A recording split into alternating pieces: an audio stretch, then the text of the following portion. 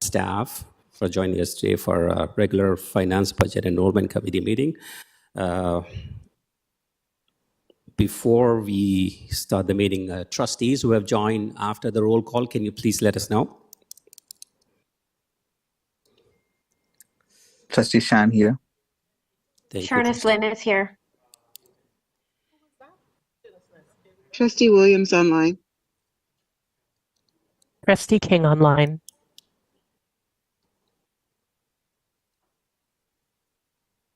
All right, anybody else?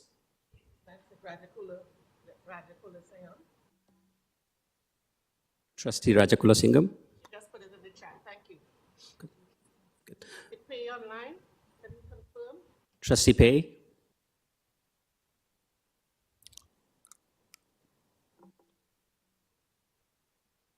All right. Trustee Pay? Trustee Hassan? Trustee Hassan here. Trustee Pay, can you confirm? Are you online?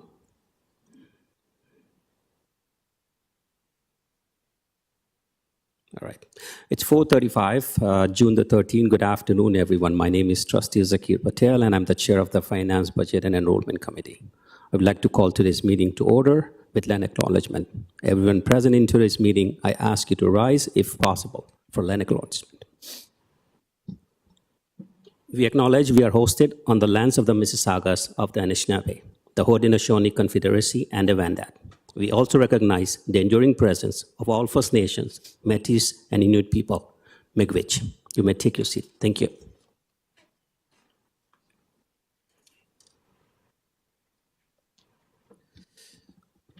I need a mover and seconder to approve the agenda.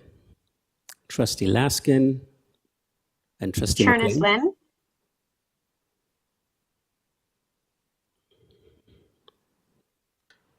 Hello. The agenda, I wondered if we should do the 2024-2025 budget. Hello. It's not the last item. Hello. Hello. Not the last one. Hello. Yeah. That was just a suggestion. There's items after the budget, and I'm just wondering if it made sense to do the budget last so the other items could be dealt with.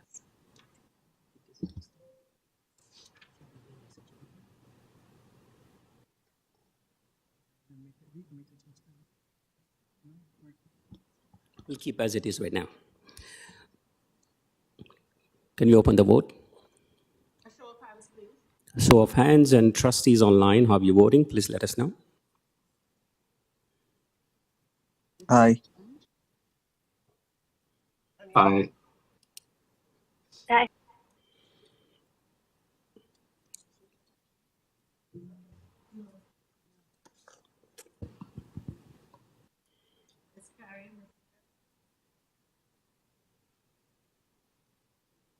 Good. And the approval of agenda carries. Item number 4, delegations. Item number 3. Sorry, thank you, Ms. Joseph Davers. Item number 3, declarations of possible conflict of interest. Trustees, it's your opportunity to declare if you have any conflict.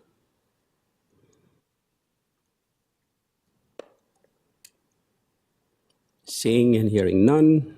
Item number 4, delegations. We have total 7 delegations.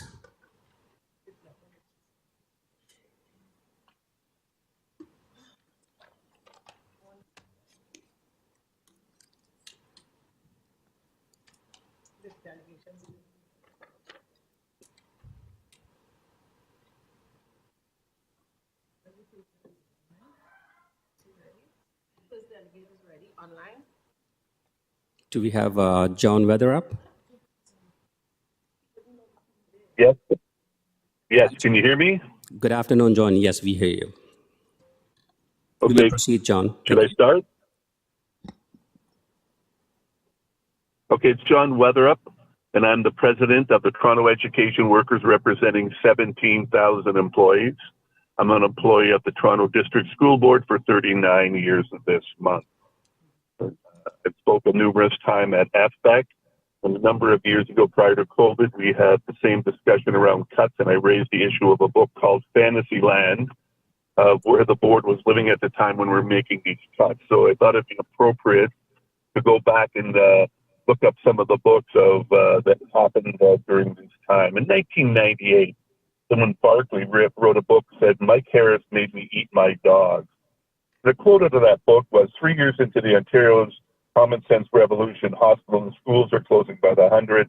Thousands of nurses and teachers and others are jobless. Schools are in chaos. Hi, John. Pregnant welfare mothers have lost their nutrition allowance because the premier thinks he'll spend it on beer.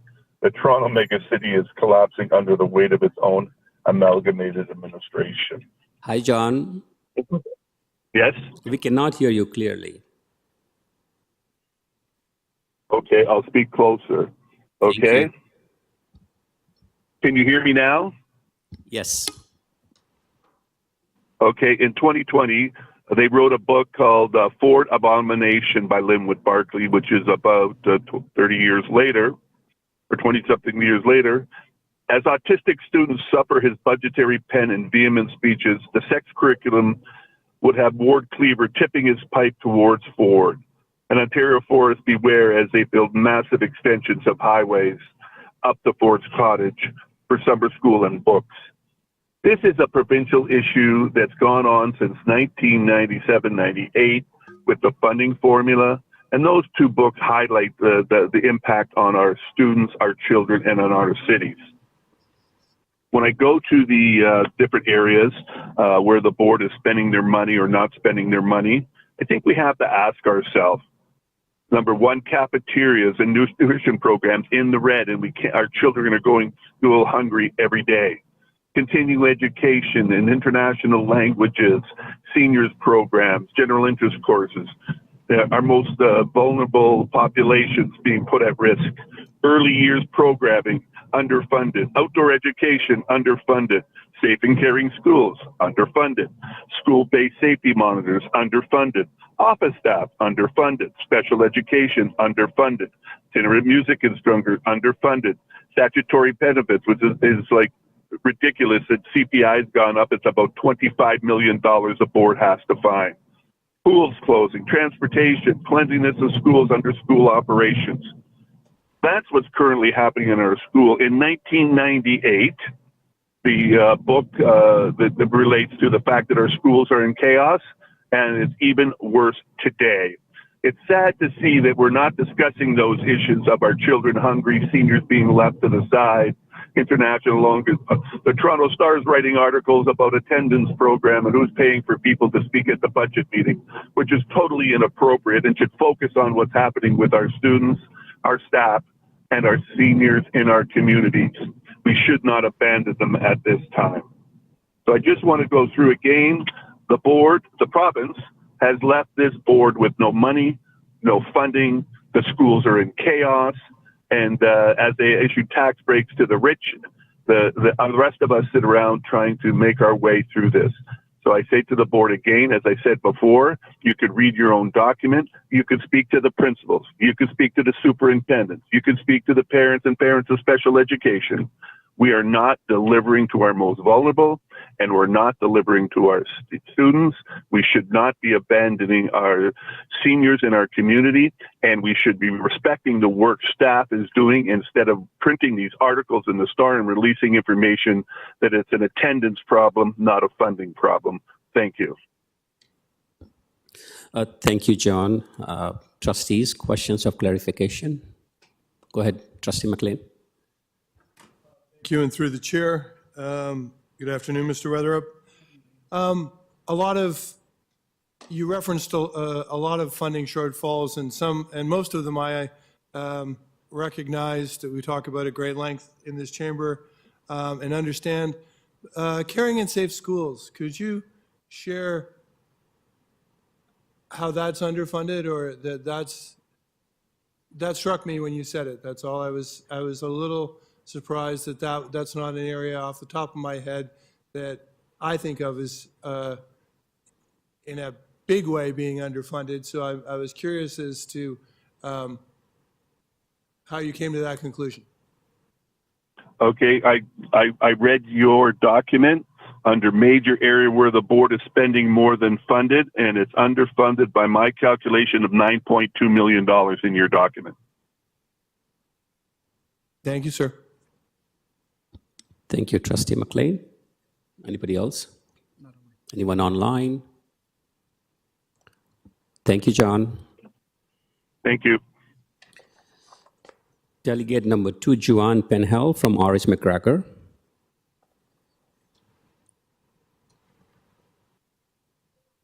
Hi, Joanne. Hello. Yeah. Hi. I wanted to thank trustees first for being a trustee and also for hearing my delegation. Also, thanks to staff who have fine-tooth combed the budget looking for any potential waste. I'm a parent of 2 kids at R.H. McGregor Elementary. I'm a Bachelor of Education candidate at York University. I'm an active member of my kids' school council, and I'm here with strong support from that school council as I speak to concerns about more than 2.5 decades of various privatization trends, diminishing our once robust public education system. And I also have their support of my request for you to pass a deficit budget. Yesterday, I gathered at a conference in Montreal with public education researchers and advocates as part of the federally funded public education exchange. We heard story after story about neoliberal policy changes that are eroding our public education systems throughout Canada. And the work we are doing to collectively resist these market-driven trends in favor of education systems that benefit all children and their families, regardless of personal circumstances. At the conference, we first each centered ourselves in terms of our own ancestral lineage or our origin story. And then we considered the concerns closest to us. For many, this was our family, including our children. And I was reminded of a current TDSB trustee who attended a local event I organized in May. It was about provincial underfunding, how it creates private sector demands like school fundraising, private tutoring, out-of-pocket assessments, and so forth, driven primarily by families who can afford those things. And that trustee said at this meeting, I am a trustee, but I am a parent first. And I invite everyone listening to center yourself in the position of parent or caregiver or family member, and then consider the broader community and land we all have in common. And I invite you to consider my delegation in that light. At the conference yesterday, we shared collective concerns about how both public schools and public school families are internalizing market logic, whereby parents with the means use the public system to seek out the best possible outcomes for their own children rather than for all children. I reflected on so many bright, wide-eyed kindergarteners who start school enthusiastically, so trusting and open, but so many of whom lose trust in adults at school over time and shut down to protect themselves. At the conference, one Toronto-based professor talked about how some TDSB schools in affluent areas offer a plethora of opportunities in a gorgeous setting, financed through fundraising, while other schools in the TDSB feel more like prisons than anywhere we'd want our children to spend 5 days per week, several hours per day.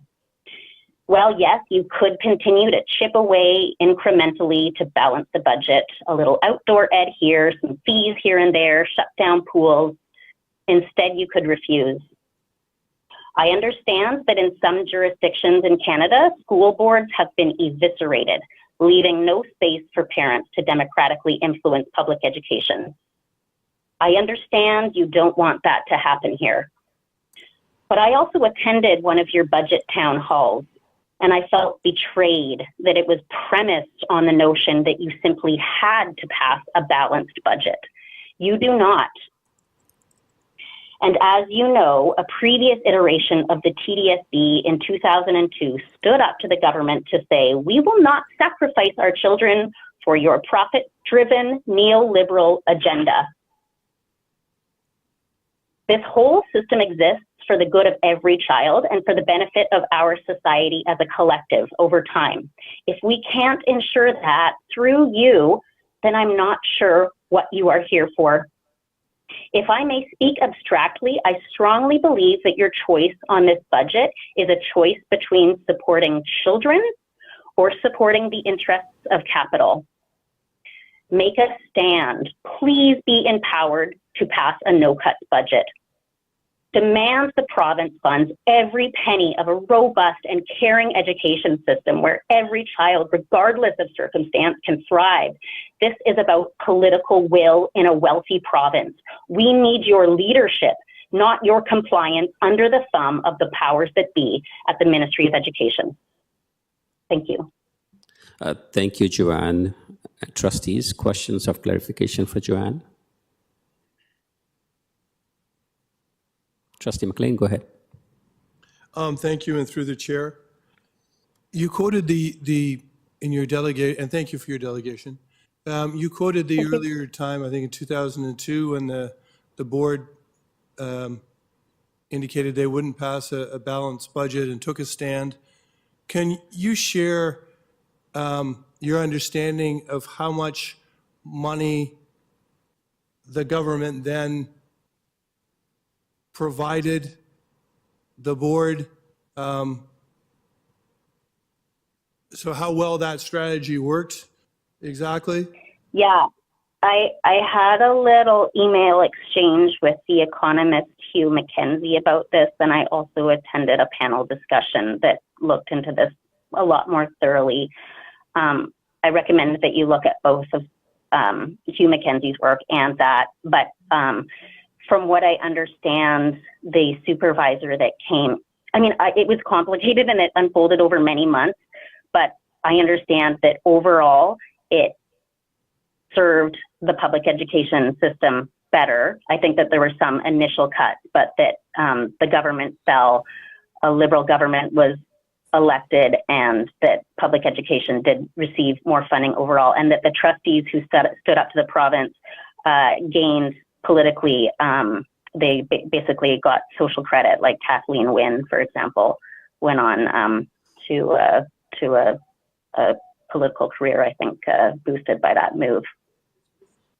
But I am no expert on this. I'm from British Columbia by way of Quebec, and I was lucky enough to grow up experiencing an education system where I felt held and valued. And that's what I want for my children and for all children. Thank you very much. Thank you, Trustee McLean. Any other trustees online? Thank you, Joanne, for your delegation. You have a great evening. Thanks. Delegate number 4, Katrina Matheson from Toronto Schools Caregiver Coalition.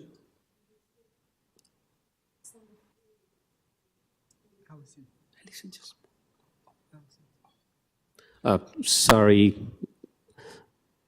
Alison Altanasio. Hi, Alison. Hi. Hello. Hi, my name is Alice Matanasio. I have 2 children who attend TDSB school.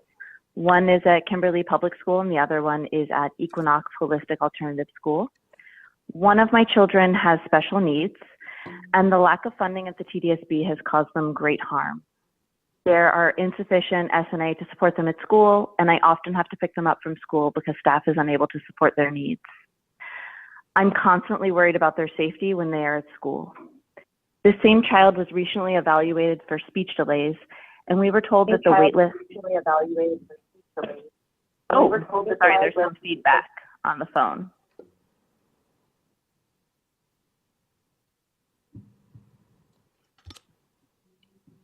Hi, Alison, we lost you. Oh, sorry. I was able to hear what I was saying back, so let me just, I'll pick up. I think there was something with the feedback. Anyhow, This same child was recently evaluated for speech delays, and we were told that the wait list for speech language pathology is 24 months long. My other child's school lost a full classroom teacher last year and a part-time special education teacher. I could go on about all the structural deficits that I've seen in my children's schools, from mold to rodent infestations to overheated classrooms, but what really scares me is the lack of adequate staff in the TDSB.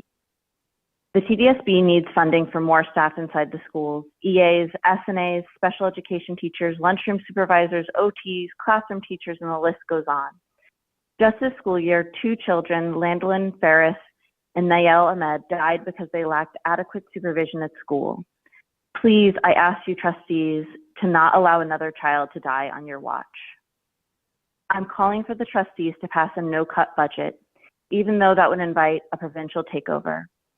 I'm saddened and furious that the education system has erased $1,500 per student of funding since 2008 and $5,000 since 2010. I really commend the trustees on their bold message to Stephen Leachy in the April 17th letter asking that the Ministry of Education address the structural underfunding, allowing the Ministry of Education to take over and see that this funding is unsafe and doing a disservice to all students. I'm asking once again to please vote for a no cuts budget, and thank you so much for your time. Thank you, Allison. Trustees, questions of clarification? Anyone online? Seeing and hearing none. Thank you, Allison, for your delegation. Have a great evening. Thanks. Delegate number 4, Katrina Matheson from Toronto Schools Caregiver Coalition. Hi, Katrina. Press *6. Hello? Hi. Hello? Sorry. Yeah. Hi there. I'm calling to speak about proceeds of disposition today. My understanding is that proceeds of disposition, or POD, refers to the amounts arising from the TDSB's liquidation of real property, and that these proceeds are intended to be reinvested into capital expenditures, i.e. renovation or new construction. Further, I understand that any other use of these funds is subject to ministry approval. I see that in the March 19th FBAC agenda, the staff assumed that the board would receive approval to use POD of $15.9 million to close the operating deficit for the coming year. But given the unexpected shortfalls in the ministry's funding package announced on April 26th, staff is now recommending, as of today's agenda, to request approval from the ministry to use POD of up to $27.5 million. When I shared this proposal with former trustee and current MPP Chris Glover, his response to me was, and I quote, "That's like burning the furniture to heat the house." I know some trustees believe that this year's budget process is not in crisis this year because we can use POD to get us close to balancing. On behalf of parents, let me disabuse you of this delusional logic. On its face, the fact that you have to use POD at all to cover an operating deficit is a sign of a deeply unsustainable financial position, as Mr. Glover alluded to. While it may be true that you can cobble together funds for this year and kick the can down the road, is it really wise to let things run completely into the ground before you stand up to the province? When Ontario has seen 2 of its students die at school in the last 4 months, is maintaining full accountability as a board really wise from any standpoint, legal or moral? Prior to this meeting, I emailed trustees the results of a survey that I circulated, I and others in my coalition. Many respondents left 2 detailed comments about the poor state of their schools. They talk about how stressed the teachers are, how disaffected, if not traumatized, their children are, how weak the academics are, how overcrowded and dilapidated the buildings are, how under-resourced the classrooms are. Trustees, let me be clear. You are way beyond plausibly maintaining the facade of confidence in public education. Regardless of the cuts on the table today, the damage to our schools and students has already been done. While I commend the trustees on their unanimous decision to issue the April 17th letter to Stephen Lecce, the truth is that letter was too easy to ignore because Stephen Lecce did ignore it. Please correct me if I'm wrong, but it's my understanding that Lecce has not responded to the April 17th letter, nor has the ministry responded to the TDSB's formal request to use POD. When I personally called the Ministry of Education last week to request a meeting on behalf of parents with the new minister, Mr. Todd Smith, an education officer told me that not only would Mr. Smith not sit until October, but there would be no one with authority to meet with us because everyone is coming from energy and has to, quote, learn education. I'm wondering if this is some kind of joke, that the provincial government is making an absolute mockery of education to the point that a unanimous communication from Canada's largest school board can't even get a reply because not only is there no one qualified to respond, at this moment it appears that there's actually no one there to respond to it. Please, have some dignity and stand up to this absurdity. I don't know if it's malice, incompetence, or just arrogant disregard that makes the provincial leadership think that they can treat Ontario's students and trustees this way, but please do not make any more cuts. Let the ministry own this mess, especially if it is non-responsive to your communications. As I mentioned, we've been circulating this survey since March, asking parents for their views on a no-cuts budget. Presently, there are 935 respondents from 20 wards. Of those, 932 support a no-cuts budget and 3 do not. While this message from parents is very clear, I would like to conclude by saying that a no-cuts position, for as radical as it may sound to you, is the common sense position among parents, as the survey shows. We are all concerned about what will happen in a provincial takeover, but the status quo is frankly so disturbing that we simply have to risk doing something rather than nothing, rather than keep doing the same thing over and over again as our schools run into the ground. To conclude, the real weakness of the no-cuts position is that it doesn't go far enough. It doesn't refund our schools with the $1,500 per pupil that's been lost since 2018, and it doesn't pay the TDSB back for the $239.1 million in education costs that were unfunded by the province this year alone. Nevertheless, a no-cuts position is the only option on the table that takes a stand against chronic underfunding that has put the TDSB in the position of having to burn the furniture to heat the house. I urge you to vote for a no-cuts and demand that the province fund every penny that's necessary to meet student needs. Thank you. Thank you, Katrina. Trustees, questions or clarifications for Katrina? Vice Chair Davies, go ahead. Hello, Katrina. So the first thing is to let you know that we actually did, in fact, get a response from the ministry about 3-4 minutes ago, actually maybe call it 7 or 8 minutes ago.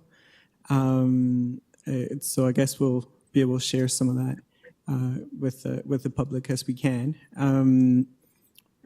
But maybe you can go back and talk a little bit about, just to clarify, what do you mean that the current conditions in the school are already a crisis? What does that mean for you?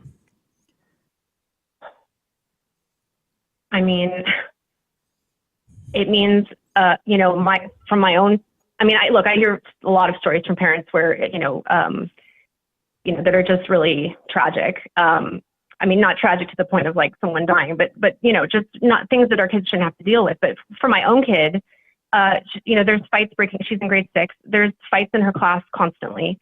And it sounds like a lot of the kids who are, instigating the issues are kids that are vulnerable, kids that come from, that have special needs, kids that are ESL students who are not getting the proper supports that they need. And it's dangerous, right? It's dangerous for the kids. My daughter doesn't want to go to school. There's mice or rats in her classroom. They joke that it's a class pet. And I've heard that that's very, very common. Things are falling apart. It's just, honestly, coming from where I'm coming from, I also have very serious concerns about the curriculum, but it's like we can't even get to a conversation about, curriculum and materials because literally I don't feel like my kids are safe. So, that's where we're coming from. And it's not, that was one of the really fulfilling things about, doing this organizing work is that I'm connecting with all these parents and I'm finding like we all have the same stories. Hundreds of parents are saying exactly the same things. My kid's not happy. My kid is traumatized. My kid's being bullied and there's nothing that anyone can do about it. The kids need resources. They need more social workers. They need more supports. The class sizes need to be smaller. These problems, they all trail back to this underfunding problem. And, you know, I don't know why the trustees can't just, I mean, I know why, right? But it's like, this is not, you know, this, it reflects poorly on the trustees when in fact the underlying problem is with the ministry and this issue of chronic underfunding. And I think, I mean, we're, the parents in my group, I mean, the large majority, just we're at our end, and it's like, where is it going to go from here? Where is it going to go? There's 2 kids that just died, you know, outside of the TDSB, which I think underscores the kind of systemic nature of this problem, the underfunding problem. It's just got to stop somewhere. And, you know, are you going to let it like literally have a real tragedy happen and then do something about it? Or, you know, I mean, I think we need to stand up against it now. Yeah, thank you, Katrina. Appreciate it. Thank you, Vice Chair Davidis. Anyone on the list? Seeing and hearing none. Thank you, Katrina, for your delegation. Thank you. Delegate number 5, Rachel McKenzie from Boys and Girls Club of Canada. Hello, everybody. I hope you can hear me. Yes. My name is Rachel McKenzie Neal. I'm the Vice President of BGC Canada, otherwise known. Can you hear me? Yes. Yes? Okay, thank you. Sorry, I'm just hearing some feedback. BGC Canada is the largest dedicated child and youth serving charity in the country. We provide licensed childcare, authorized recreation programs, nutrition and mental health supports, and much more. We're tailored to the needs of communities we work with, and we play a vital role in helping set children and youth on the path for success. In Toronto specifically, our clubs support nearly 26,000 children and youth and their families. Our clubs always serve those most in need and offer programs including after-school care at low or no cost. Today, we operate in 52 TDSB schools, covering a third of the TDSB schools ranked highest on the Learning Opportunities Index. From our own research and from academic studies, we know that before and after school care is one of the best investments we can make for children and families. Data shows that children who attend after school programs have higher academic outcomes, fewer interactions with the justice system, and better health outcomes. The kids we work with report that they are more confident, more physically active, and eat better because of their time in our programs. Kids who have access to after-school programs do better during the school day as well as outside of it. All of our clubs also make sure that the kids they serve get something to eat, whether it's a quick snack or a meal at the end of the day. A full stomach makes a world of difference in a child's ability to focus and learn in the classroom and keep up with studies after school. As we shared with you in our last consultation, we appreciate the financial difficulties that the TDSB faces. Like many child and youth serving organizations, BGC clubs' main funding sources from municipal and provincial governments as well as private funders are not keeping up with inflation. Because we offer our services at low or no cost, we also aren't able to increase fees while serving families most in need. We were incredibly hopeful when we heard that this committee would be pausing the fee increase to hold further consultations. Today, we're disheartened to see that the committee is once again considering increasing fees, potentially ahead of schedule and potentially above even regular rates of inflation. This increase, if passed, will directly result in nonprofits like BGC clubs closing affordable and even free after-school play spaces on TDSB property. Our budgets are stretched and already set for the upcoming school year. We do not have profit margins to draw from, and our strategic reserves have been drawn down to cover years of pandemic-related inflation, including skyrocketing food costs. We know that without after-school programs, thousands of kids in the GTA will have worse outcomes. They will have fewer academic supports, fewer mentors, fewer opportunities for physical activity, and one less healthy snack or meal per day. Too many of the children that we work with have no other supports in the after-school hours, closing after-school programs will mean that they go home alone, unsupervised, at the most vulnerable time of their day. As you move forward with consultations, we are asking you to commit to no new fees or rate hikes for nonprofit after-school and child care providers operating on TDSB property. We cannot afford an increase, and neither can the children we serve. Thank you. Thank you, Rachel, for your delegation. Trustees? Vice Chair Didavides, go ahead. Hi, Rachel. Thank you for the deputation. Can you go through what you think the fee increases, as you understand them, will do for your own program? Do you have a sense of what the increase and what the bottom line may be for you? We will see closures. Sorry? Sorry, is that my feedback? There's a button that keeps getting pressed. We will see closures on our end. As I said, we are in many cases offering low cost or free after school care for families, usually in the most vulnerable parts of our neighborhoods in Toronto. And they have no room to absorb that fee in any other way because they're not charging fees to the people who use our programs. So you will see closures. I don't have, without knowing exactly what the fee increase is, I can't give you an exact number, but other than to remind you that we are supporting 26,000 kids in Toronto, many of them receiving this programming support in your schools. Thank you for that. Thank you, Vice Chair Didavides. Trustee Debbie King. Thank you. Good evening. And thank you, Rachel, for coming in to delegate. You mentioned that you are operating in 52 TDSB schools and mentioned that many of those are in the highest needs areas. Can you just explicitly share with us some of the neighborhoods that you are in and that would be most impacted by either the increase in fees or subsequent closure of programs?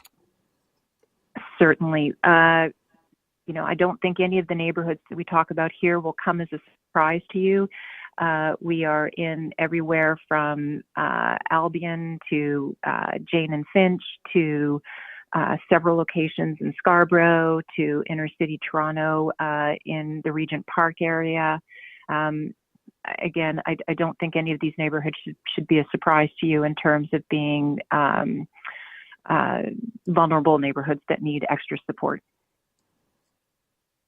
Thank you. And just a follow-up question.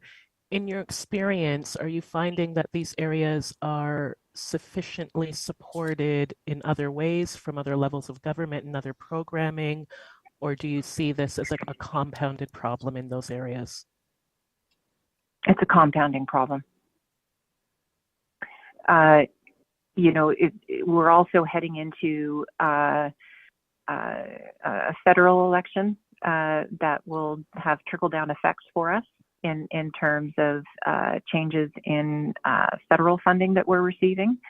We are working to adapt to a rapidly changing circumstance on a variety of levels against rapid inflation in other areas such as food, which I know you're all familiar with.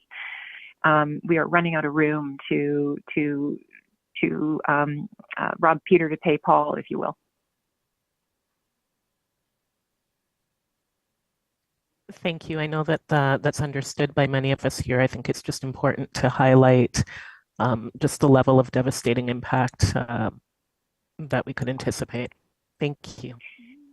In a broader context, I don't have the number off the top of my head, but I can give it to you from a Canadian. I don't have it from a Toronto perspective, but just to put some things into context, our organization is presently providing 7 million meals and snacks a year to young people across the country. Toronto is a major market for us. So I hope that contextualizes the degree to which we are supporting kids in all aspects of their life. Thank you again for coming in. Thank you, Trustee King. Thank you, Rachel, for your delegation. Have a good evening. Thank you. Thank you. Delegate number 6, Jared Westridge. Hello, I'm here today to represent Friends of Learn for Life, an organization committed to preserving the invaluable Learn for Life program. Our group's journey began when we rallied against the proposal to cancel the general interest and seniors daytime programming at TDSB. While the vote to delay the cancellation was a crucial victory, our work has just only begun. Our mission now is to ensure Learn for Life's long-term financial sustainability. So far, we've met with Learn for Life staff who have welcomed our offers to support their marketing with our grassroots awareness campaigns. We'll be handing out thousands of brochures and arranging the promotion of Learn for Life through newspapers, social media, constituency offices, and community centers. However, our efforts face a significant setback. The recent announcement by TDSB administration to eliminate the seniors discount and raise fees for all users threatens Learn for Life's accessibility and viability. Let's delve into the specifics. General population fees will surge by over 50%, from $9.83 to $15 per instructional hour. Seniors who already faced financial constraints will experience a staggering 130% increase, from $6.40 an hour to $15. Imagine a senior on fixed income who paid $210 this year. Next year, the equivalent course would cost them $500. TDSB administration have said that this fee will theoretically address the deficit, but only if enrollment remains constant. We know that enrollment would not remain constant. Last year's 20% fee increase resulted in a 15% drop in enrollment. Doubling prices will undoubtedly lead to plummeting enrollment. It will exacerbate the deficit and jeopardize Learn for Life's existence. We propose a transparent examination of Learn for Life's costs and revenues. A few questions. It seems that the cost to run Learn for Life is about $3 million a year. What's that money being spent on? How many full-time staff support the program? What are their roles? How much is spent on marketing? How do we measure the impact? It's possible that a modest cost reevaluation could yield substantial savings. Now on the revenue side, instead of asking how much the fee hike will result in recovered costs, assuming constant enrollment, let's shift the focus. Let's ask, how much do we need to increase enrollment, assuming the fees remain constant? We've analyzed last semester's enrollment numbers, which were available on the registration website, and we found that certain course categories consistently operate at or near capacity. By expanding popular offerings and raising awareness, we could boost revenues. We need access to previous year's enrollment data in order to understand these trends and make effective recommendations for how to grow the program. Friends of Learn for Life recognizes the TDSB's structural deficit and the difficult decisions that you face. We've tirelessly advocated for adequate public education funding. We've been filling the inboxes of Raymond Cho, the Minister of Seniors, of Stephen Lecce, the outgoing Education Minister, and of all of our local MPPs. However, it's very challenging for us to effectively advocate without access to the information we are requesting. If TDSB administration, trustees, community members all collaborate together in a transparent way, the Learn for Life program will once again operate on a cost recovery model. We implore TDSB trustees and administration to reconsider this reckless proposed fee increase. Let's work together to propose Learn for Life's accessibility and ensure its continued success. Thank you. Thank you, Jared. We have questions of clarification from Trustee Laskin.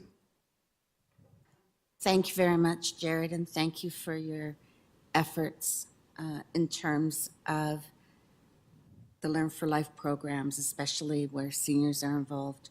You talked about the elimination of the seniors discount at 35%, I believe it currently is.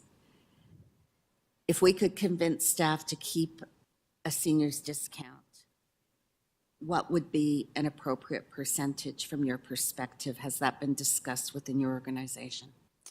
It's been discussed a little bit, but I think it's important to remember that last year the fees were increased by 20%, which resulted in a drop of enrollment. So I think this year, even an increase that's at the rate of inflation might not be appropriate. It's obvious to me that we need to get information about what's going on with the costs and what's going on with the revenues. As I understand it, even the trustees don't have access to this information. Follow-up. And regardless of whether there's a seniors discount or not, there is, as I understand it, an option to apply for assistance, like you can't pay the fees at all. Has that been discussed in your group, whether that could be used by seniors who couldn't afford the rate hikes? I think only a very small percentage of people are eligible for that specific subsidy. I think what's more realistic to happen if fees are increased by 130% is people that would have signed up and brought their friends along, they just won't. I can't imagine a situation where the fees are more than doubled and enrollment doesn't drop by at least half, probably closer to 80–90%. A $500 course that lasts 10 weeks, it's just not even comparable to the expensive privately run courses. It's too much money. Okay, and one final follow-up. Is your group discussing fees will increase so much that the programs will be canceled anyway by attrition, and therefore TDSB won't lose any money in it? Well, I think what will happen this year if the fees were raised this high is there would still be the overhead costs, and the deficit would be even larger. I don't think that this is a way to make the program viable. I think eventually there would be a justification that would be given for eliminating the program completely because of low enrollment. But I think if we focus on growing the program, it can be saved, it can operate on a cost recovery model, and that's what I'm advocating for. Thank you. Thank you, Trustee Laskin. Trustees, Trustee McLean. Thank you, and through the chair, Jared, I want to thank you for your delegation, your continued grassroots efforts to bring attention to this challenge. You've delegated for multiple times. I've seen you at budget town halls, and you've really spent a lot of time working with the group to try to bring about the change that you're advocating for. My question of clarification comes around all the advocacy you say you've been doing with different members, different ministers, different members of Parliament, and then you connected that to some information that you required. Did the government officials that you were advocating for ask for the clarity from you in terms of this information, or did you deem that you needed the information to advocate better because the initial wave didn't bear the fruit we all would have liked? It's the latter. We haven't had too many positive responses from the Conservative government MPPs. A lot of them aren't responding to our emails the same as a lot of other delegates have been experiencing. But if we can come and we can demonstrate the impact that this program is having through some of the information we're requesting, we'll be able to advocate more effectively. A follow-up, if I may, through the chair. How does, like, I understand the impact. Like, we sat here for the better part of an evening and a little bit of the next evening, and we had wonderful presentations from people, sharing the value and their experience and the impact. So I guess I'm having trouble connecting it to how our costs are how our cost breakdown exactly in our expenses relates to the impact. Yeah, so right now, we don't have a sense of what specific costs are being allocated to Learn for Life. So we don't know how much is being spent to rent the classrooms. We don't know how much is being attributed to the classes for depreciation of schools. And if we're going to be able to say that there's a $600,000, $700,000 deficit, I think it's reasonable to look into what the costs are and what the revenues are and how we can make the program break even without raising fees 130%. And again, thank you to you and all of those that you're working with that are working so hard in everyone's behalf. So thank you. Thank you. Thank you, Trustee McLean. Trustee Pay? Thank you, Chair. Thank you, Jerry, for the delegation. I have a few questions to ask you for clarification. First, I think you mentioned the fee is doubled, to the degrees to $500. Can you elaborate on that? Because I didn't see that number $500, stating the fee increase. I understand there's a fee increase $159, right? That's amount to 74% if you compare to 10 last year. So where is this $500 coming from? Can you explain to me, please? Yeah, so the seniors fee last year was $6.40 per instructional hour, and the proposal is to eliminate the seniors discount and to raise that fee to $15 an hour. That's a 130% increase. So a course, let's say a fall semester course that used to cost $210 would now cost, I believe it's $490 or $500. Additional information for this was available. I believe it was the report on April 2nd on page 52. Okay, so basically you're saying like the increase, for the seniors is enormous, is like 130%, basically.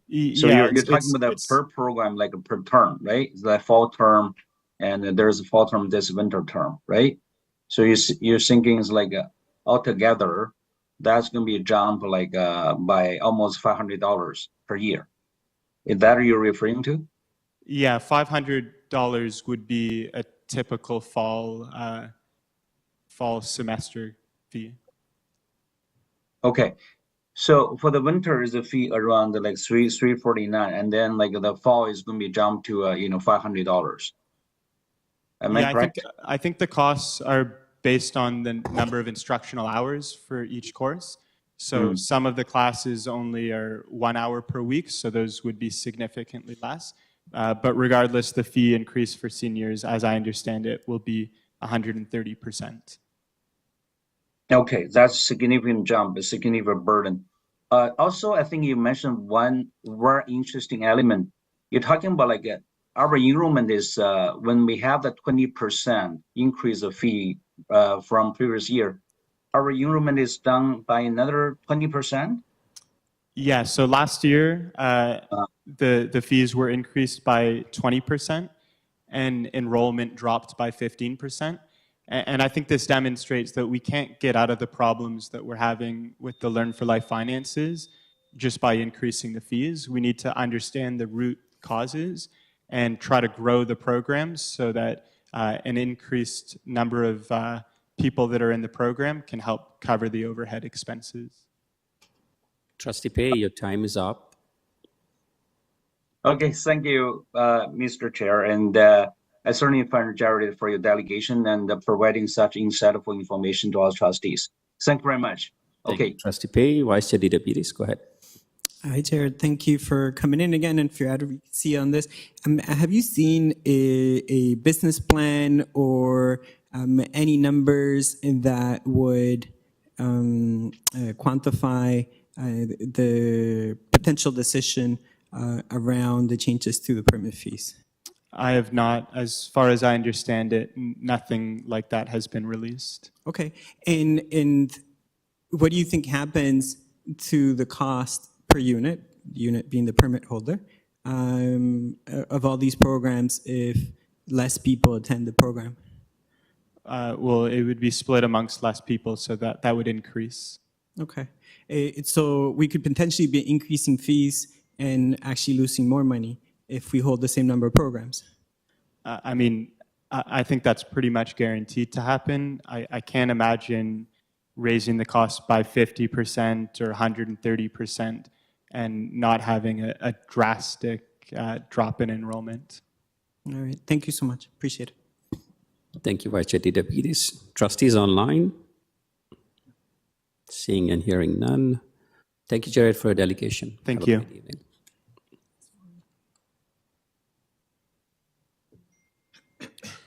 Delegate number 7, Andrew Walters. Press star 6. He didn't come. All right, trustees, and that's the end of our delegations. Thank you all the delegates who came and joined today.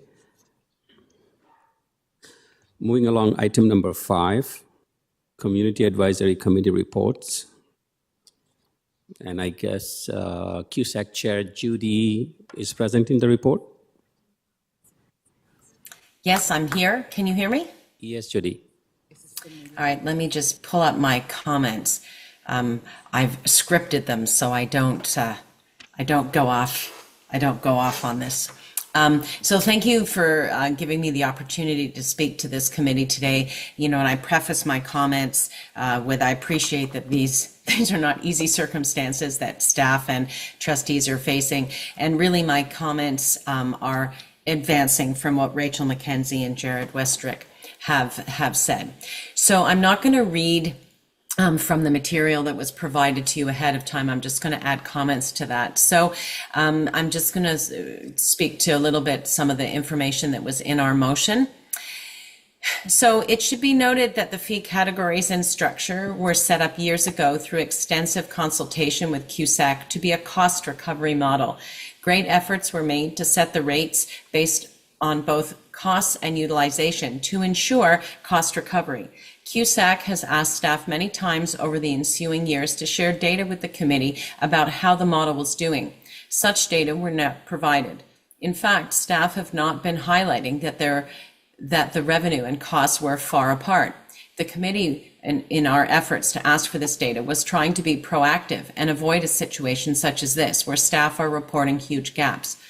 The committee was willing to reevaluate fee structure and categories at any time. The current situation is out of the blue, and the proposed solution will be devastating to community programming and the employment of both students and adults. This decision will affect families.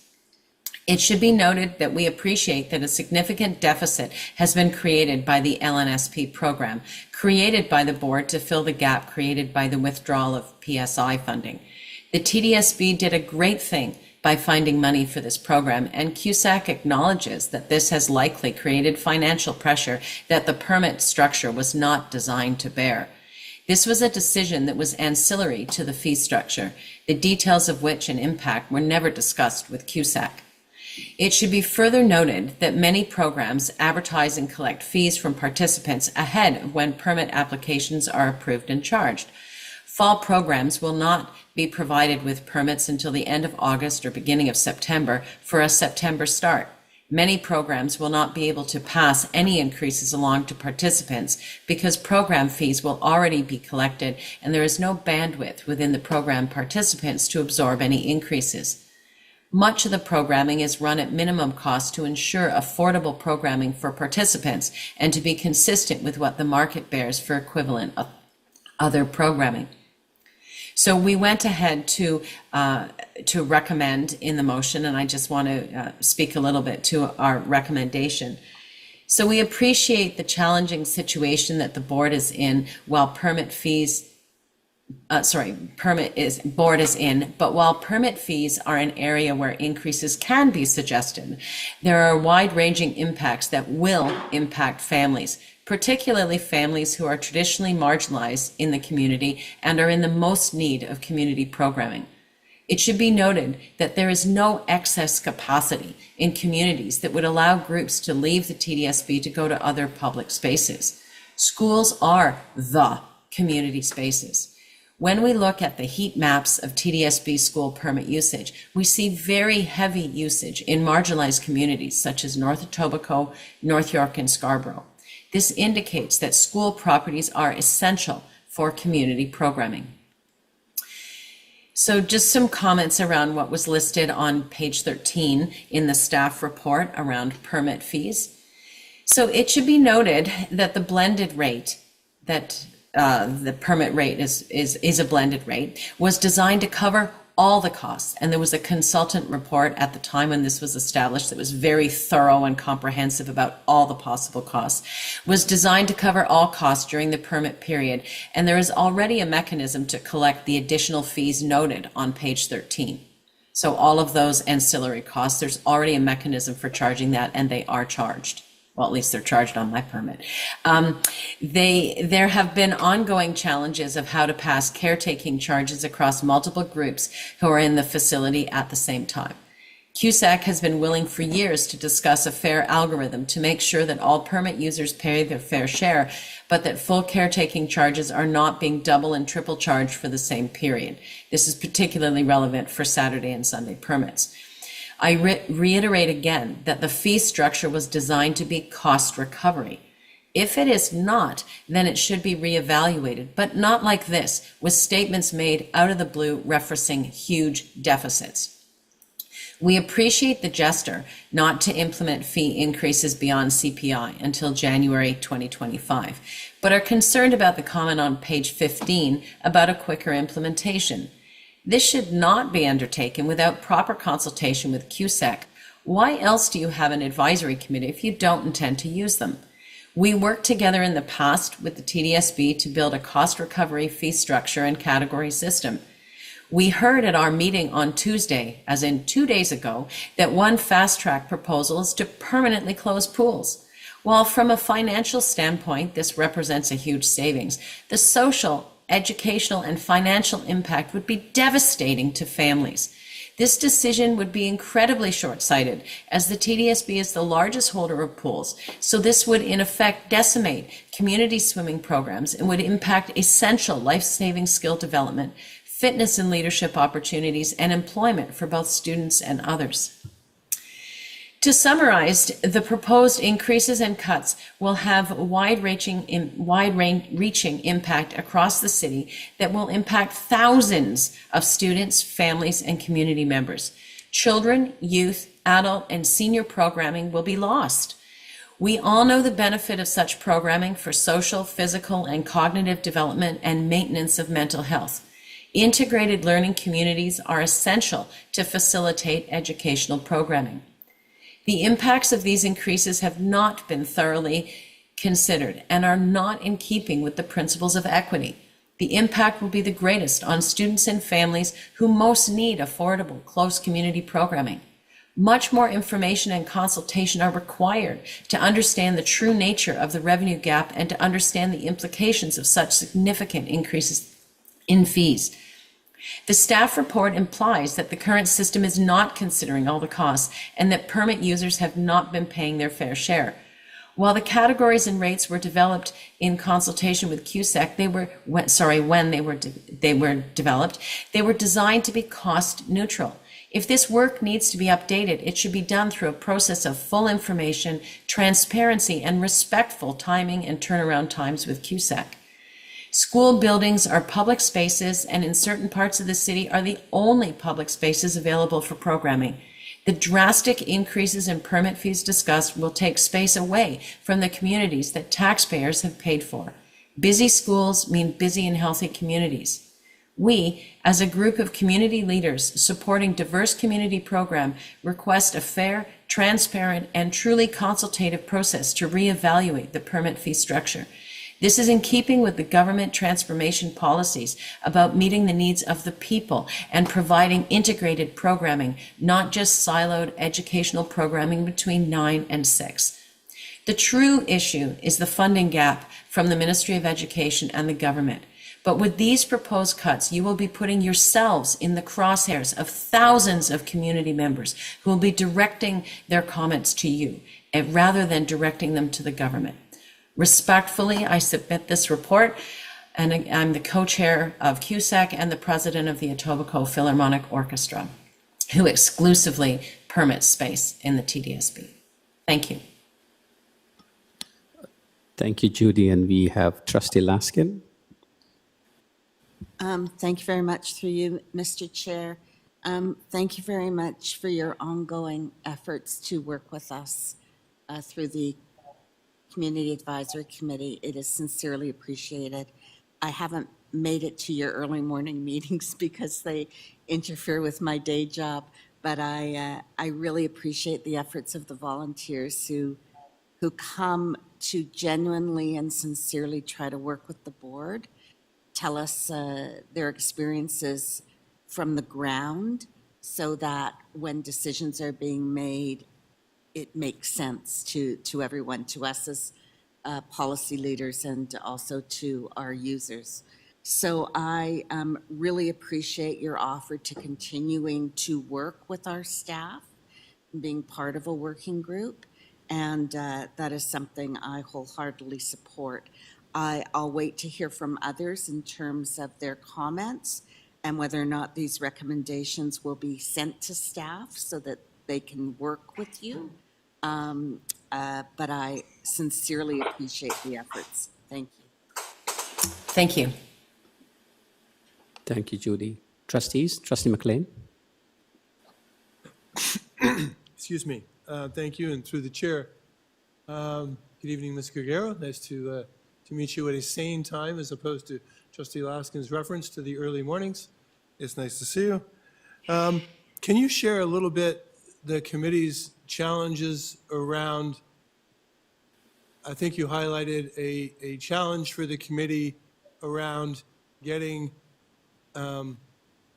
information that the committee requests to do the committee's advocacy? Sure.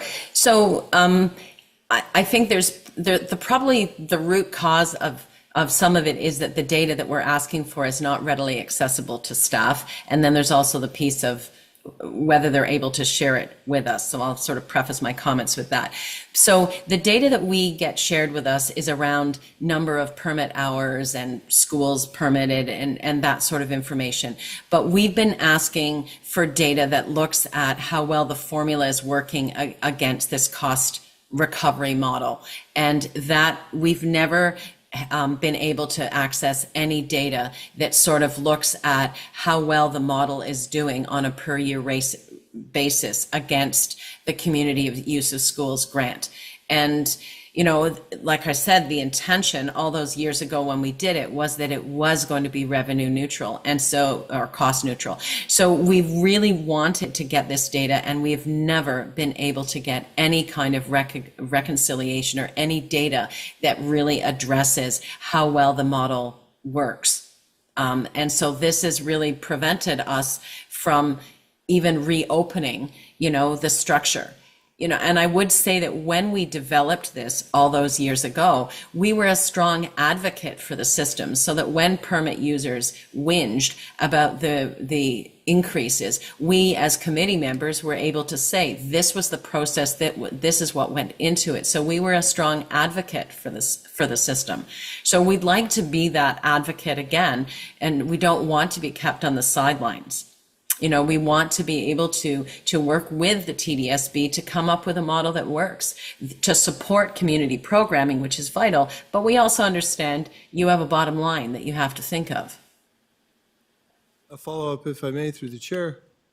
All those years ago, when you worked hard and collaboratively to come up with the revenue neutral model, was there a plan in place at that time to periodically review how because you worked hard, you developed something that you hoped was going to meet the objective that you were all working collaboratively to accomplish. Was there a mechanism inside those efforts that was going to, 12 months, 18 months, 24, at any point in time, follow up to see if the work was actually achieving that which it was designed to do? There was nothing formalized. We asked for that. We asked for there to be reevaluations, and the response we were given is that staff would stick on top of it. But we had wanted more of a consultative approach, so to come back to us so that we could discuss it. Okay, and just if, through the chair, I suspect, I'll clarify, I guess. When you were initially working this out and this challenge was presented to everyone who worked and collaborated, were you facing the similar challenges we are now in that, that you currently, there was a challenge that it wasn't revenue neutral for the board, so you had to work collaboratively to develop a model that was. Is that the case? Yes, and so the way it worked, at the time is there was an Excel spreadsheet, and we would say, well, should full subsidies, obviously 100%, what can we do for partial subsidy? And we kept putting in different percentages until we could make the numbers work. I mean, that's literally how it got started. So when we put everything in, there was a formula, and we worked together to figure out that a partial subsidy would be this amount, and that would allow it to be cost neutral. So that it really was a collaborative effort where all the costs went in. There was a consultant report of, I don't know, some couple hundred pages. It was crazy. And all that went into a formula that we could put on an Excel spreadsheet, and we could run the usage and the costs against that to figure out where we needed to put fees and where we needed to put the subsidy in order to make the math work.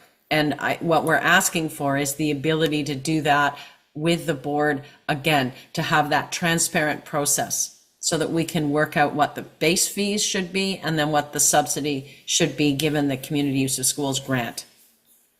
Okay, I'm going to pivot a little bit just to talk about this in a broader sense.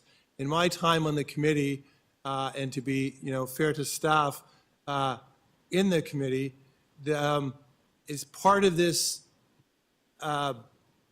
inability to get to revenue neutral a byproduct of the permit requesters not always being forthcoming about what it is, who's using it, what they're using it for. So that people are applying for subsidies that, and creating a picture that at the end of the day doesn't really apply, so that this contributes to the fact that it becomes not revenue neutral.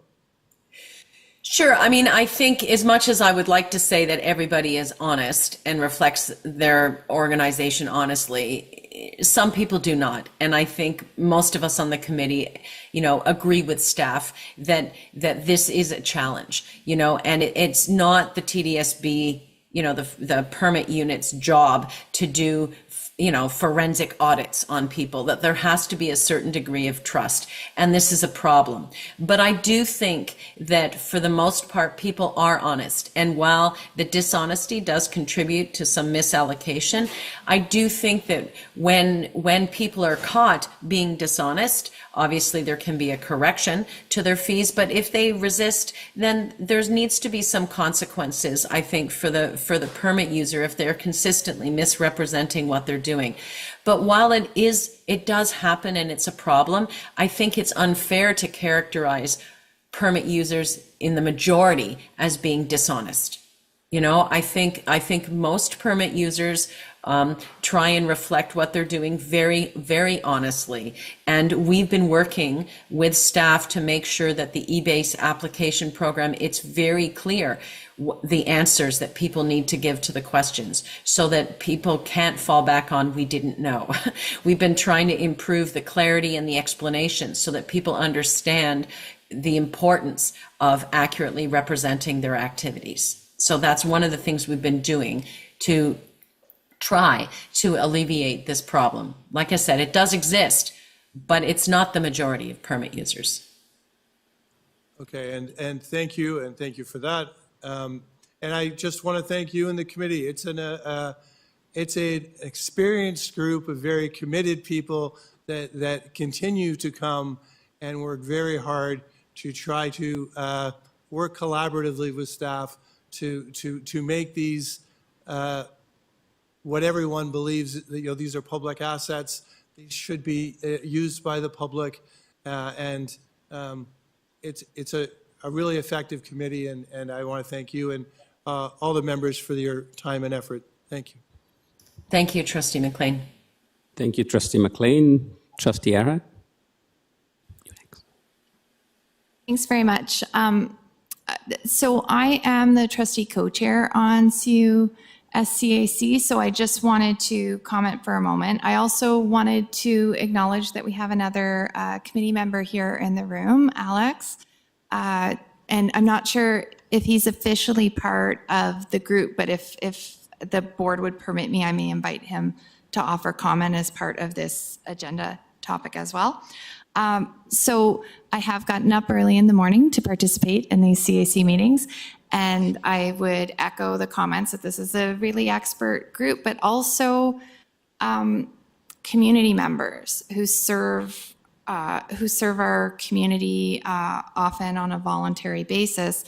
Even the for-profit user groups who participate are those that serve a diversity of community members in important programming. And so I wanted to flag that.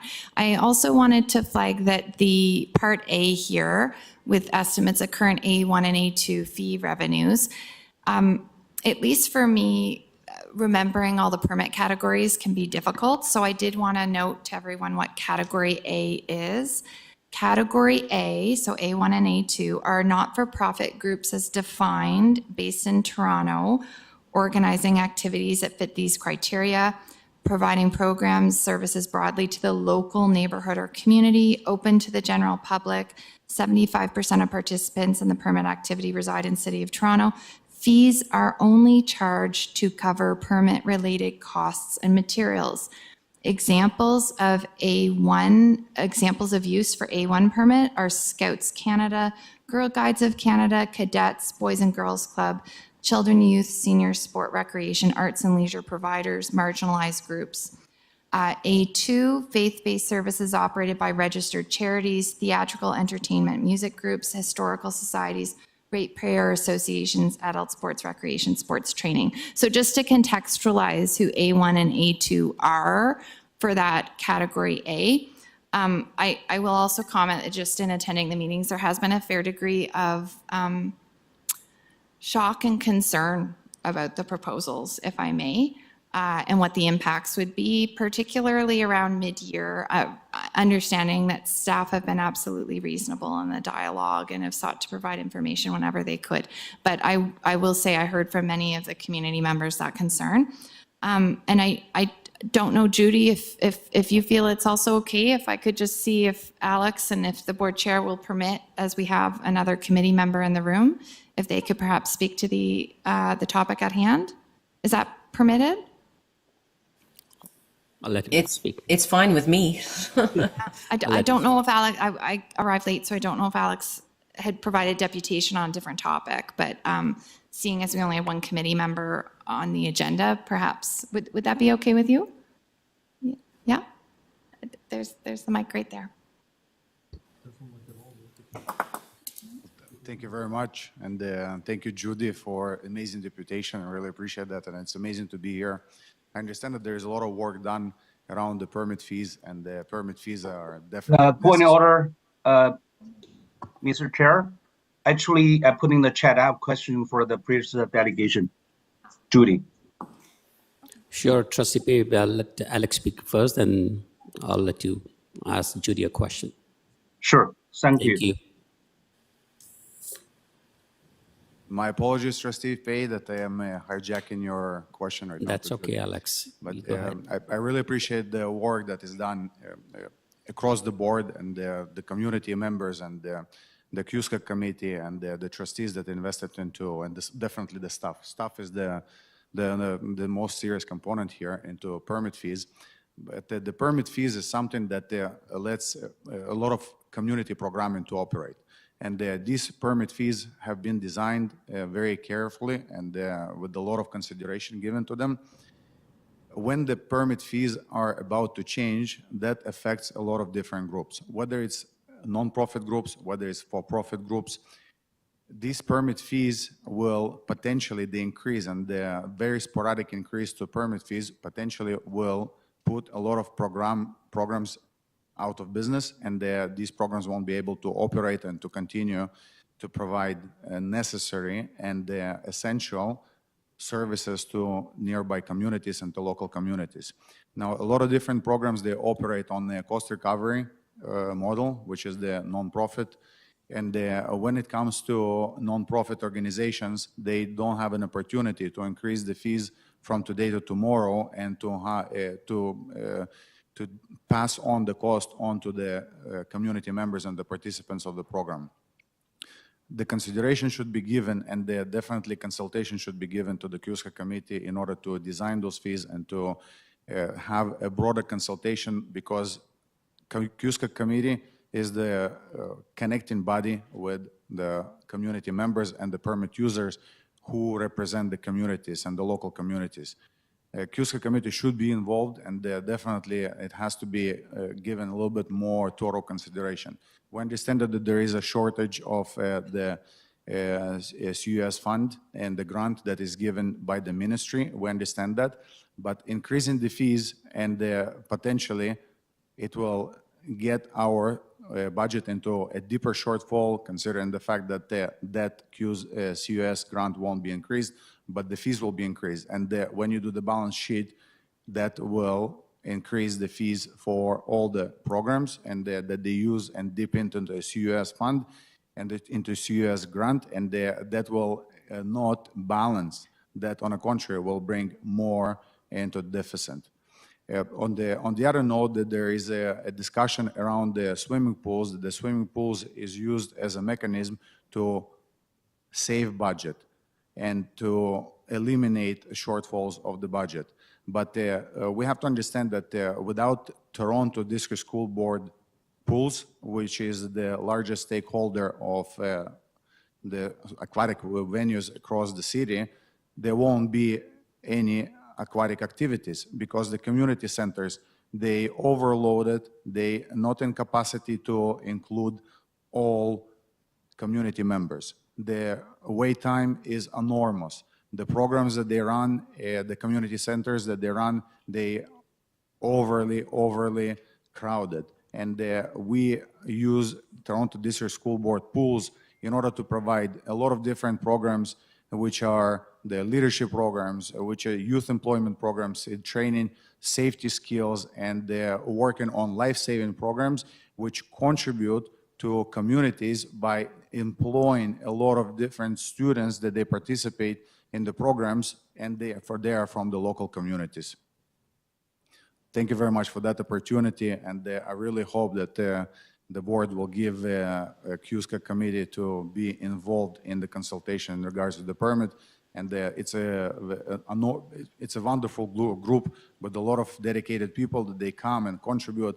And Trustee Patel, thank you very much also for your time. And Trustee Earhart, thank you for your time. I know that I see Trustee McLean for many years already there, and I really appreciate your advocacy. Thank you. Thank you, Alex, for your delegation and joining us tonight. And I believe we have questions from Trustee Pay for Judy. Am I correct, Trustee Pay? Yeah, thank you, Mr. Chair. I just want to make a comments regarding us delegation. Thank you, Alex, for coming to delegating to us, for this important issue. I do echo your idea that is we are part of the community. We need to support the community. I think as a school, we do have large facilities which is underutilized. I think this is a great way to support the community and give it back to the community. Thank you very much for your invitation. I have a question to Judy.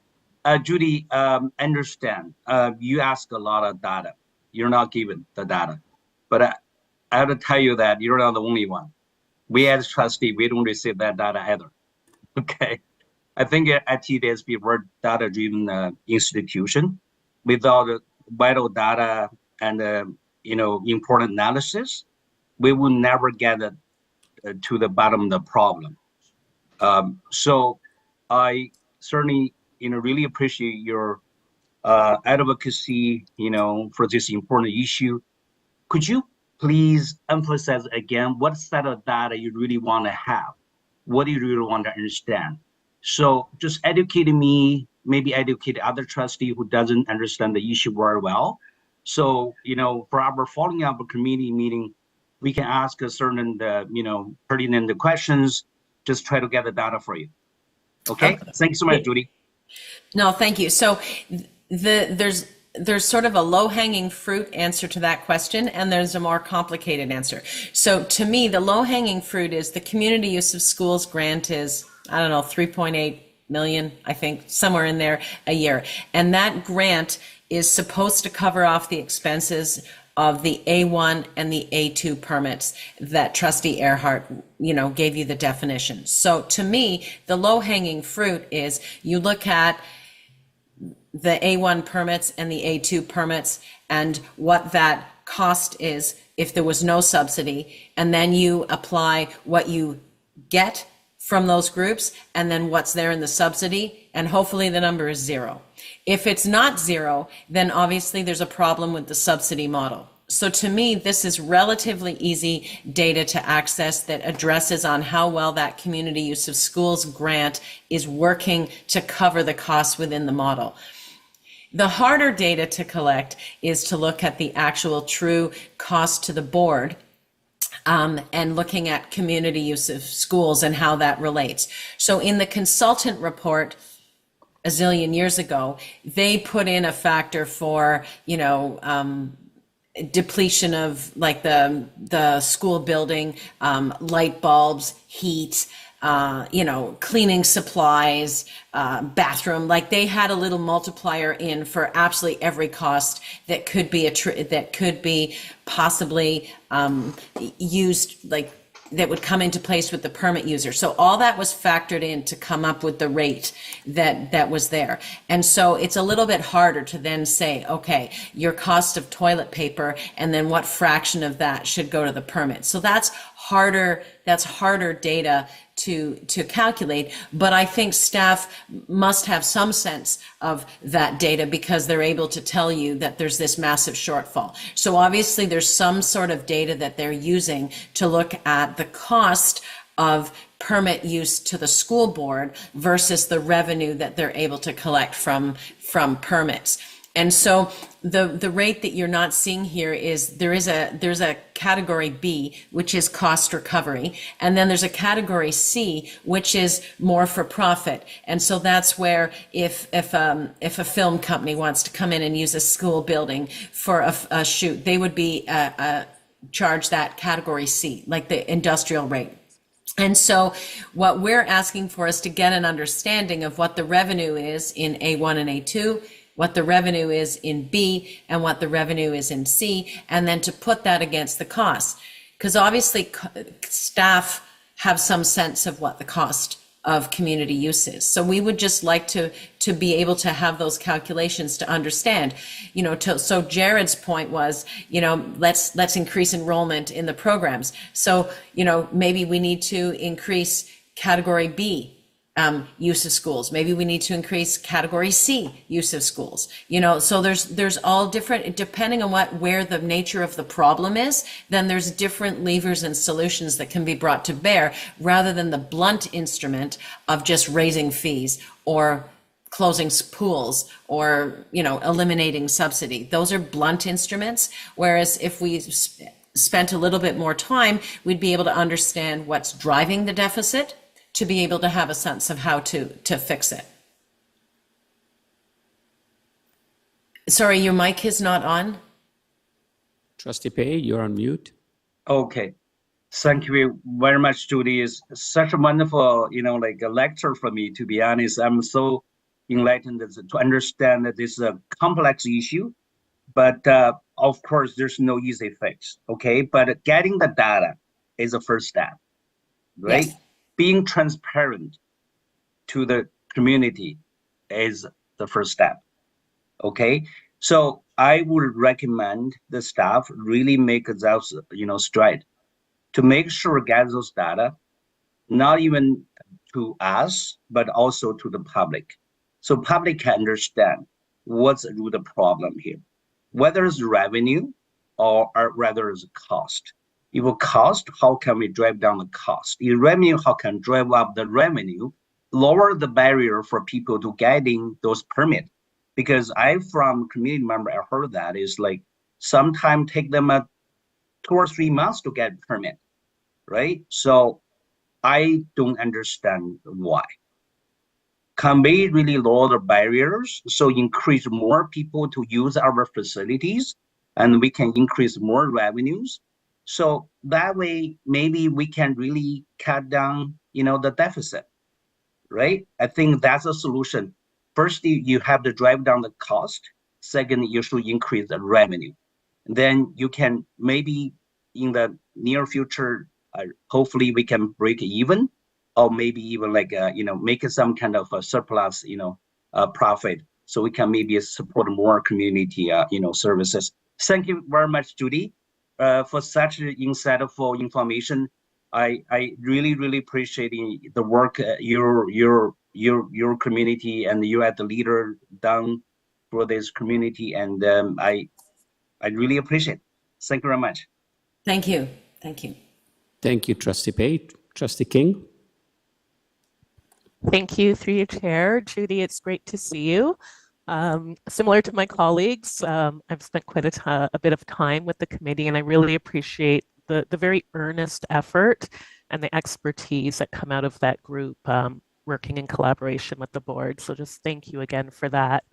I wanted to also just thank you for, within your comments, just highlighting how programs that make use of our spaces also contribute to employment.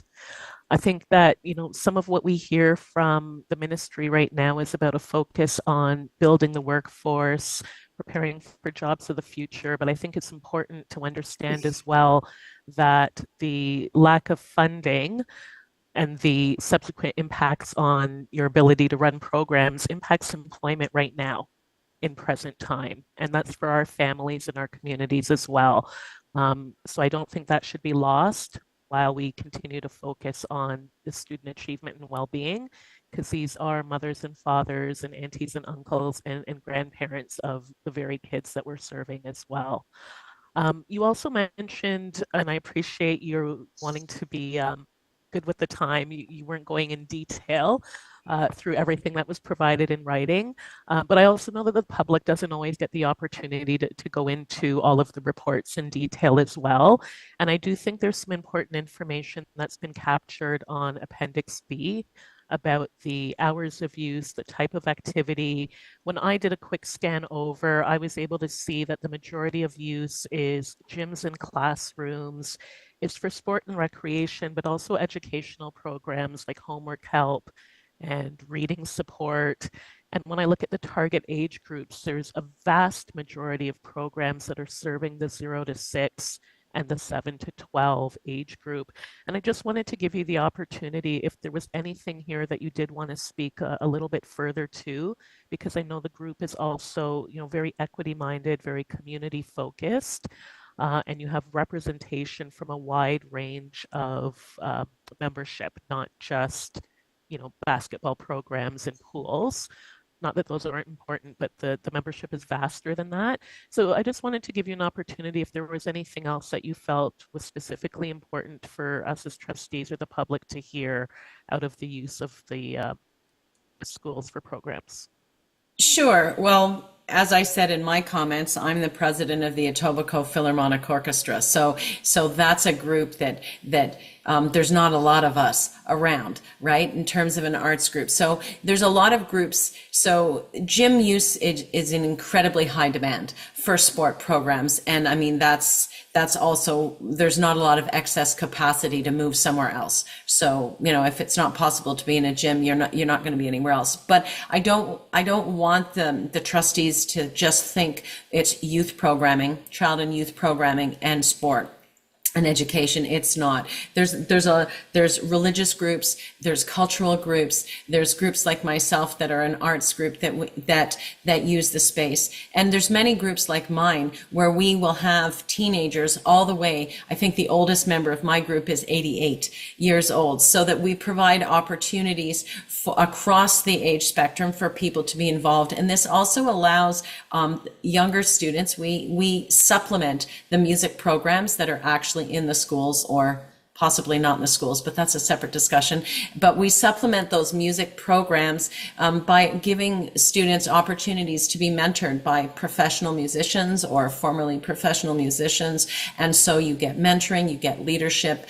I've written, I don't know how many letters of recommendation for TDSB students when they're applying for university and scholarships, and to go on to post-secondary programs, because they've shown commitment and dedication and leadership within our programs. So we are a pathway to the future for a lot of students.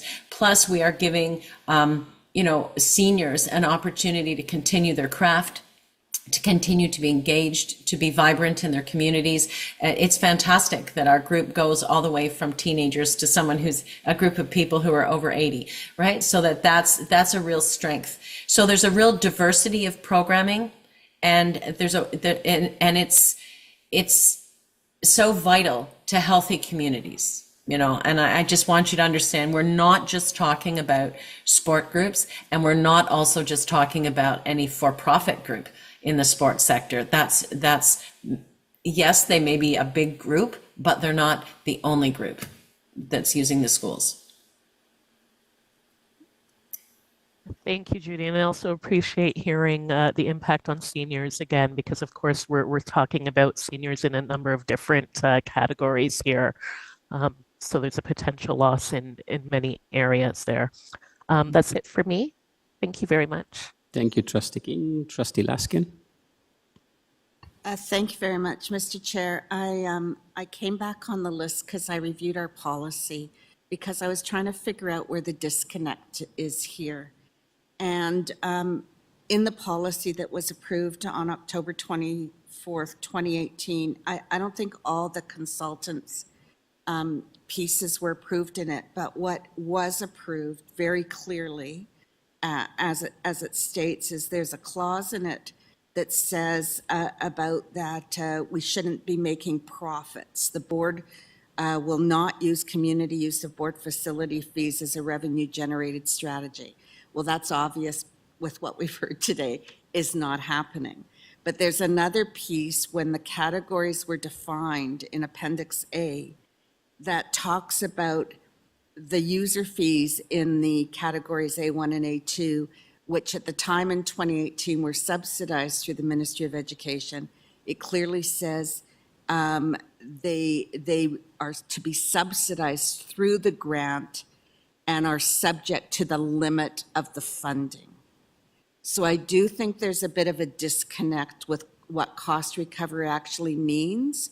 And I'm really looking forward to hearing from staff when we actually get to the staff portion to really understand what they are doing from an operational perspective in terms of permits, and to see how that is currently aligned with the policy or if it deviates from the policy. So I just, this whole cost recovery piece made me check the policy wording itself. So I really am looking forward to that further discussion when staff are involved. Thank you very much. Thank you, Trustee Laskin. And that's the end of the speaker list. Thank you, Judy, for coming tonight. I need a mover and seconder to refer this item back to staff. Trustee Diabetes and Trustee Arts.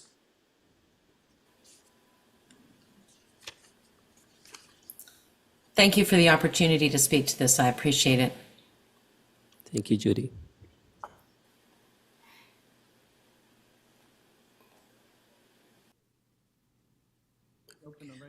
I'm referring to, this isn't, yeah, perfect. And Arts, moved. I voted. Done. The vote was up. I voted it.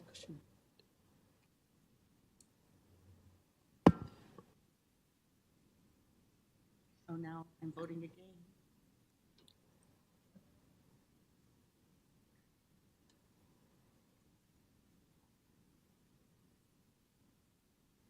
Thank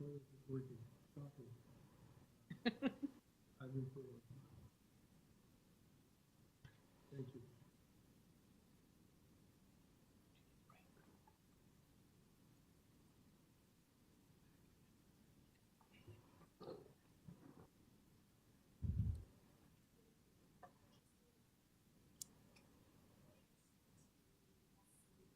Trustee Hassan, how do you vote?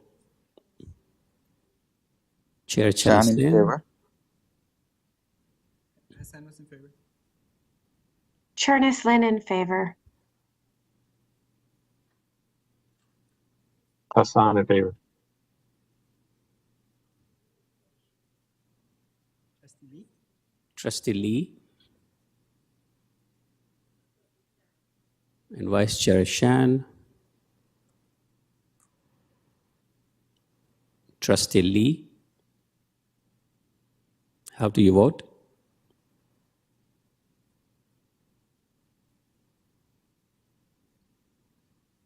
Trustee Lee.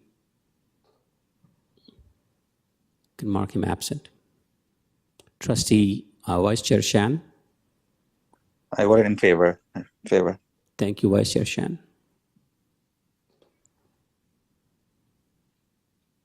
And the vote carries. Thank you, Judy. Thank you, Alex. Item number 6.1, contract awards facilities. And who is presenting this today? Thank you, and through the chair, I will turn to Executive Officer Snyder, please. Thank you. Good afternoon, trustees. Tonight's facilities report has 21 items in Section A for information, 2 items in Section B for committee approval, and 4 items in Appendix C requiring board approval. And myself and my colleagues in facilities are here to answer any questions you may have. Anybody? Trustees online, do you have any questions? All right. Can we have a mover and seconder for this item, please? Trustee Arts, Trustee McLean. Can we open the vote, please?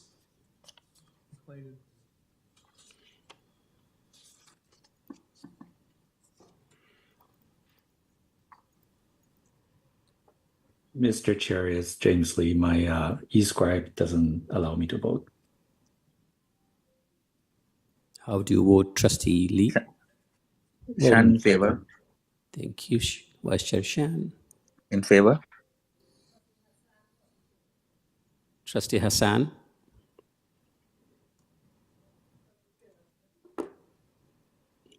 Trustee Hassan. Chair Chanoslin, how do you In vote? favor. Thank you. Hassan, in favor.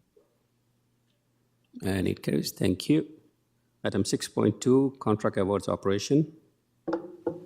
Through you, Mr. Chair, happy to present this evening's contract awards operations. In Appendix A, there are two contracts for information. Appendix C has nothing for committee approval tonight, and there are 5 contracts in Appendix C for board approval. I will make one note. There was a description and model number error on Appendix D, which has been corrected and is part of the agenda now.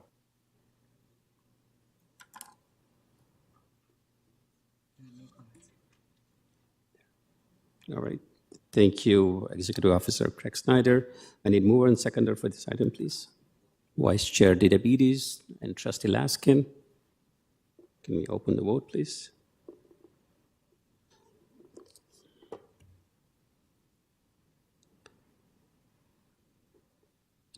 Shan in favor. Churnislin in favor.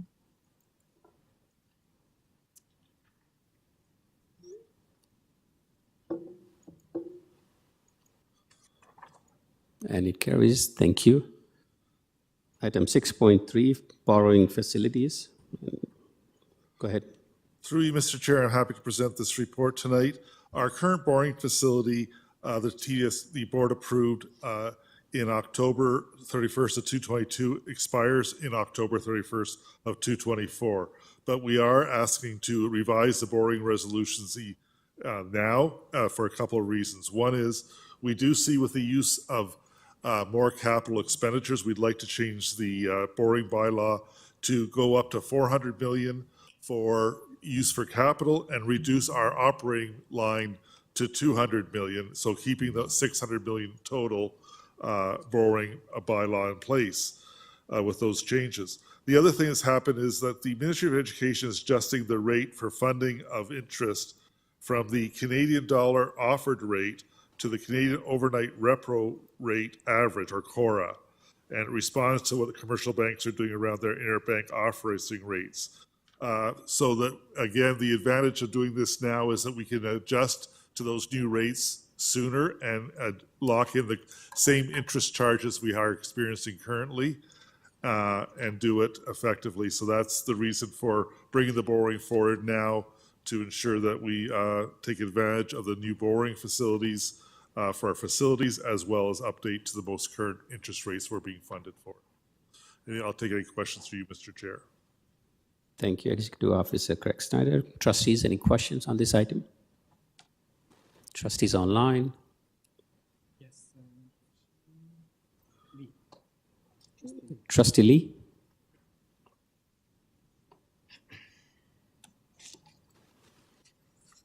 Trustee Lee? Sorry, I couldn't come off mute. Terrible. Through you, Mr. Chair, I just have a couple of questions. So actually, Executive Officer Schneider, did I hear correctly that we're increasing from 200 million to 400 million, or 200 billion to 400 billion? Through you, Mr. Chair, currently we, through the borrowing resolution the board approved back in 2022, we have a resolution to borrow up to 350 million for capital projects and 250 million for operating needs. We are trying to realign this a bit. It'll still be the same 600 million, but we'd like to increase the borrowing on capital to 400 million and reduce the borrowing line on operating to 200 million. And this is as a result of the increased work that Facilities Department is doing in capital renewal to be able to facilitate that work in a timely basis. And through you, Mr. Chair, to the Executive Officer, can you just educate me on how this ties to how we get our funding and how we pay our projects? It just, I'm not making the connection on our working capital borrowing needs versus funding. Thank you. Through you, Mr. Chair, I'll answer that question. So what happens right now is when we do capital work through either capital priorities or SCI, school condition improvement money, our colleagues in facilities obviously bring the contract awards through to you. We execute the work and we pay our vendors. We short-term borrow at the rates, the new CORA rate, until the ministry debentures twice a year our borrowing on capital. And they fund us as long as we follow the benchmark for funding. They fund the interest charges on our borrowing as well as provide the cash back into our bank account for what we borrowed. So the flow really is we do the work, we pay the vendors, we borrow on our line of credit, we incur interest charge. When the ministry crystallizes into debentures, they provide us the expenditure dollars back as well as the interest charges we incurred. So we're held whole. Okay, that makes sense. Thank you. And last question, I see there's a document from CIBC. Now, is that the bank that we borrow from, or do we search for different borrowing lending vehicles? So you, Mr. Chair, that is our current bank that we are approved to use as for our corporate banking. Okay, so we don't go out and look for another lending vehicle or call a bid every time we need to borrow some money. We just go to CIBC. Through you, Mr. Chair, that's correct, because we have to follow the CORA rate, and if we were to get a cheaper rate, it would just mean we'd be funded for less as well. It's a flow through for us, but we have to set up a bylaw with whatever institution we're doing. We can't shop rates around, so this bylaw gives us the authority to execute our line of credit with the CIBC, our current bank. Got it. And how often do we review the banking service provider contracts? I know I'm related, but sort of related, I guess. Through you, Mr. Chair, we will. I don't remember the last time we reviewed it. I don't have that with me tonight. I can find out for the trustee. We will be looking at it shortly for renewal to look at going to market again and seeing what banking services are available. I just don't have the timing of that in front of me tonight. Got it. And I assume that will cover this borrowing, I guess, provision as well. Through you, Mr. Chair, yes. If we were to move banks, we'd have to move our borrowing with a new bank as well. Got it. Okay, thank you. That's all. Thank you, Trustee Lee. Do we have anybody else on speakers list? Seeing and hearing none, can I have a mover and seconder for this item, 6.3? Trustee Laskin, Trustee Arts.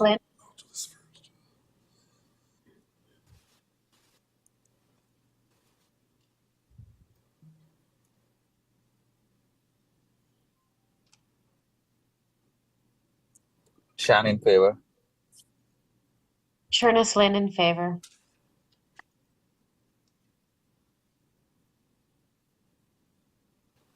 And it carries. Item 6.4, Melody Village Junior Public School. It's a community planning and partnership lease agreement with Carey's Place Autism Services. Who is speaking on this, Associate Director? Thank you. And through the chair, I would ask Assistant Planning Officer Andrew Gowdy to speak to this report. Thank you, Associate Director. Good evening, trustees, staff, and members of the public. Through the chair, the purpose of this report is to obtain approval for the Toronto Lands Corporation to enter into a lease with Carey's Place Autism Services for 2 kindergarten rooms located in Melody Village Junior School. Carey's Place is an agency that delivers the Ontario Autism Program's Entry to School program. The Entry to School program is for children with autism 3 to 6 years of age who are just about to start kindergarten. The program focuses on building skills to support the children's successful transition to kindergarten, such as communication, play, social interaction, functional routines, and behavioral self-management. In 2022, the board approved leasing 2 classrooms at Beaumont Heights Junior Middle School in Northwest Etobicoke to Carey's Place for delivering this program. The agency has identified some challenges with washroom access at Beaumont Heights. The washrooms that they are currently using are located down a hallway and are shared with the school. They'd prefer to have washrooms located in their own rooms, dedicated to their use, as is the case with purpose-built kindergarten rooms. They've asked if there are 2 kindergarten rooms available for them to lease near to their current location in Etobicoke. A team of planning staff and Toronto Lands Corporation staff worked with superintendents, principals, and the agency, and were able to identify 2 available kindergarten rooms at nearby Melody Village Junior School. The kindergarten rooms have washrooms in them, they're near an entrance, and they're not required by the school for the foreseeable future. The superintendent and principal are very supportive and welcoming of this program. We're recommending that the Toronto Lands Corporation be authorized to negotiate and execute a community planning and partnerships lease agreement with Carey's Place for the 2 kindergarten rooms at Melody Village Junior School. This concludes our presentation. We'd be pleased to answer any questions you may have. Thank you, Executive Officer Andrew Gowdy. Trustee Laskin, you're first. Very much, through you, Mr. Chair, to staff. This is exactly the kind of partnerships that I completely support without equivocation. Thank you very much.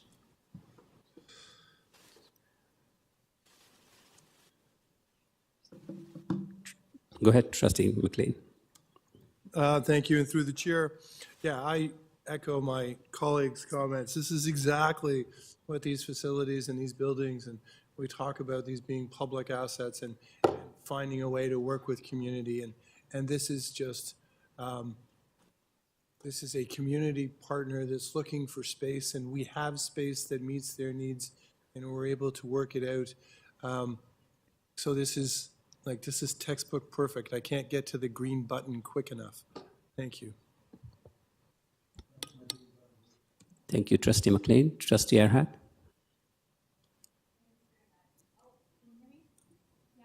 No? Oh, there, sorry. And sorry now if I'm too loud. I'm very grateful that members of the committee seem to be very supportive of this. Thanks very much to staff for this. I looked at it with interest because there are many thousands of children waiting in vain on the Ontario Autism Program list. And what a beautiful program, and how lovely it would be for the many thousands of children that are waiting to be able to access this kind of program through the Ministry of Children, Community and Social Services in partnership with school boards. What a vision that would be. I would be interested perhaps in a trustees weekly, as it's not the topic tonight, to learn if there are other programs like this where we have partnered through the Ministry of Children, Community and Social Services, and if other entry to school programs are operating in TDSB schools. Wouldn't it be wonderful if there was one in every ward funded by the Ministry of Children, Community and Social Services while thousands of children wait on their wait list? Thank you. Thank you, Trustee Erhard. Trustees. Go ahead, Associate Director Lisa Resco. Thank you, and through the chair, it will be our pleasure to provide an update in Trustee Weekly on the status of the Ontario Autism Program and the partnership with TDSB sites.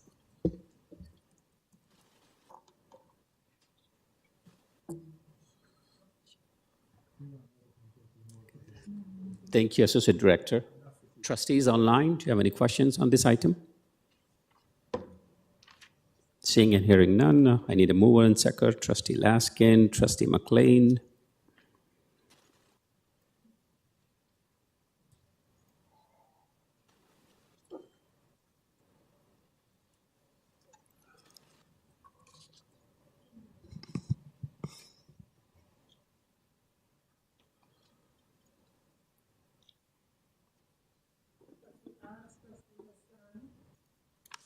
Trustee Arts in favor. Trustee Hassan.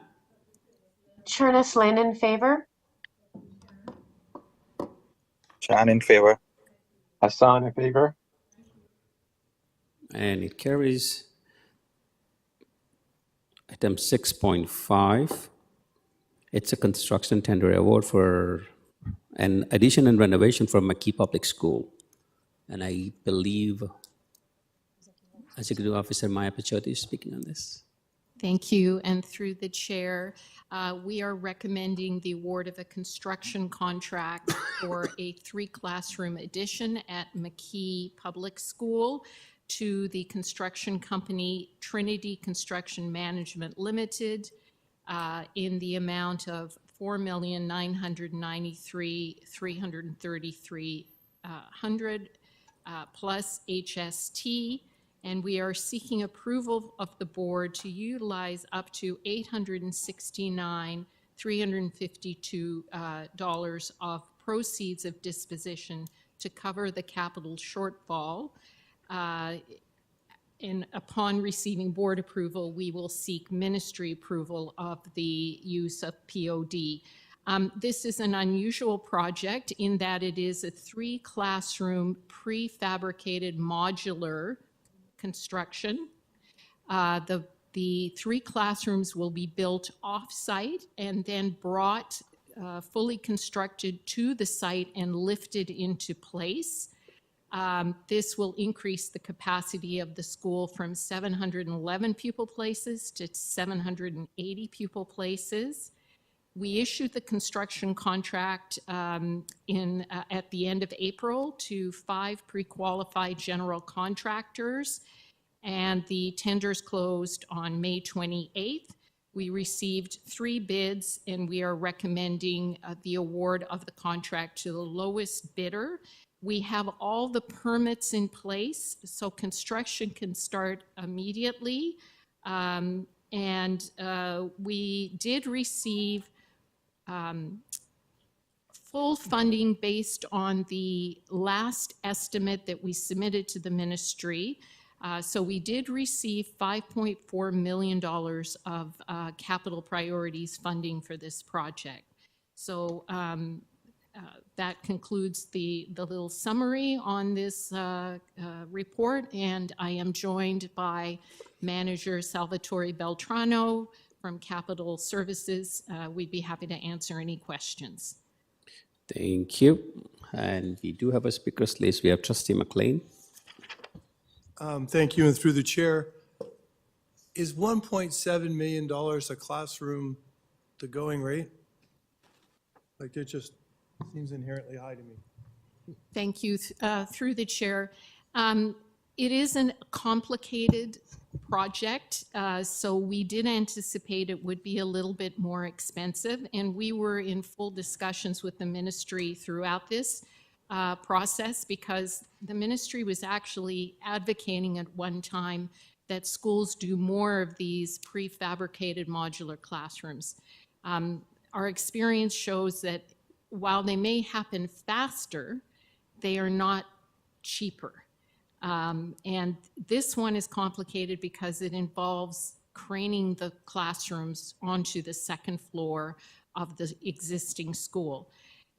The advantage with this approach for this project is that the site is very constrained. And if we were to do this as a traditional construction approach, the amount of time and the amount of disruption to the school, and even how the contractor would mobilize to keep being able to build this, was really seen as a challenge. So in this case, the modular classroom is a very good approach, but it's not the least expensive approach. Okay, thank you. Just at 1.7, like there's not enough money in the world to meet all our needs at that rate, kind of thing. So, just a thank you. Thank you, Trustee McLean. Trustee Laskin. Oh, okay. That's it. Can we have a mover and seconder for this item 6.5? Trustee McLean, Trustee Laskin.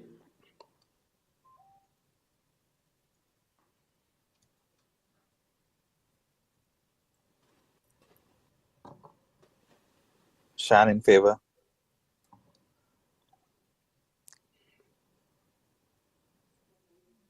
Ernest Lynn in favor.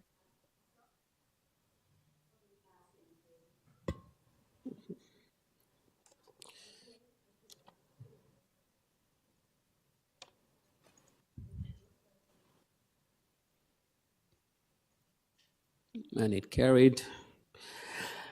It's 6:38 p.m. Trustees and staff, this is a suggestion I'm asking. Should we go for a break, or should we complete 2 items, which is 6.7 and 6.8? And after we come back from dinner, we can have item 6.6.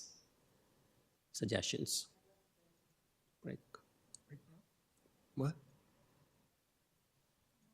Break now or after 2 items? After 2 items or now?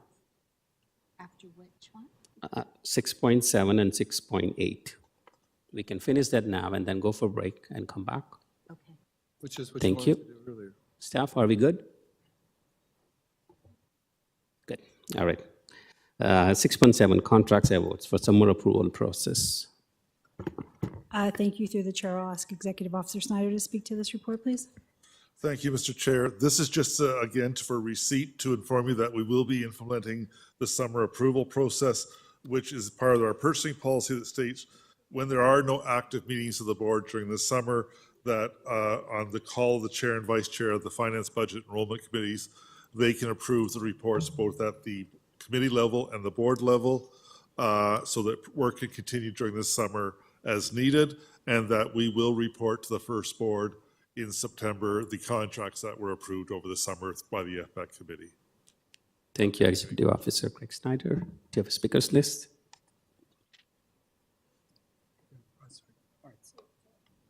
No? Trustees online? Seeing, hearing none. Can I have a mover and seconder for this item, please? Trustee McLean, Trustee Erhard, Trustee Laskin.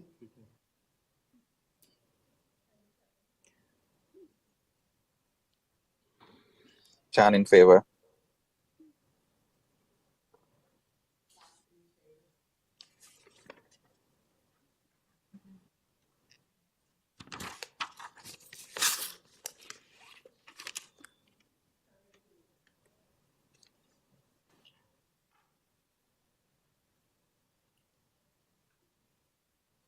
And it carried. Item 6.8, capital projects. Updates. Thank you to the chair. I'll ask Executive Officer Pichetti to speak to this report. Just prior to her speaking, I just want to acknowledge the work of Executive Officer Pichetti and her team. We had an unprecedented amount of spending in the last year, and that will continue this summer and over this year as well. So just wanted to acknowledge all the hard work of her team. Thank you. Thank you. Go ahead, Executive Officer. Thank you very much. Thank you through the chair. So this report provides a status update regarding the capital investments in TDSB schools. This is a biannual report. The previous report was in November 2023. Appendix A provides an update on all the current capital projects as well as the 2 insurance-funded restoration projects. The current capital program represents approximately $500 million in new construction, representing approximately 2,200 new and replacement pupil places. 6 of the capital projects also include 5-room childcare centers, totaling 616 new childcare spaces. In April 2024, the ministry approved one of the 5 capital priority submissions. That was the 23-24 submission that closed in early fall of 23. The ministry approved $33.4 million for a new 823 pupil place JK to 8 elementary school with a 5-room childcare center for Central Etobicoke. As with other capital projects, there will be an opportunity to identify and request additional capital priorities funding for extraordinary costs that are not included in the benchmark funding that we've received. And that could be for things like demolition, site preparation, utility infrastructure upgrades, and City of Toronto requirements. More information regarding the project will be provided in the future capital project status report, which is tracking to the fall of 2024. This report also speaks to the timelines that impact the development and construction of new projects. And we provide an update regarding Bill 185, which is called Cutting Red Tape to Build More Homes Act. And this will expedite the site plan approval process and also applies to new school construction. And we provide in Appendix C a copy of the letter that TLC and TDSB staff worked on jointly as organizations like school boards were permitted to comment on Bill 185, which is now in second reading, I believe. The next section of this report regards the school renewal program. and the 1,422 projects currently planned and underway for 2023-24. Appendix C provides a list of those projects sorted by ward and school. An Excel version of this will be provided to trustees in tomorrow's Trustee Weekly. I also want to point out that the report recaps the available sources of funding for renewal work, and I provided in this report a copy of Appendix E, which is from the ministry's own capital funding document, and it shows you what is the funding eligibility for specific categories of work, be it school condition improvement grant or school renewal allocation. For 2023-24, the TDSB is anticipating completing $380 million of renewal work. And there are another 230 projects currently either in design or with completed designs, what we call shovel ready, that will be tendered starting in the fall of 2024. We have other projects planned and in design that will be tendered in time to meet the 2027 ministry deadline to spend all unused renewal funding from previous years. The report speaks to some of the challenges of undertaking so much work, most of it happening over the summer months, most of it happening when there are occupants in the building, unless it happens in the summer months. And we also talk in the report about how some of these projects can take 2 years from design to final execution. And since most of this work is happening in the summertime, we don't see the invoices until the fall, and we start to pay them in the fall. And as you know from the previous report, vis-a-vis our borrowing limit, this causes sometimes a gap between when we get reimbursed from the ministry, but also when these projects are uploaded into the ministry's database. In the report, we mentioned that there are 2 times a year that we upload all our projects, both planned and committed, into VFA, the ministry's facility database. The report also speaks to some of the other strategic programs that the board has approved that align with renewal and are funded through School Condition Improvement Grant. Appendix F provides a summary of one of those programs, the School Ground and Building Interiors Revitalization Program, and a list of those projects for both 23-24 and the ones that we anticipate undertaking in 24-25. In addition to these programs, the report speaks to the security cameras, which are being replaced in secondary schools. We have completed 9, and we have another 7 that will be tendered shortly. I had hoped to be able to report on those in this FBAC report, but the tenders did not go out or close in time, so we will be bringing that to this special summer FBAC. And finally, in the communications section of the report, we do provide trustees with an update about the ministry's new capital signage requirements. There are between 400 signs that are going to be placed on buildings. There's like banners, that kind of signage. The cost to manufacture and install the signage will be charged back to the renewal project and also capital project. So you will start to see them at your schools when you drive by. And I think that concludes the summary of the capital project status update report. Be very happy to answer any questions, and I am joined by facility staff who are online also, and to provide information more information if you'd like. Thank you. Thank you, Executive Officer Maya Pichotti. We have speakers list. We have Vice Chair Davides.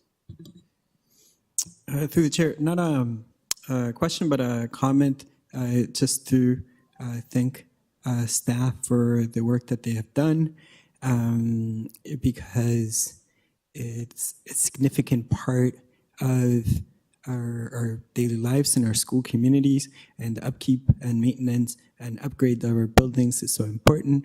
I know that there's been a little bit of debate about how good a job we've done. In my own perspective, seeing the work that I see in my own neighborhood, and then seeing the reports and seeing how much is going out the door and how much is being done, and with what we have, I think the staff are doing an excellent job. I just want to thank him for this report and the work they're doing. Thank you.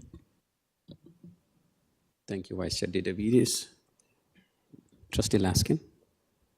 Thank you very much, Mr. Chair. I too would like to thank our dedicated staff for making lemonade out of lemons, I think is probably the best way to put it. Your efforts in trying to address the breadth and scope and scale of our repair backlog, coupled with health and safety issues that crop up immediately, coupled with the fact that there has been so much underfunding in be able to upkeep our buildings, coupled with the fact that we've had a pandemic that's had to shift, coupled with the fact that we're fighting for all the construction people that everybody else is fighting for. These reports are truly impressive. Obviously, everybody wishes their schools could be painted, their roofs could be fixed, their floors could be done, et cetera, but I am very grateful for this work.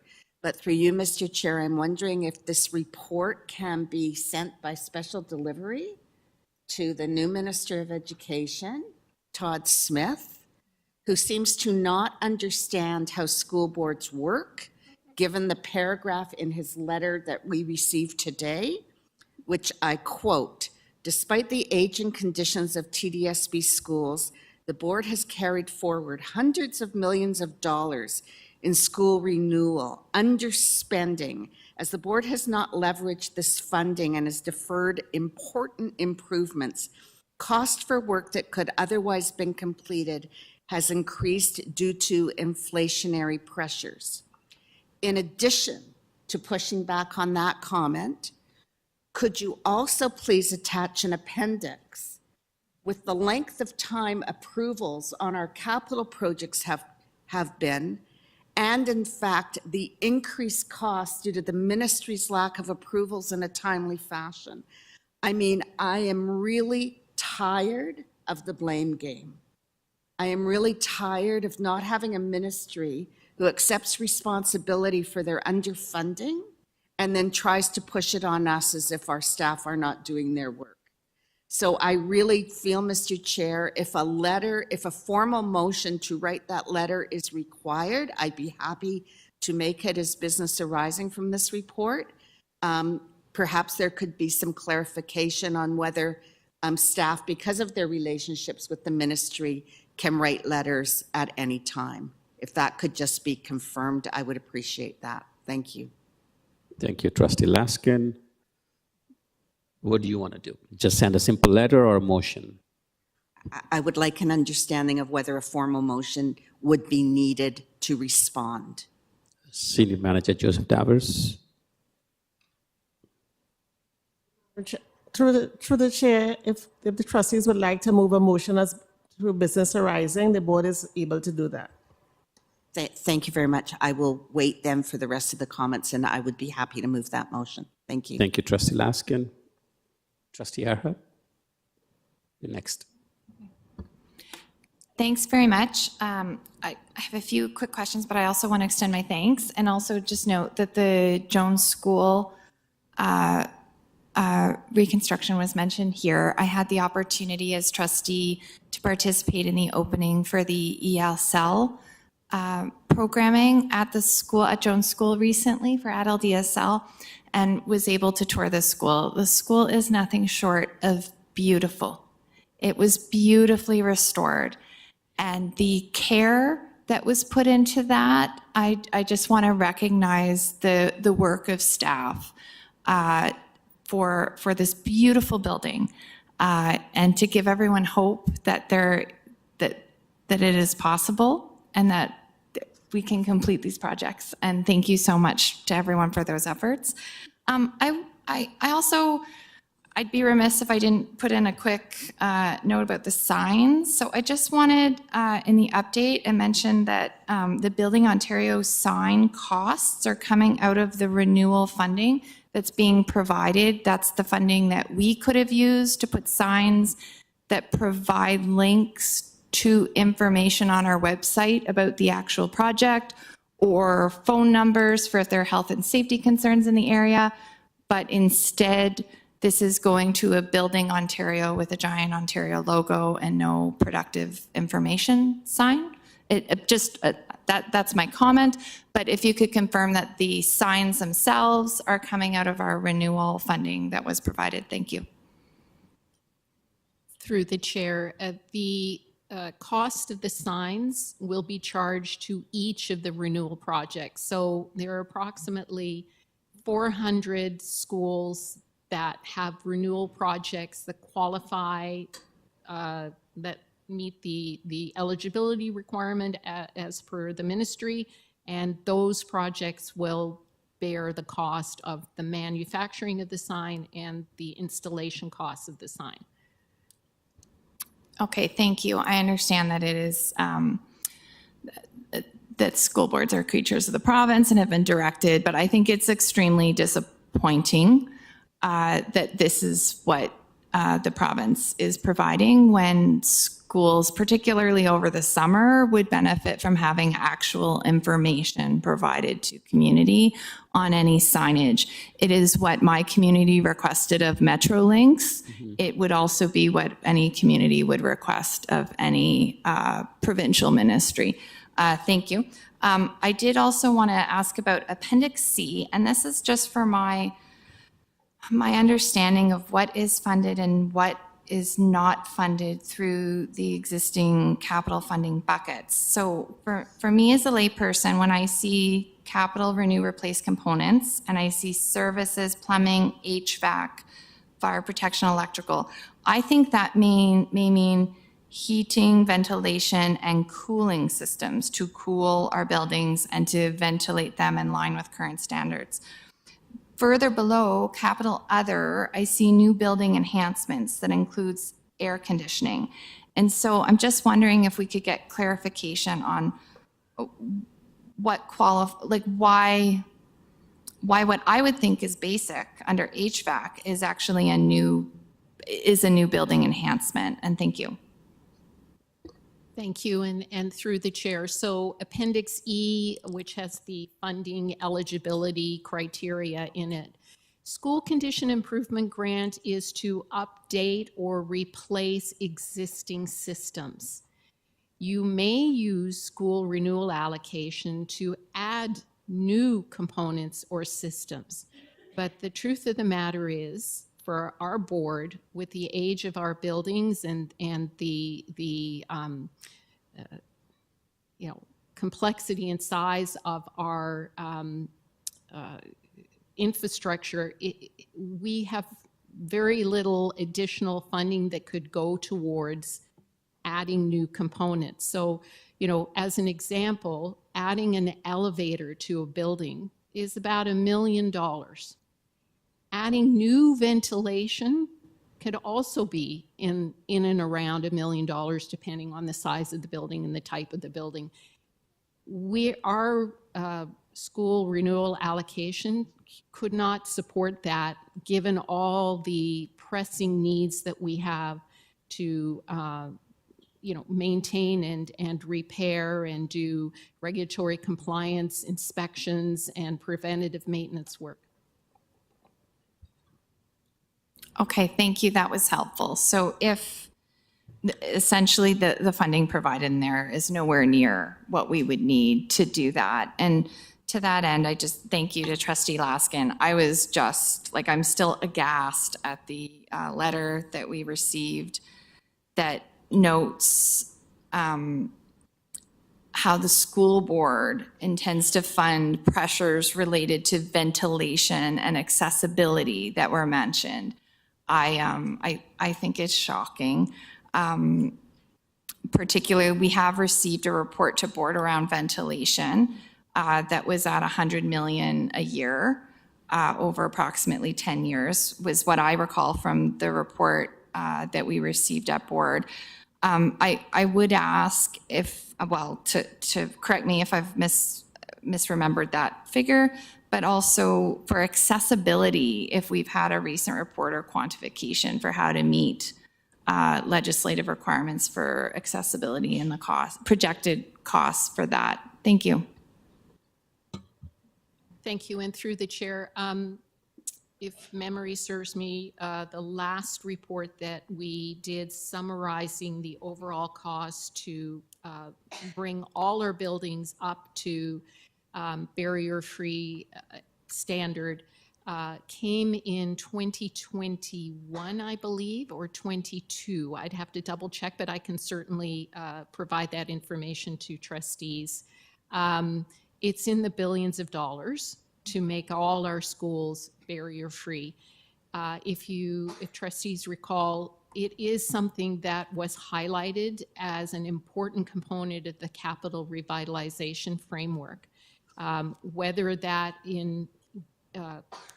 evolves itself into creating certainly more barrier-free schools in our portfolio, but also ensuring that we always have barrier-free path of education for our students within a region or an area. That might be the approach we undertake to begin with. But capital revitalization framework will examine and look at that within that broader framework. And I don't know whether Associate Director Zucker has anything else she wants to add vis-a-vis that, the capital revitalization strategy on that part. Thank you, and through the chair, what I will say is the capital project status update, this report may look a little different. We did acknowledge through the revitalization strategy that we had to do sort of an analysis of all our schools and then decide where the plan in order to move that work forward. And so as we move to our next update, you probably will see it align more with that revitalization strategy. And we know that there were different components of the strategy, one of them being accessibility. So as we look at our schools and determine the appropriate or the spending that's required in order to complete our strategy, we will bring back additional information.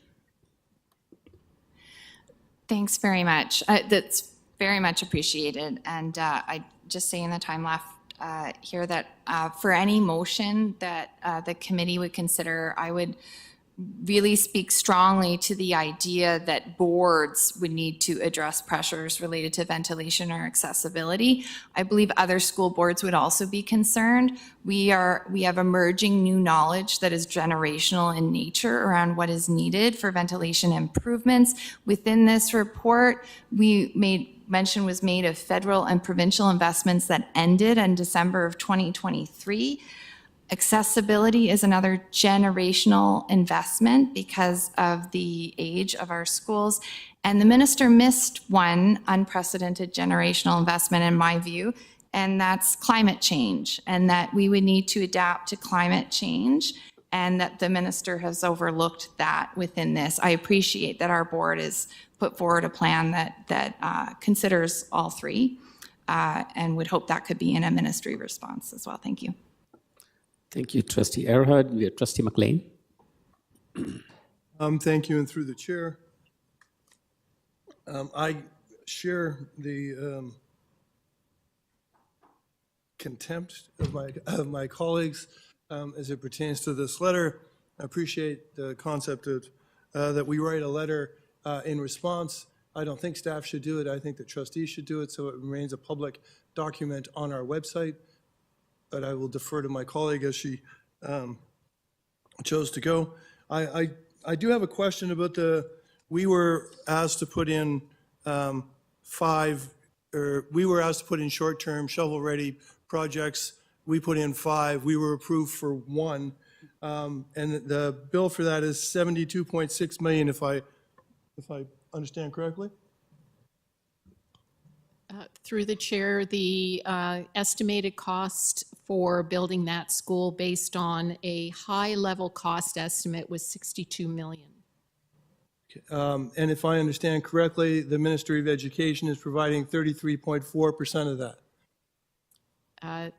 The ministry is providing approximately 32 million, I believe, is what is.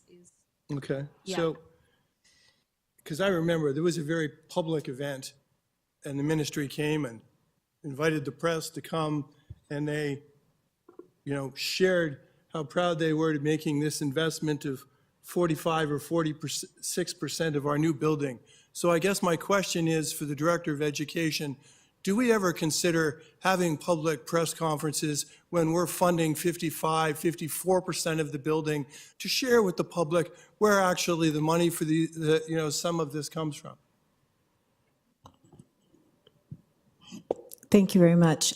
Through the chair, no, during my tenure, I have never participated in that kind of event. I do believe that the public does not get a full picture of how new schools are funded through the announcements that are made by the government. Thank you. And through the chair, we talk about ventilation a little bit, and I've gotten either harassed on Twitter, but people reference me about fans being put in at the top of the room and helping with ventilation and airflow. And it would be difficult to install those, obviously, everywhere. But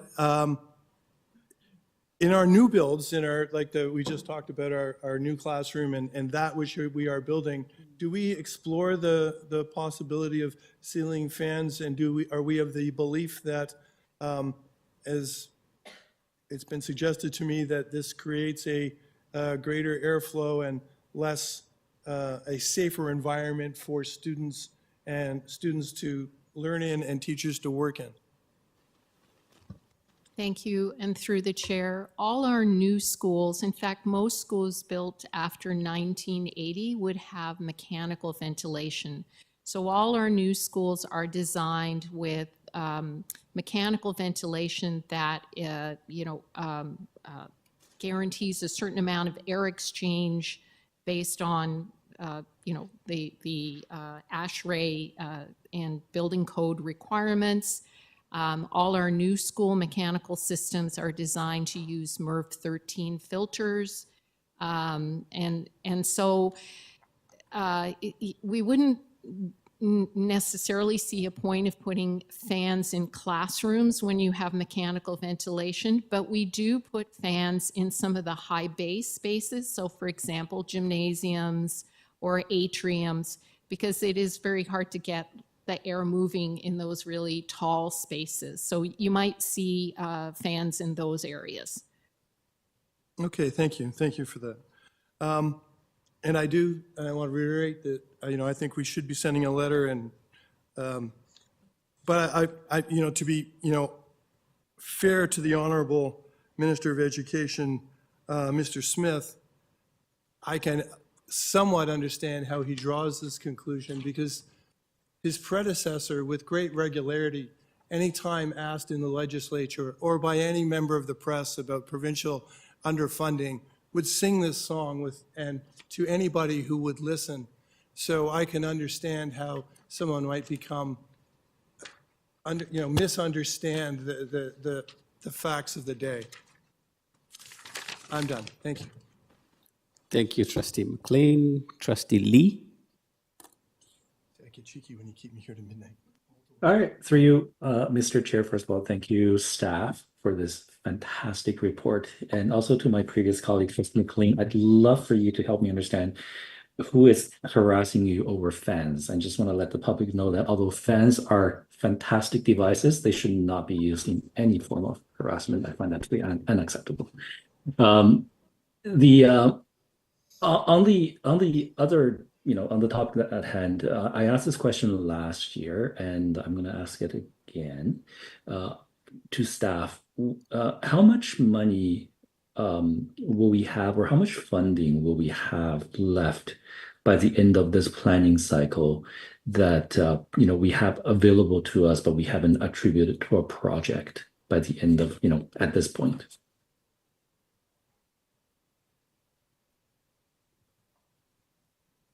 Through the chair, Trustee Lee, could I ask for a little clarification? Are you speaking about school renewal directed funds such as school condition improvement grant or the other funding source that we have?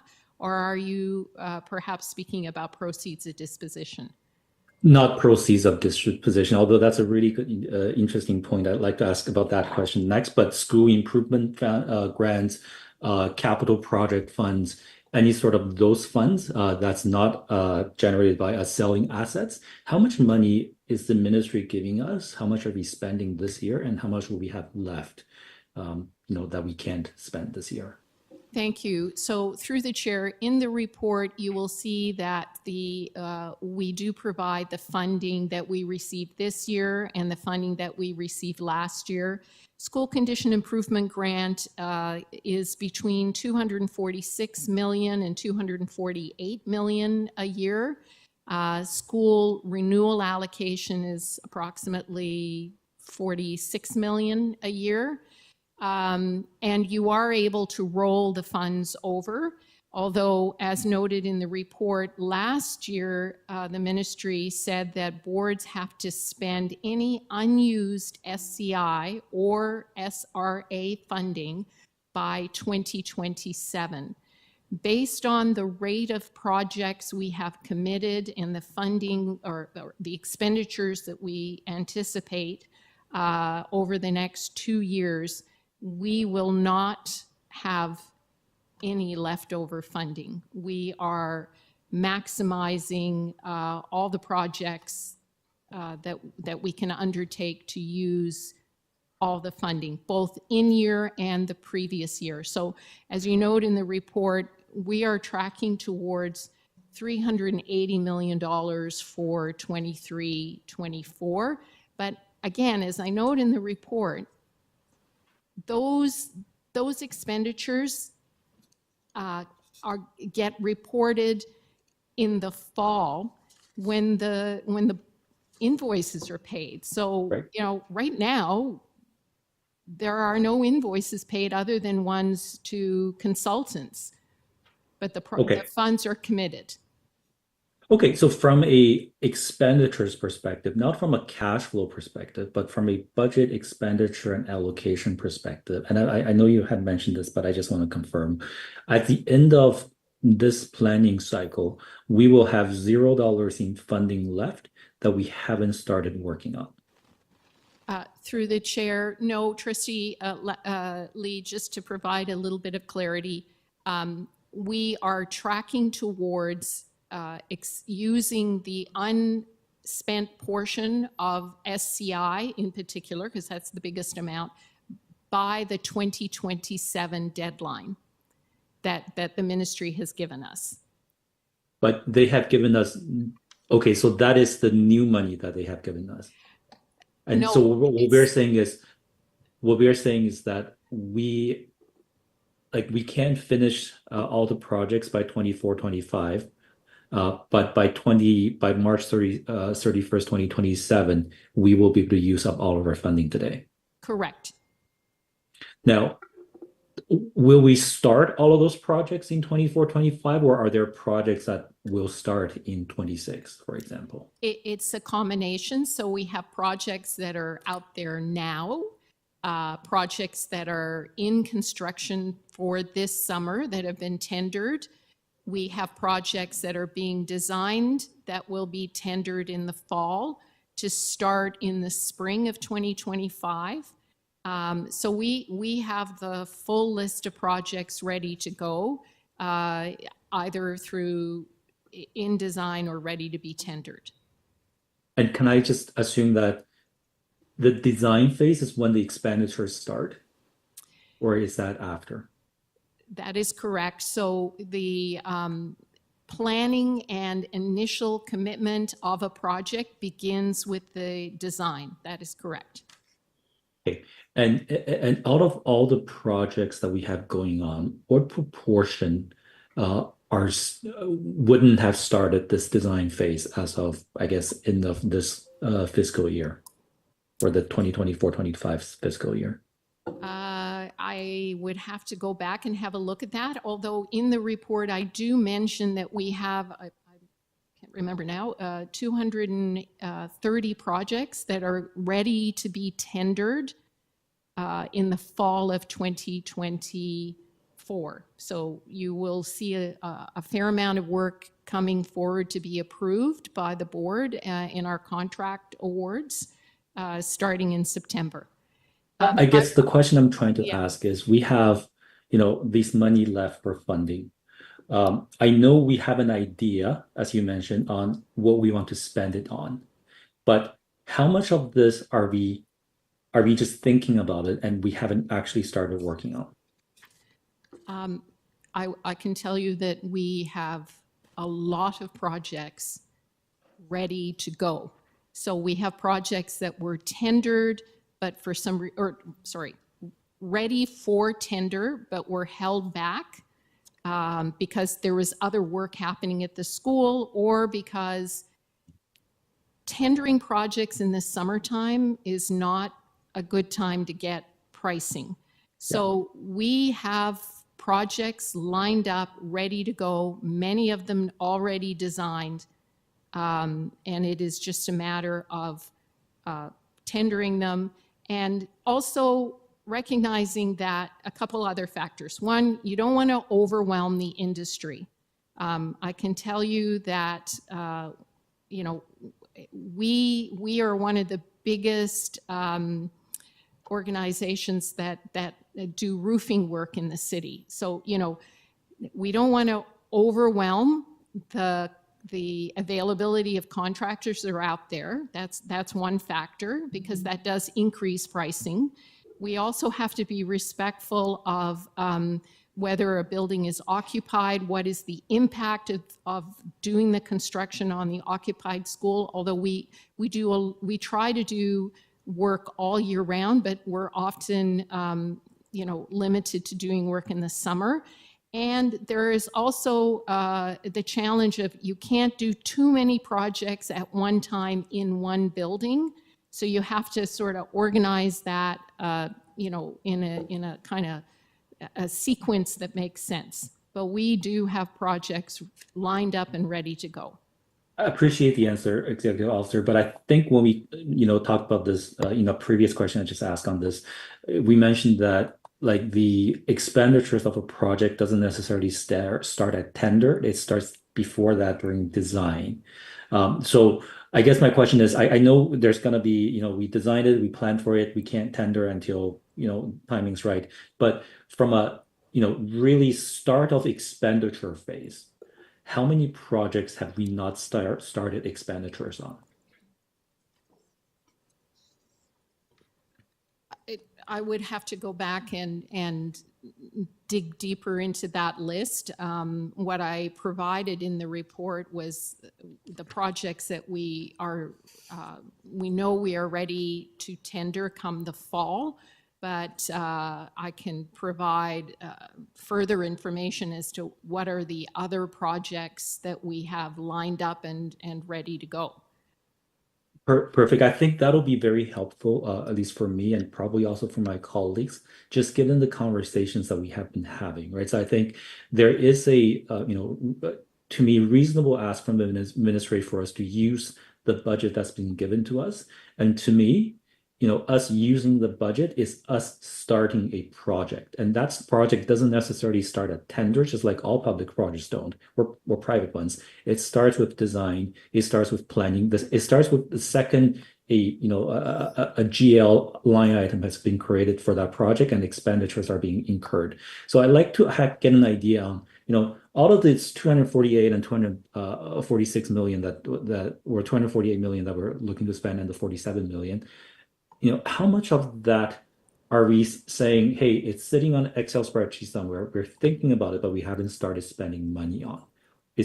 Are we doing that for 10% of our total funding or 50? I think that actually makes a difference. And it also helps us, in a way, I think it also helps the board to hold yourselves to account on whether or not you're actually spending the money. I understand that there is environmental challenges, there are industry challenges, there are reality that stops us from tendering or starting construction, but I think there's less challenges to that, that's barring us from actually starting to work on a project to get it to a point where it is, most feasibly progressing. Does that make sense, through Mr. Chair, to the Executive Director? Through the chair, yes, I completely understand that. And I do want to note also in the report, I did mention that twice a year, boards are required to update VFA, which is the Ministry's Facility Condition Assessment database. And we put in that not only the projects that have been tendered, but we also put the projects that are in planning.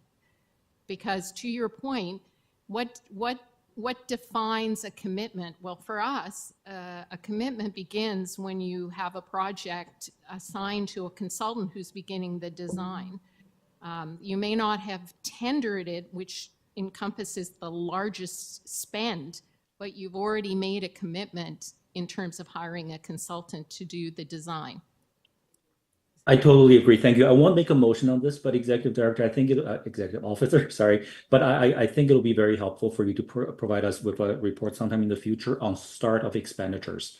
And I know I'm probably creating a term for us, but I feel like that'll help. Thank you, Trustee Lee. Trustee Arts. Thank you, through you, Mr. Chair. I have just a quick question about Appendix C. I noticed that it is 35 pages of very, very small text in a giant table. Do staff actually have a summary of how many projects are in this table? If not, don't worry about it. Through the chair, by summary, do you mean by ward or summary in terms of categories of projects? Like this whole 35 pages, how many projects are on there? Oh, that represents 1,422 projects. Oh, you're good. Thank you. Yeah. That's a lot. So yes, I'm very in favor of writing to the minister and including all of this information and also correcting the other mistakes in his letter. That would be amazing. Thank you. Thank you, Trustee Arts. Do you have anybody else? Trustees online.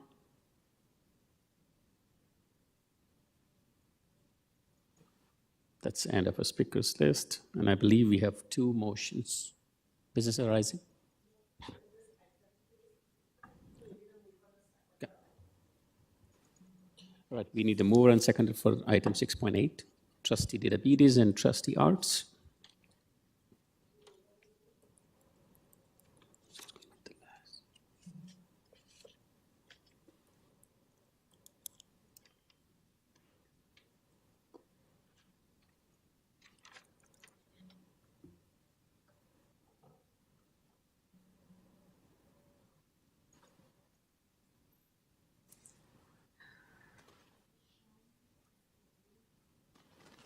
Shan in favor. She's off the call. Trustee Lee, how do you vote?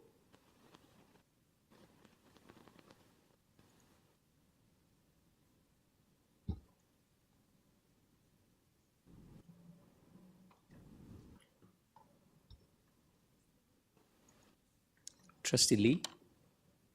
Mark, I'm absent. Trustee Lee?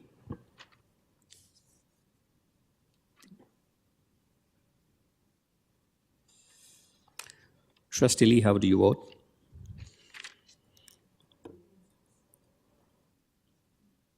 All right, marked absent, and it carried. All right.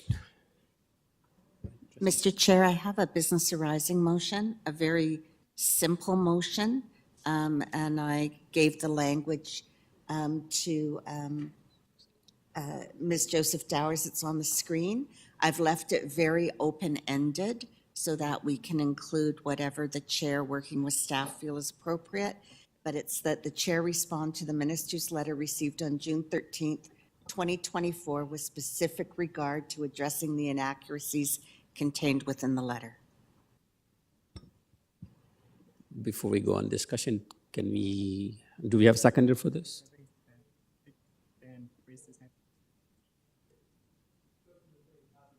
Trustee McLean, seconds. Do a speakers list? Trustee Laskin, do you want to speak on this? I believe it's self-explanatory, Mr. Chair. Trustee McLean as a seconder. No, I did my rant. I'm good. It's good, Ryan. Thank you. Can we open the vote, please?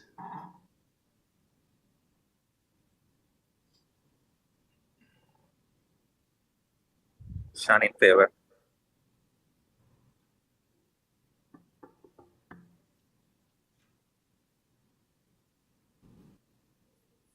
Trustee Lee is in favor. I just don't have a approve button on my e-scribe. Oh, I have it now. Trustee Hassan.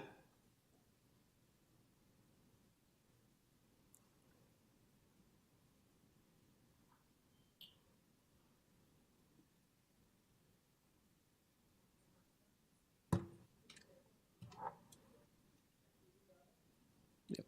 And it has carried. Did we hear from Trustee Lee about his motion? Or, yeah, that's what I heard. No? Sorry. Good. Mr. Chair, what motion? I heard that you wanted to move a motion on an item 6.8. Right, but no, I didn't. I said I was not going to move a motion. I was just asking staff Thank to you for consider the clarification, report. Trustee That'll give us Lee. a lot of information. And the time is 7:25, folks. Can I ask Trustee McLean. before we declare how long we're going to stop for, that we, or you, through the chair, that you ask staff how long it would take, because I suspect that we're going to talk about this as it pertains to the next topic, and we're going to be asking staff about the accuracy and how this might pertain to the next budget item. So is there a time that they would need so that when we reconvene, whether that be in 20 minutes, half an hour, that they would be in a position to, comment on this to help us navigate the next item on the agenda? Thank you, Trustee McLean. Madam Director, can you provide some clarification? Thank you very much for the question. There are some items for which we do have answers and easy access to records. I would need a moment, perhaps during the break, to just convene with staff to confirm that we're able to answer all of the points. Thank you, Madam Director. Thank you, Trustee McLean. It's 7:26. We'll take a brief break and I'll be back 8 o'clock sharp. Is that okay?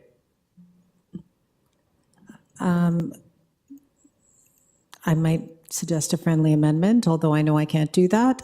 Perhaps I would suggest that we reconvene at 10 to 8, just to give us a little bit more time to get through all of the agenda items. Not a problem. Thank you, Madam Director. So 8:15, we'll be back. How is that? 7:15, 8:15. She said 7:50. Or 10 to 8. She said a shorter break, not a longer break. 7:50. We never follow that. All right. We'll be back 8 o'clock. How is that? Thank you.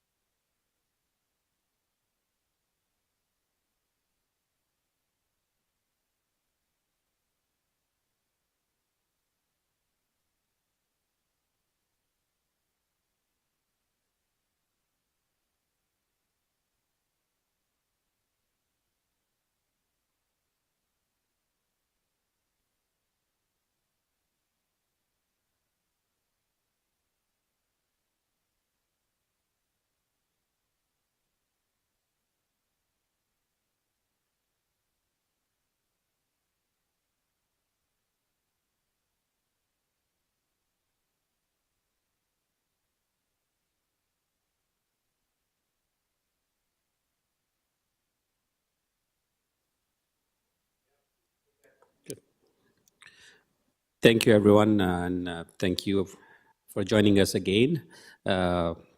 Before we start our item 6.5, trustees, can you please let us know if you're online? Trustee King is present. Dawson is present.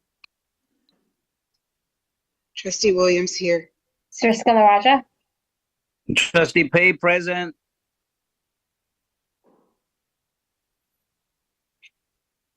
Anybody else? Trustee Nunziata present.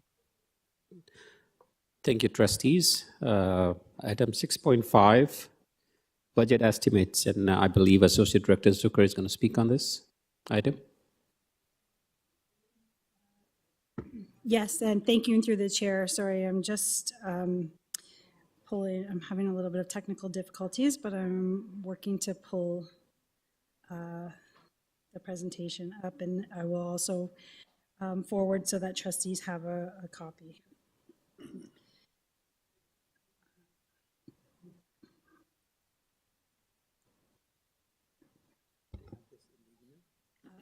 I'm just about to send it to him.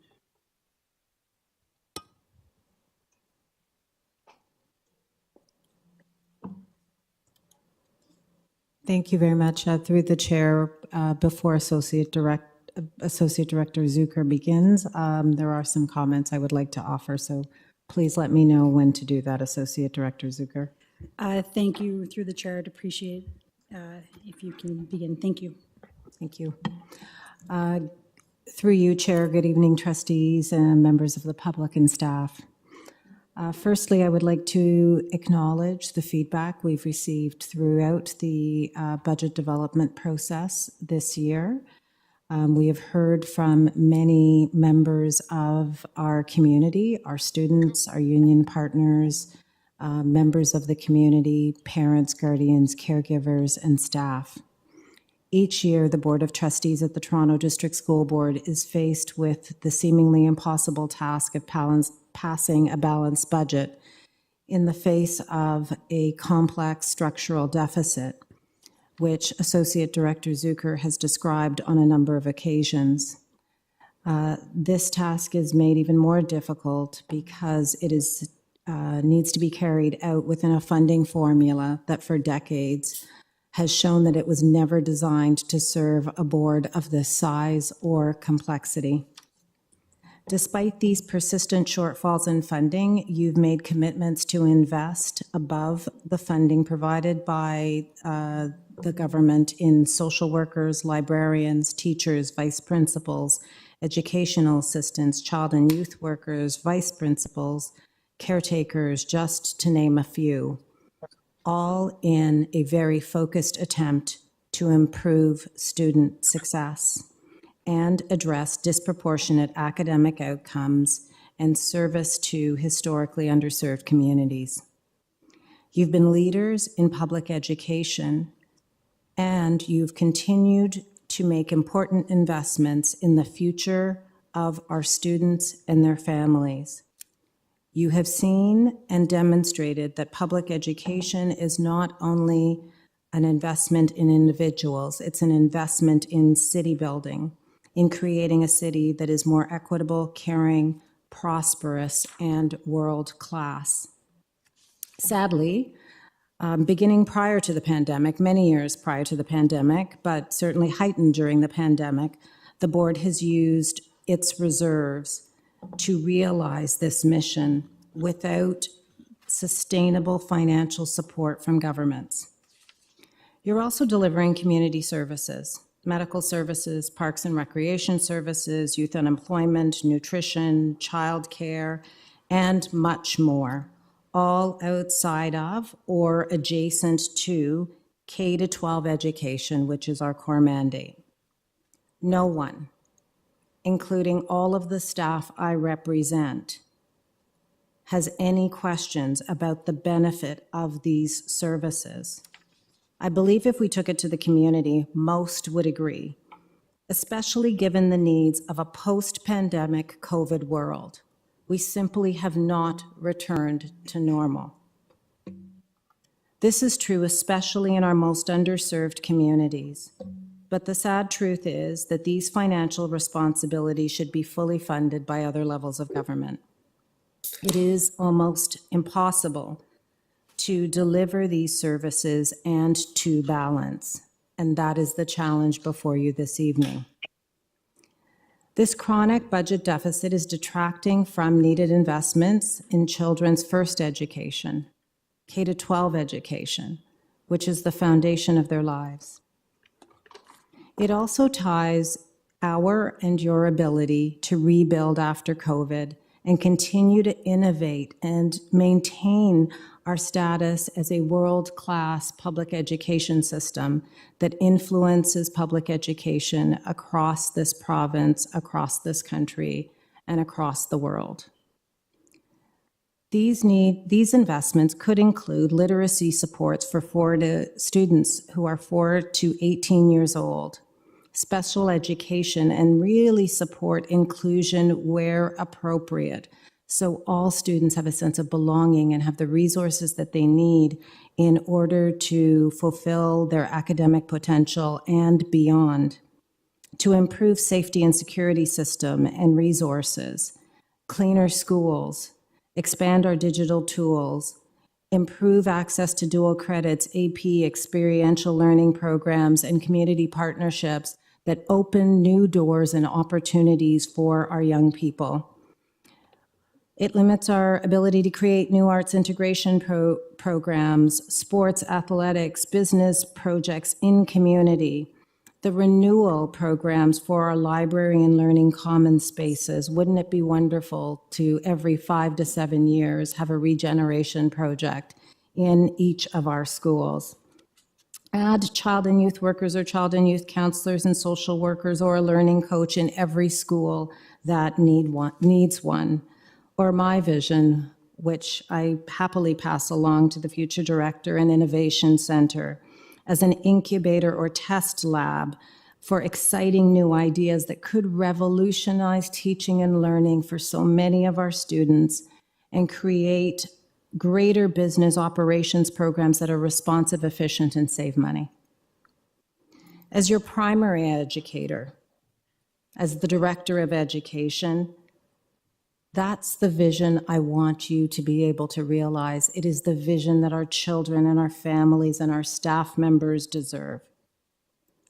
This is where it's difficult to ask you. We must look at our additional investments outside of K-12 very, very carefully. Ultimately, I know you've heard from many community members who are asking you not to make those difficult decisions.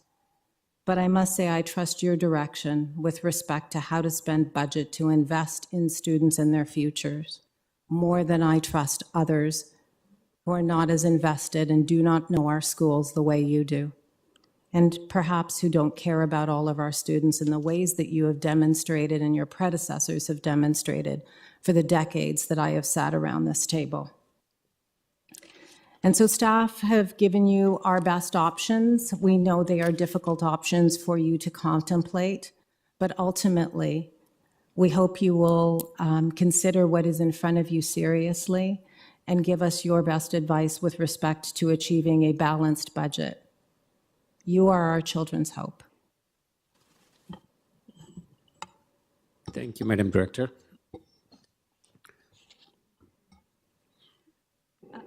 Thank you, and through the chair. So right now we will go through a presentation with regards to the 24-25 budget estimates. And it has been shared with board services, so you will receive a copy. So with regards to budget timelines, and we all know, and this is small, but just a reminder that in September 2023, we did propose a schedule to approve a finalized budget before the release of the grants.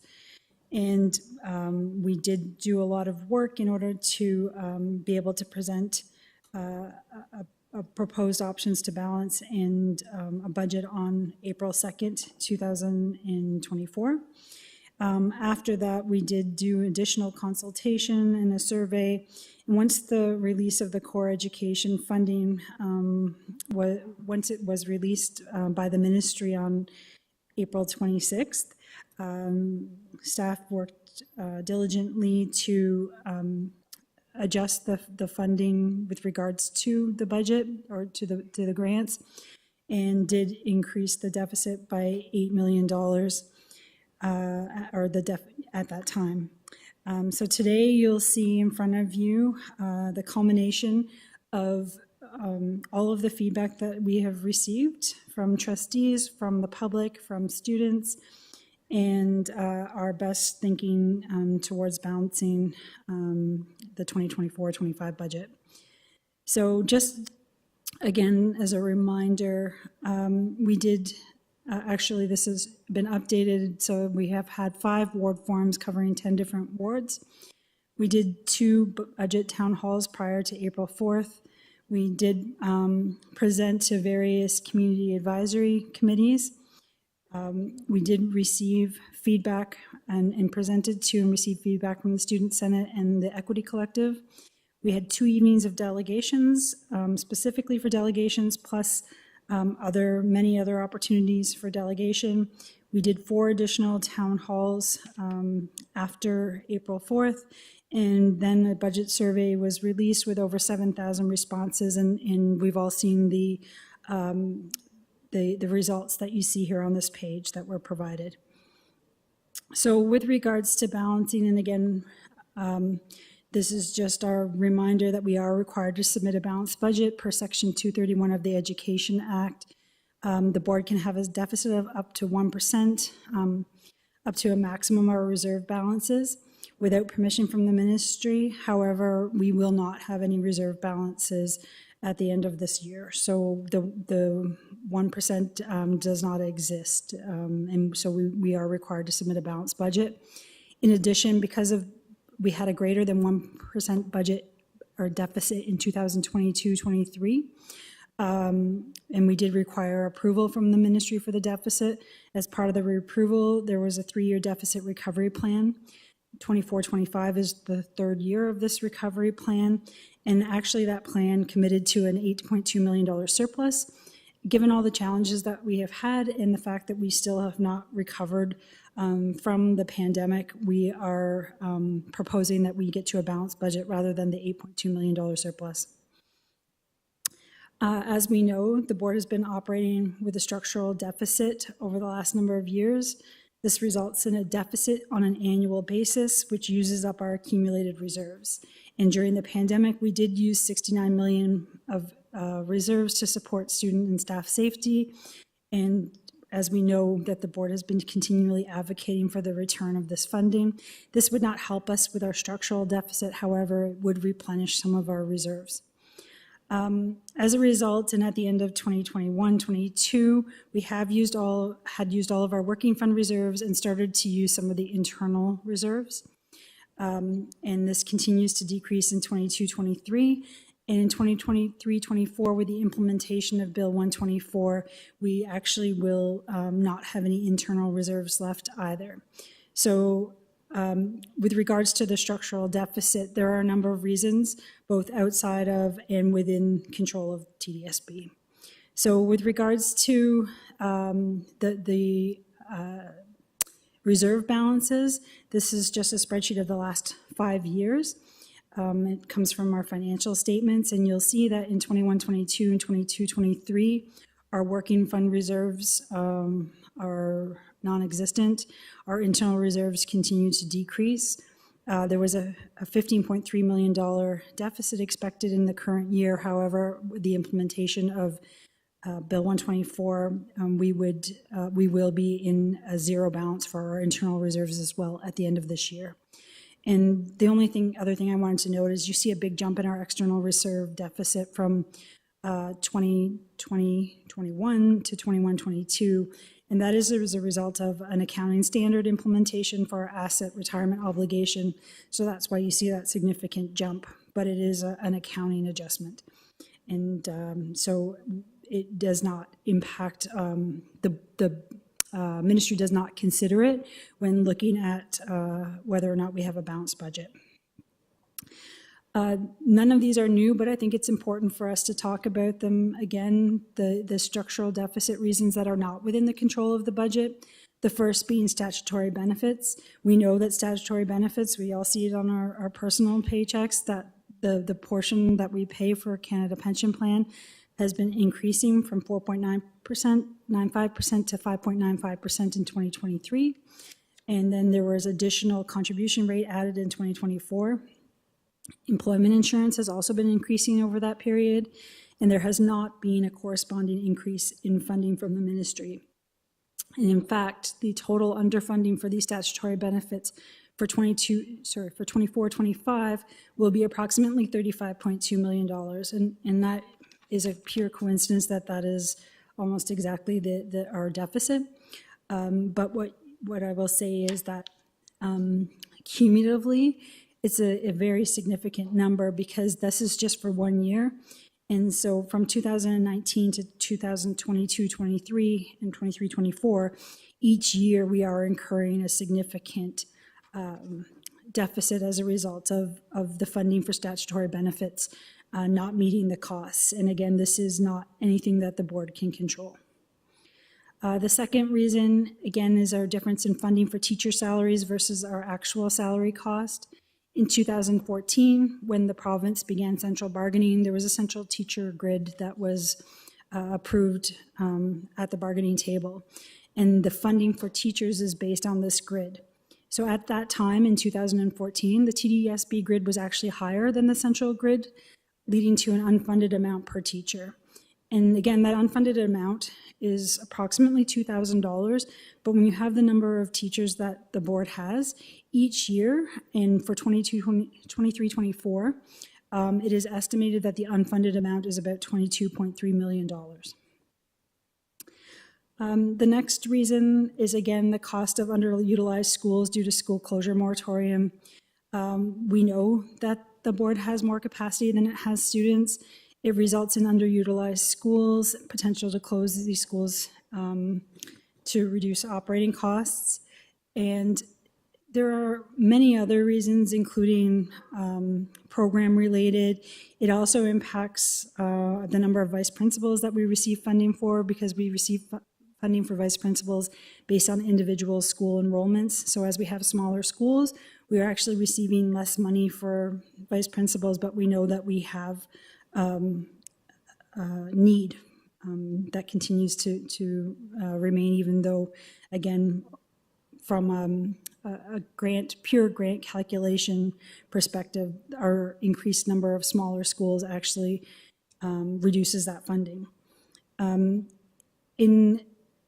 2014-15, the board received about $35 million for what they called a top-up grant. And again, that top-up grant is the funding that the board received because the ministry recognized that it cost the same to operate a fully utilized school versus a school that didn't have full utilization. So that recognition resulted in the board receiving additional funding on a per school basis based on the enrollment in those schools. So when the ministry eliminated that grant, they eliminated that funding available to TDSB. But they also put the moratorium in place right around the same time. So we actually were penalized for not being able to close schools, because that would, again, impact the utilization at each schools. But yet we received a decrease in funding, and there's nothing, again, that we could do about it. The next one is our sick leave, and I know that we've had numerous conversations about sick leave. We know that when the Putting Students First Act changed the allocation of sick leave in 2012, it did impact the usage of sick leave across the province, and it basically has doubled since 2012. Each sick day costs our board approximately, and the reason that there are differences is mainly due to whether or not we have unfilled jobs. Obviously, as we fill jobs, that's what we want to be able to do. There is a budget cost to that. So we're saying anywhere between $5.6 to $6.7 million in replacement costs for each day.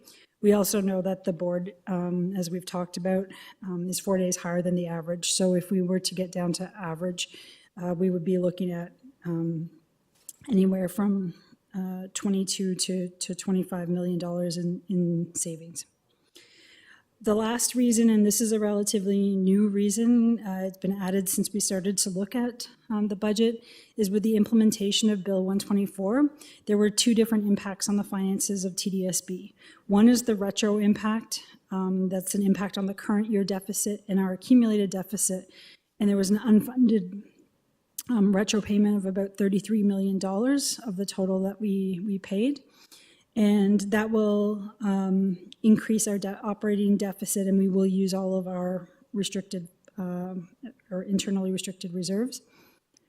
There is also an annual impact, which we have currently calculated at approximately $5.5 million.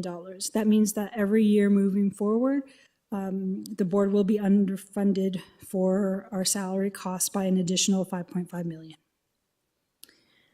With regards to our projected revenues, you'll see that our, this says grant for student needs, but it's actually our core education funding, as it's been renamed, is about $3.2 billion. We are still receiving the Bill 124 separately right now. That's another $112 million. So what we're saying is that we're expecting to get funding of $112 million next year, but the cost is actually going to be $5.5 million more, so about $117.5 million. Our other ministry grants, you'll see that those have decreased from last year by about $13 million. Those are the grants that have been announced so far, mostly of those responsive education program funds, but the majority of that $13.3 million is the $11.1 million that we are no longer receiving for the supports for transition to high school and de-streaming.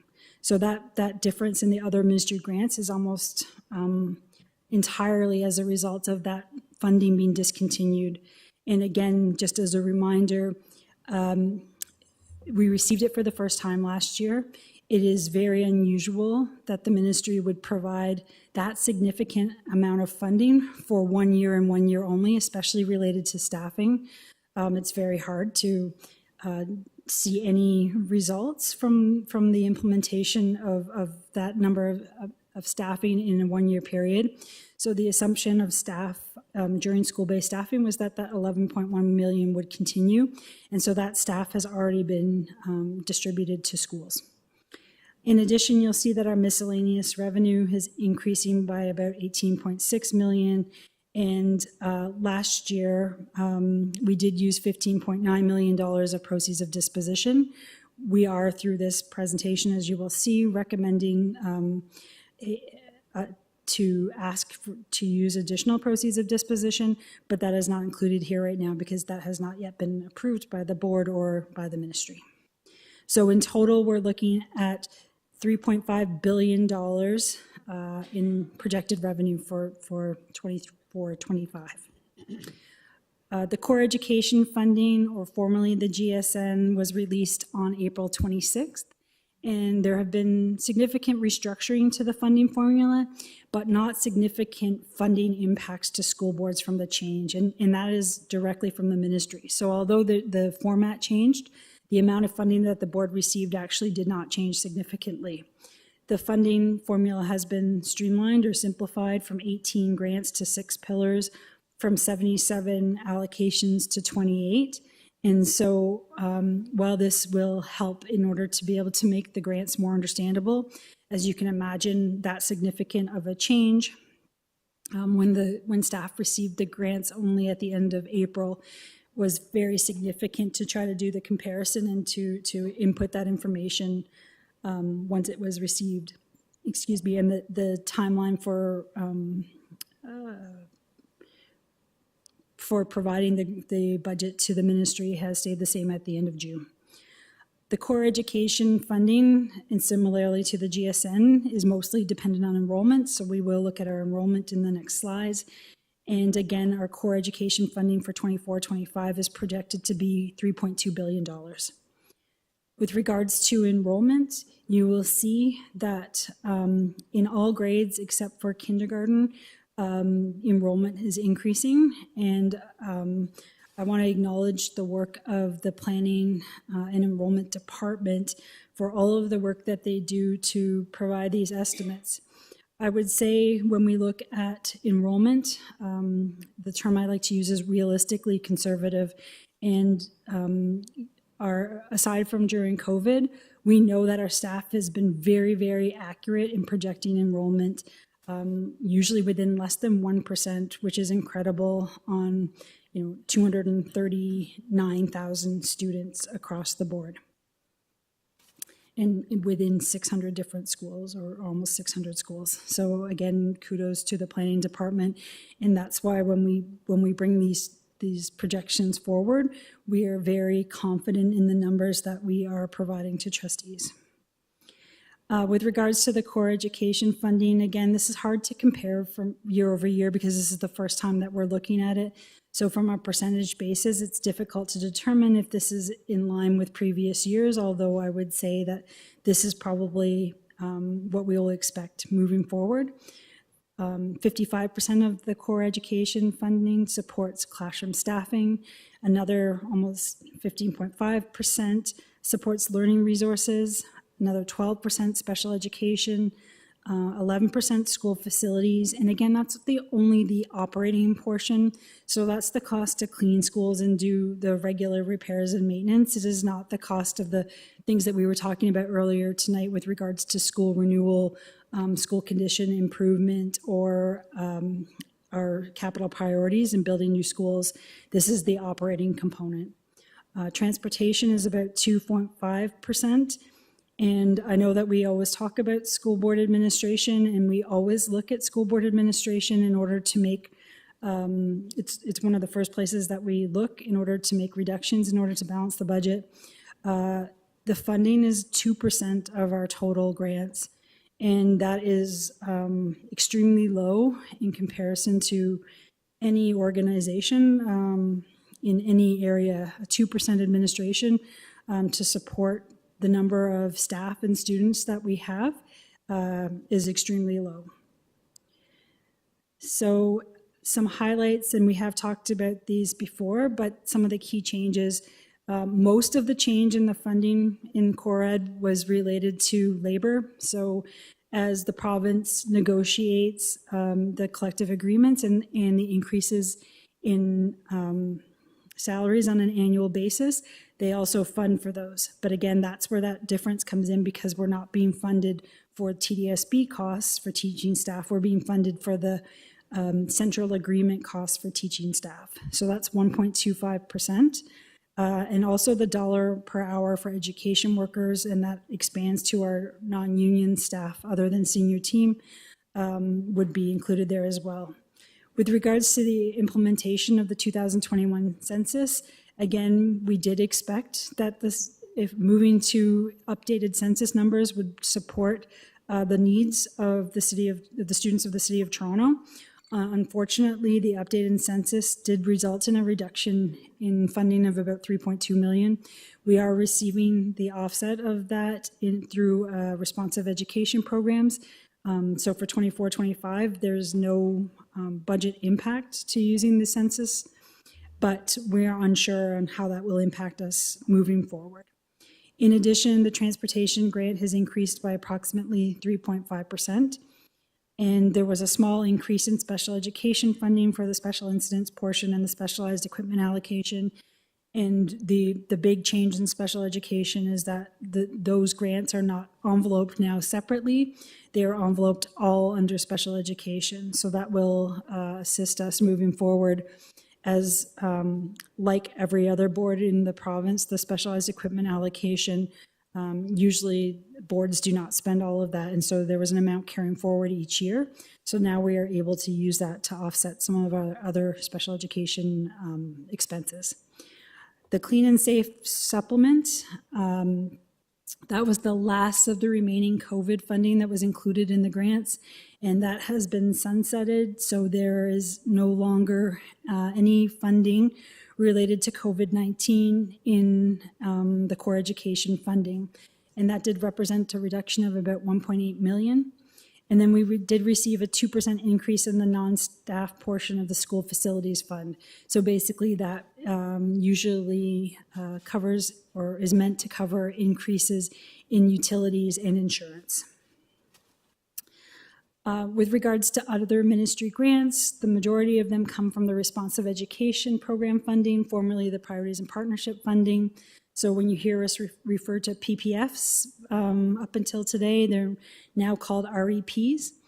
And again, those are grants that are supplemental to the core ed, and they provide time-limited funding. There are usually very strict parameters on the use of the funding, and sometimes come with additional costs that are specific to the funding. Some of the highlights include the Math Recovery Plan funding, which was introduced last year, has continued. The funding to support early reading and reading interventions that was introduced last year has also continued. But again, that $11.1 million that we received to support de-streaming and transition to high school has been discontinued, having a huge impact on the 2024-25 budget. Excuse me, as those majority of the positions were included in school-based staffing. Miscellaneous revenue for TDSB includes permanent revenue, lease revenue, interest revenue, international student revenue or fees, to name a few. During COVID, most of these revenues decreased due to the limitations and the restrictions that were in place. The revenue has started to increase to pre-pandemic levels, but in many cases, we are still not at the same levels that we were pre-pandemic. With regards to our expenditures, we are looking at expenditures of about $3.5 billion, most being instructional expenditures, 87%, supplies and services of 7%, fees and contractuals 4%, and then others of 2%. So again, when we're looking at where do we make reductions in order to help us balance the budget, in most of these instances, obviously the instructional expenditures, a lot of those, I think 69% of or 70% of our budget is related to school-based staffing. And there are usually pretty strict parameters about related to class size that impact our school-based staffing. Supplies and services, those include our textbooks and our technology and paper, those types of things. Again, very difficult to make significant reductions. Fees and contractual, as it indicates, those are things like transportation that we have a contract for. And so when we have a signed contract, obviously to make reductions would be extremely difficult. So usually we're looking at this other category of 2%. And as you can imagine, that's the category that we've gone to every single year first in order to try to offset some of the increases in costs. So that discretionary amount that the board can try to use to balance the budget continues to decrease. And it is very, very difficult to find savings there, as we have gone to that well many, many times. With regards to our just a visual representation of our expenditures, and you can see obviously between the green and the blue there, that is our salaries and wages and benefits. So very significant. And the rest are quite small, both on their own and then as a total. So again, 87% of our projected expenditures, the change in staffing happens, and I'm talking FTE, for two main reasons. Usually, for the most part, aside from kindergarten, there has been an increase grade by grade in enrollment. So we would see an increase in the number of classroom teachers required to support the increase in enrollment. There would be a decrease, say, in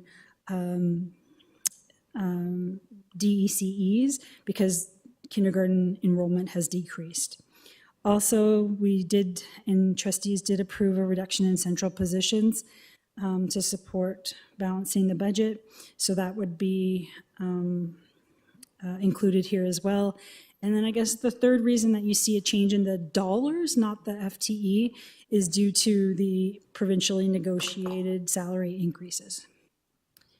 And so just as on a chart basis to make that $3.5 million, and again, trustees should have this, but you'll see that program instruction represents almost $2.85 billion.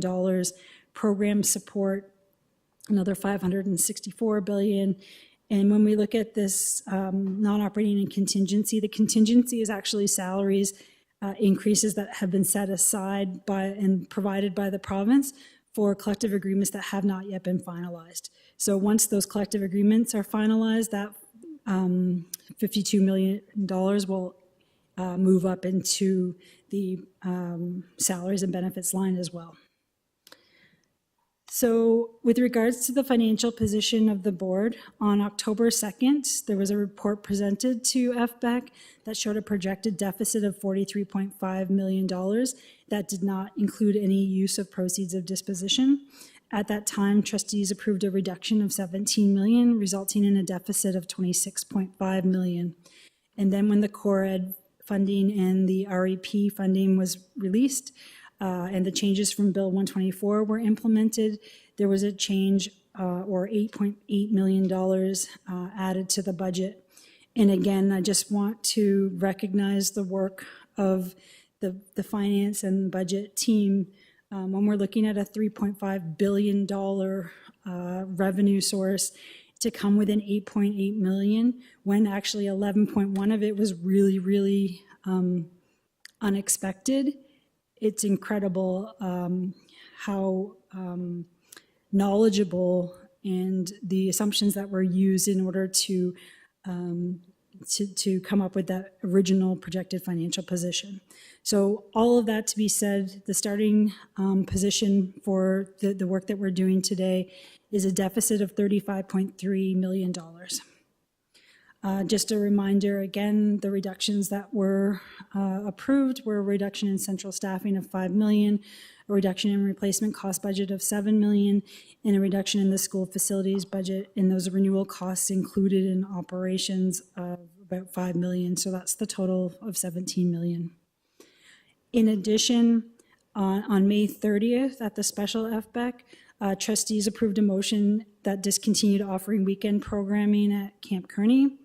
That resulted in approximately $300,000 of savings, but the motion also asked that that $300,000 be used to offset some of the user fees for the outdoor education day trips. So even though the motion has not been approved by a board, it doesn't have an impact on the budget because the 300 savings was then used to offset fees. So the motion does not change the financial position of the board, but I just wanted to recognize that technically it is included in what you're seeing here. This is the additional motion that trustees approved on April 4th, requesting additional information, delaying certain implementations. And again, this is just to help us to work through the recommendations that staff has provided. So the first thing that I want to talk about is the $4 million in operational efficiencies or fee increases to adhere to board policy. And the first one being the general interest seniors daytime courses. So currently the expenditure for general interest senior daytime courses exceeds revenues by over $600,000. And I will say that this is consistent over the past, I think it's 10 years at least. So in total, we have allocated or subsidized about $6 million related to these programs. And the department has done many things in order to try to offset the overspending, because the policy very clearly states, policy P019, that community programs should be fully funded by user fees and other revenues. So that is policy, and that is what, as trustees make policy and staff implements policy, we do see the proposal or the information that we're providing you tonight as operational, but think that it is important that trustees are aware. So even though staff proposed an elimination of these programs, again, based on 10 years of overspending and doing different things in order to to try to break even. We know that the trustee motion paused the elimination or delayed or stopped it. So as a result, and in order to work towards following the policy, staff are changing the fee structure, and then we'll review additional ways to fully fund general interest programs. The next area where we looked at operational efficiencies is in the other continuing education areas. So staff will continue to follow the trustee motion with regards to international languages by delaying any changes, but continuing to implement the recommended 25 student pre-registration minimum. So that will result in efficiencies. Staff will also continue to look for efficiencies in other areas of continuing education while continuing to provide the existing programs. So the operational efficiencies or fee increases to adhere to board policy through continuing education, these last two slides that we talked about will result in approximately $2 million. And again, through questions, Associate Director Sarisco would be pleased to answer additional or provide additional information if requested. The second area that we're looking for operational efficiencies or increasing fees to adhere to board policy are permit fees. So again, board policy for P011 provides guidance to staff on permit fees, and there are two areas specifically where staff need to make adjustments in order to be compliant with the policy. It says permit holders will be charged for ancillary costs, and they're listed, and this mainly impacts especially the custodial services on the weekends, because custodians would not be in the building if there were not permits. So therefore the cost of the custodial staff would be fully charged or should be fully charged to the permit holders. And the second area of the policy indicates that user fees in A1 and A2 are subsidized through the Ministry of Education Community Use of Schools grant, and they are subject to the limit in funding.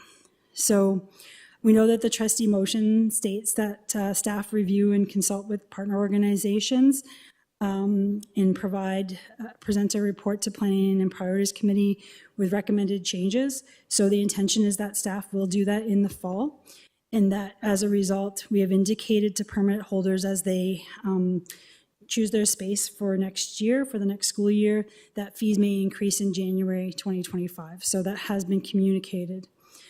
Not adhering to the policy is resulting in a budget pressure of about $5.6 million. And I just want to address something and just make sure that trustees are aware. The consultant report that was referred to earlier this evening was done in 2010.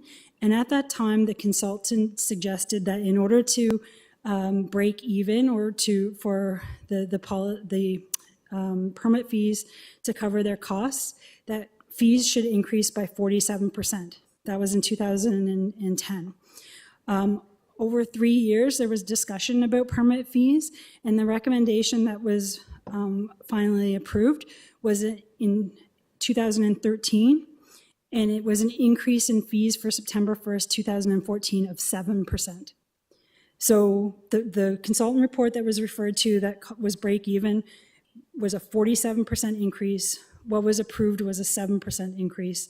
So at that time, we would not have been compliant with policy. Since then, in addition, the ministry did reduce funding for our subsidies. And so that was in 2018. So that has an even larger impact. So not adhering to our policy is resulting in a budget pressure of $5.6 million. We recognize that this is a significant change, and a change of this magnitude will take a gradual, we recommend a gradual approach, and we estimate the increase in fee revenue of $2 million for 24-25. Again, still to come through trustees, through planning and priorities. So if this were not approved at that time in the fall and the changes were not made in January, we would adjust through our revised estimates. But right now, that is our best estimate as to what would be required in order for us to adhere to policy. The only other thing that I wanted to address relates to one of the delegations that we heard, in particular, I think it was the Boys and Girls Club. The usage of clubs like that, especially for after-school programs, do not currently have a fee between 3 and 6, and that would not change under any of these changes that we're suggesting. Those organizations do pay the A1 subsidized rate between 6 and 9 p.m., but there are very few of those programs that actually run at that time. So if those programs are running between 3 and 6, there will be no impact on the fees that those organizations would pay. So I just want to make sure, because I'm hopeful that they're listening, because that may help alleviate some of the stress that those organizations are feeling. So with regards to the operational efficiencies and the fees increases to adhere to board policy, we are looking at a $4 million change to the deficit. As we know, we have looked at the use of proceeds of disposition. We talked about the $22 million, and that in 2025, 26, the liability that or the accounting adjustment that we're making through the budget will end, and that will start to free up $22 million annually in the budget. So again, to use one-time funding for a time-limited expenditure makes sense.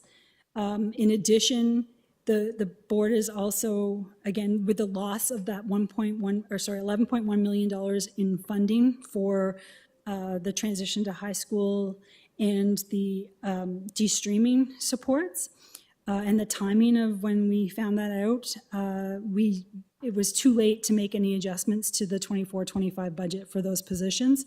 So we would have to address that in next year's budget. And again, whether it's we keep the things in place and we add that to our budget, or whether it's the funding no longer exists and therefore we have to reduce those supports, that would be a decision for next year's budget. But because it is one-time funding that was not provided, staff is suggesting that a one-time request of up to $27.5 million to assist us with those one-time expenditures for the 24-25 budget makes sense. And just as an aside, and I think we saw it through the letter that was sent to the chair just prior to this meeting, there may be some additional requirements in approving the request. So where does that leave us? If we have a financial position on May 29th of a deficit of $35.3 million, and we have either operational efficiencies or we're going to adhere to trustee policy, $4 million, then that gives us a $31.3 million deficit. If we request the use of proceeds, again, tied very specifically to a reason and not just because we want to use proceeds to balance our budget, because we don't have an unlimited supply of proceeds either, and this is not a sustainable way of balancing our budget. So we believe that 27.5, again, is a reasonable number because we will be able to address that moving forward. So the remaining amount required to balance is $3.8 million. And again, remember, we're talking about a $3.5 billion budget. So through the report, staff did provide a number of options. The first is that for one-to-one device repair costs. So schools have asked for this ability to be able to charge for device repair costs. This isn't saying that they're going to, they want to be able to. And right now, they don't have that ability. So they are paying for all of these repair costs out of school budgets. So the option would include wording in the device agreements that would allow schools to charge for device repair costs. And we estimate that this would provide approximately $500,000 in, it's not really revenue because it's covering the costs of costs that are actually being incurred to repair those devices. The next is through the April 4th trustee motion. We were requested to present options to institute a fee-based revenue source for one-to-one devices. And so actually that should be May 29th, at the FBEC meeting, we did indicate that charging a fee for devices would result in approximately $1 million if it was $10 per device, or approximately $2 million if it was $20 per device. In addition to obviously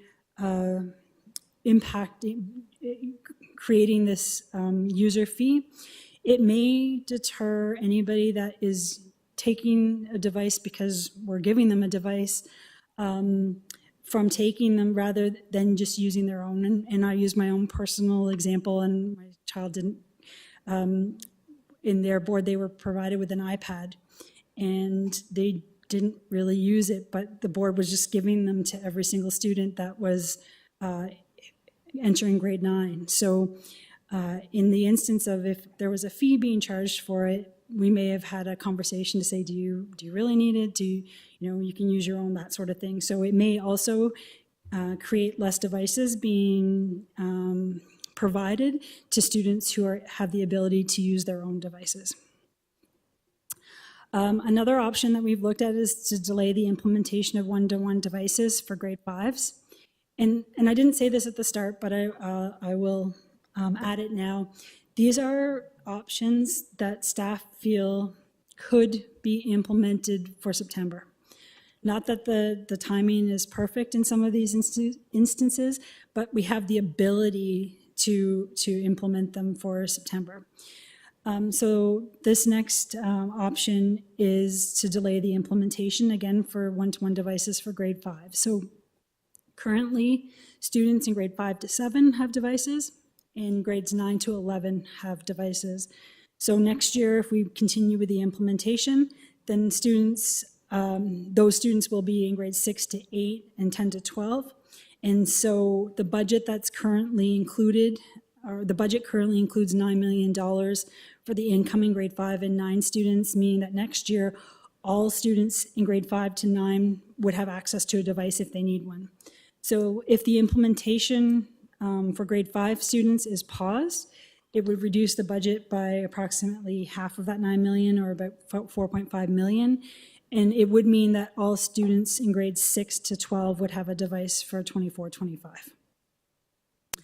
The next option that we are looking at, and again, this is, can it be implemented for September 24? Not should it necessarily be. So in 2019, the board approved a motion to collect IB fees.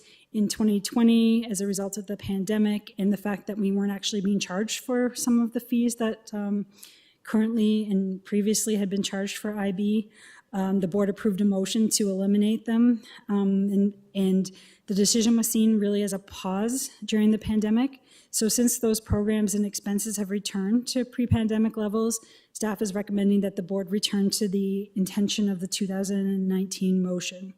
And again, even though we have communicated, and if you look at the IB website, it does indicate that fees may be charged for next year, trustees may wish to defer the implementation of this recommendation to 25-26 to allow for that additional communication and for everybody to have that information before they make a decision about the program. The last option, and again, not necessarily recommended, just as an option that can be implemented, is speeding up the implementation of permit fees. So we know that there's $5.6 million to adhere to board policy. We've said that $2 million would be included in the budget as an anticipation of a fee increase in January, but in that the full implementation would likely require a gradual approach. But trustees may provide direction for us to speed up that implementation and therefore increase permit revenue. And again, this would come back to trustees in the fall through PPC as requested through the board motion. But if it were full implementation, it would result in another $1.7 million in revenue. That's 8 months of full implementation starting in January. So a summary of the balances that can be implemented for September 2024 is included. We've got the device repair costs of $500,000, user fees of $1 to $2 million, depending on if it was to be implemented, the number that was chosen. Delay of the implementation of one-to-one devices for grade 5 students, the IB fee resumption, and a speed up of permit fees. So the options total anywhere between 6.8 to 9.6 million. And just a reminder, the required amount that we need is 3.8 million. If trustees wish to look for alternatives to balance the 24-25 budget, the chart that you see here that has been provided as an appendice and also that we've seen throughout this budget process represents major areas where TDSB spends more than they're funded or that there's no funding provided. And again, just a reminder that some of the areas that are identified in this section they all have value and are an important part of fully implementing the board's priorities, obligations, resolutions, and operations. But just providing these in case trustees were to look at alternatives. And just so that this isn't all bad news, because I think that this is an important thing to recognize. Throughout this process, and as staff looked at the proposals to make, there were no direct decreases to staff allocations that directly support students. That's a big deal. So I just want it to be stated publicly. Like, even though we are in a structural deficit, we actually made increases in a lot of these areas. We have increased enrollment, and we've provided increased support in some areas. We have maintained teaching positions that directly support early reading intervention, math supports, and de-streaming. Again, de-streaming, even though the funding has not been renewed. There were no reductions to school budget allocations, and in fact, one of the proposals for repair fees actually frees up additional school budget. And there are no reductions that directly support equitable outcomes. And again, using the model schools as an example. So no proposed reductions there. So that's the presentation, but I just would be remiss if I didn't recognize, and I'm not going to read you all the names, but you have the report, and these, especially the middle section, they've been working tirelessly on this budget since, I'm going to say November, right? And with the implementation of Bill 124 on top of it, which is the same staff, most of their weekends, evenings have gone towards ensuring that we can provide the best options for trustees. So I just want to thank them personally. And also to the committee, we've added a lot of special FX meetings. We've listened to delegations. We've done all of the budget town halls, and most trustees were there listening and helping and really trying to do the best for the students of TDSB. So thank you. And with that, I will turn it back to the chair. Thank you, Associate Director Stacy Zucker, for this in-depth report. We do have a speakers list, and we'll start with Trustee Lee. Thank you. Through you, Mr. Chair, first of all, I want to thank staff for your report. It's a complicated one, but I do think, the team here collectively has done a great job in securing a path forward for 2024, and even, thinking about what we'll do for 2025 earlier. And I just want to highlight, I don't think we've ever done that in the past. We've always gotten to a budget cycle and realized that we run out of time to implement. So I think staff telling us what they can do for 2025, giving us a forward-looking outlook, it's very, very helpful.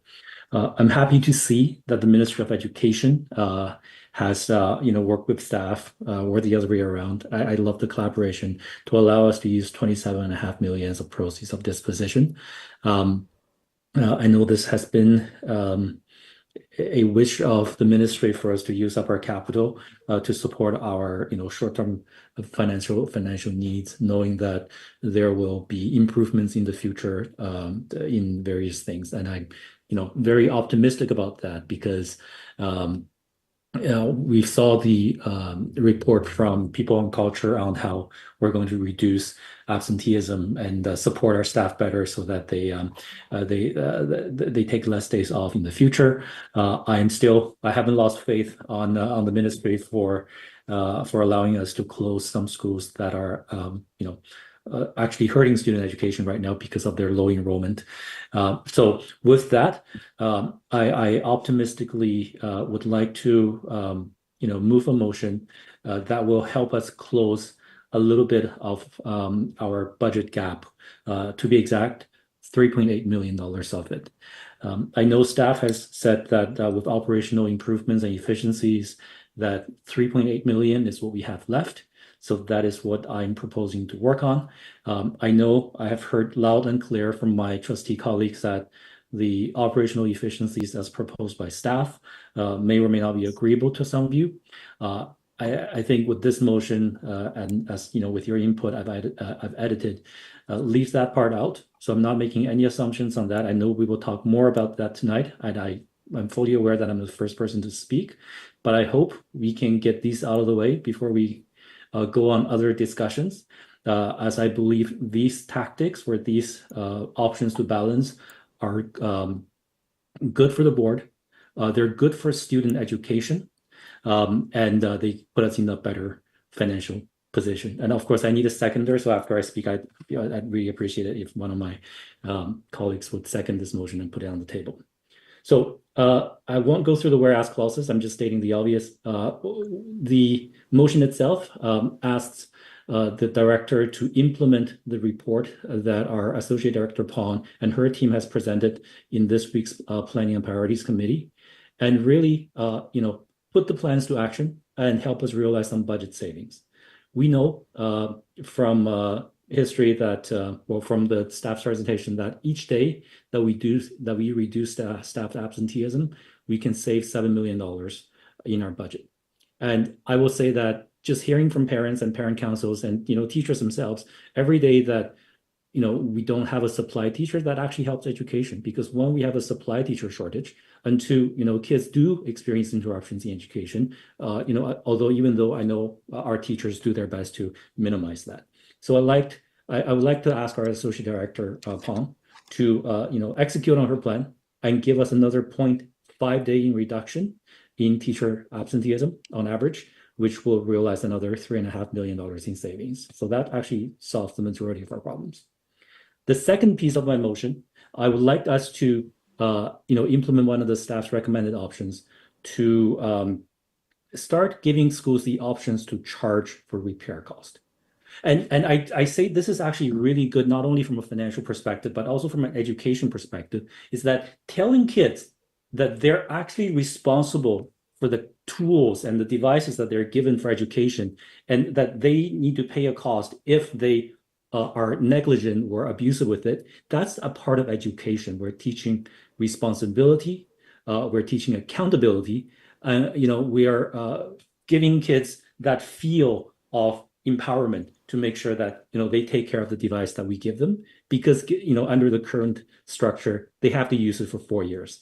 But you will see that I'm not accounting for all $500,000 that staff has identified that we spend every year on repair cost, because I believe and I know that we have to give some allocations to students and families with needs, and that not every repair is due to student negligence. So I'm saying maybe we can get 60% of that, and that's why I'm saying if we do this, I think I want staff to target around a $300,000 recovery in costs. So that gets us to 3.8. I ran out of time. That's all I have to say. Once again, I'd really appreciate it if I have a seconder, and I hope my colleagues can support this. Thank you, Trustee Lee. Before we have a discussion on this motion, we do have a speakers list, and we want to go through the speakers list first for the item present by Associate Director Zucker. Is that okay? Are you asking me? Yep. Oh, you're the chair. I'll go with whatever you say. Okay. Thank you, Trustee Lee. Trustee Delavides?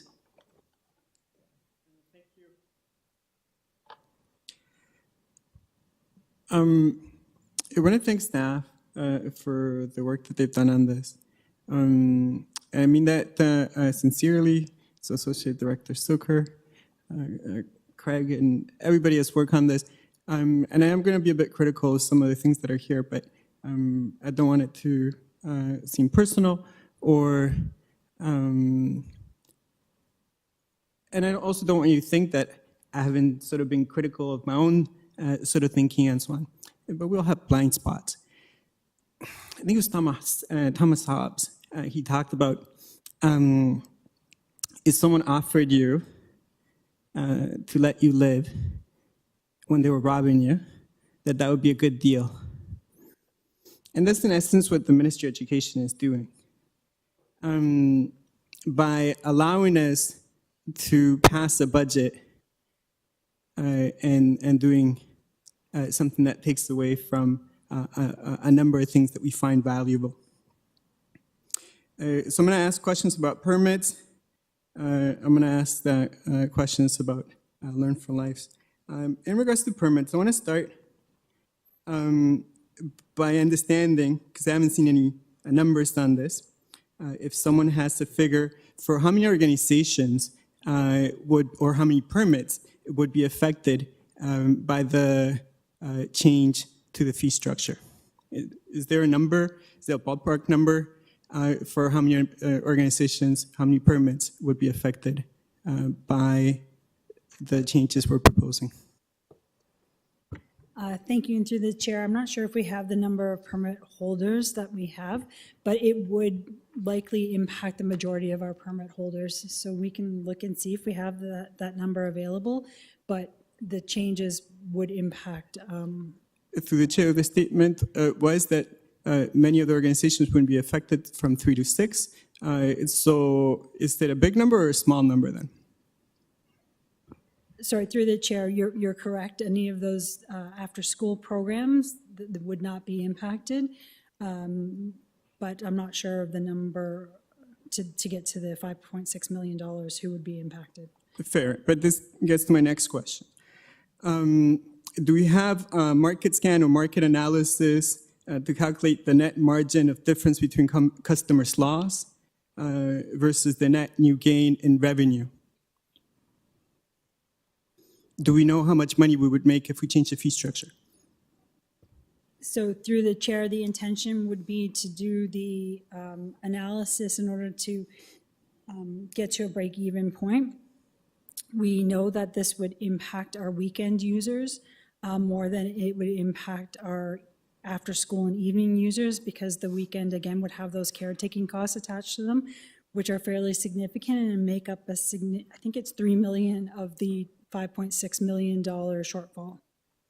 So what do we base the number on if we haven't done an analysis of what the price point change would make to our net profit from this, or in this case, net loss, right, because it's a subsidy. But if we don't have numbers or an analysis for those numbers, is it simply that we calculated a percentage to the existing current number of permits? Is that how we calculated the number? Through the chair, that's correct. Using our historical information, we look at the costs related to those permits for the break even versus how much revenue we are receiving. Okay, so then what happens to the calculations when inevitably there are less customers, less permit holders? So through the chair, if we have less permit holders in the subsidized area, that just allows us to increase the subsidy for the permit holders that would be existing, because we would use all of the subsidy, and that's what the policy says, is that we provide subsidy up until we've used it. And so that would allow us to further subsidize if those users were to decrease. If the users were to decrease on the weekends, then those costs would also not exist, and therefore, again, it wouldn't impact necessarily the break-even point. So would it be fair to say if we had 0 permits on weekends, we as a board would have met our goal? Through the chair, if we had 0 permits on the weekends, then that would account for $3 million of the $5.6 million, yes. So it would be satisfactory to have no permits on weekends for us as a school board? On weekends? Through the chair, I'm just confirming you're asking if that would be something that we would... Would it be consistent with their multi-year strategic plan? Would it be consistent with their values as an organization? So I don't believe so. Okay. Because we have to make up our minds. It's either we have values that go beyond our financial statement balance sheet, or the balance sheet governs our values. That would be my point on this. And the second part is that groups don't understand the changes that we're making, I think. So it's difficult for us to speak to their needs and so on. But I have another concern, and this one's political, and this is a political conversation. So the political conversation that will happen when some of these changes take place and some of those permit holders come back and realize that they won't be able to keep their permits is that it will generate news stories, headlines, and so on. Who's going to be dealing with that? Is someone calls will come to us, but whose number? Who's going to be managing the crisis of having several dozen groups all at the same time, canceling programs that may have been in place for 10, 20 years? Through the chair, I would say that in some cases would fall to schools, absolutely. And I just want to address the value statement. Staff is following policy. So the policy dictates the changes that staff is proposing.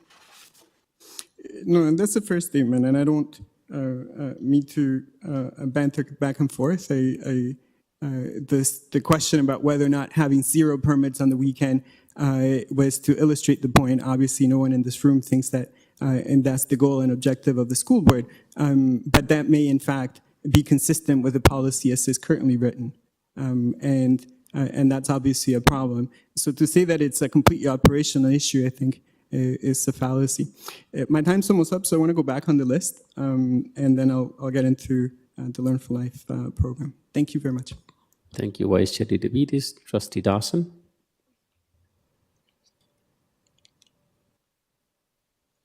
Thank you, through the chair. First of all, I'd like to echo my colleagues in saying that I really appreciate all of the work that went into this report and the fulsome explanations given for everything. Really greatly appreciate all the work staff put into this. I have a couple of questions. I was wondering if firstly you could explain the $11.1 million shortfall in de-streaming funding in a little more detail. What did that funding cover? What did that funding cover? Thank you, and through the chair, so last year we received $11.1 million to support staffing, to support students with de-streaming and transition to high school. So it supported a number of counselors in grade 7 and 8 especially, and then it to provide additional support in high schools for de-streaming.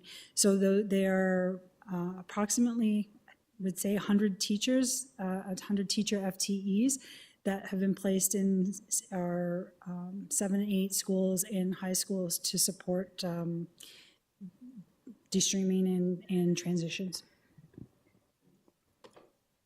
Thank you. And is it correct to say that there will be no changes to that staffing? We've already approved staffing, correct? That is correct, through the chair, that we did approve that through school-based staffing. If you recall at the presentation on May 29th, we did look at the teacher holdback to help us to find $5.6 million in savings that we could offset that increase without impacting the students. We tend to have a significant holdback year over year that doesn't always get distributed.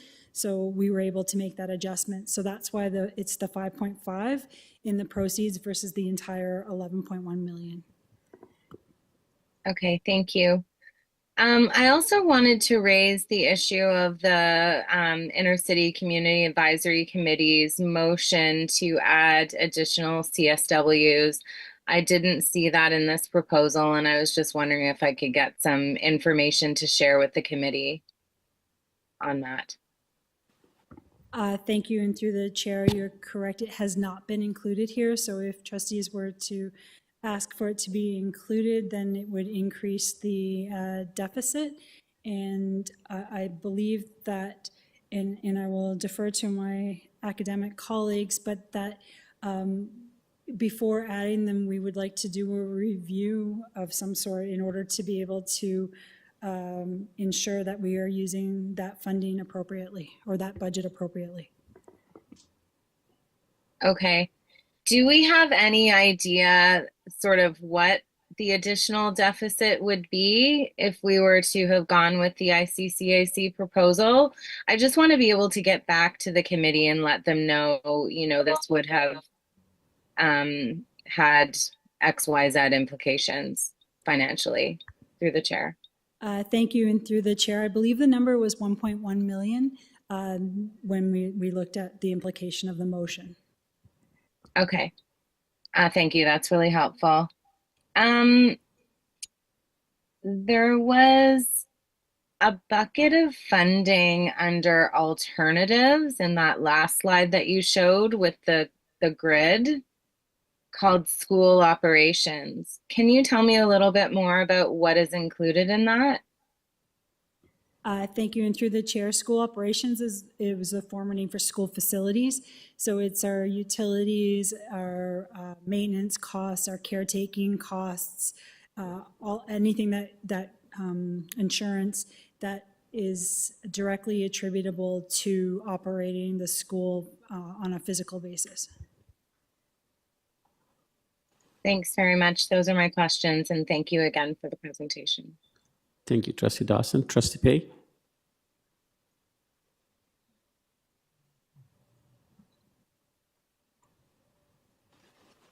Thank you, Mr. Chair.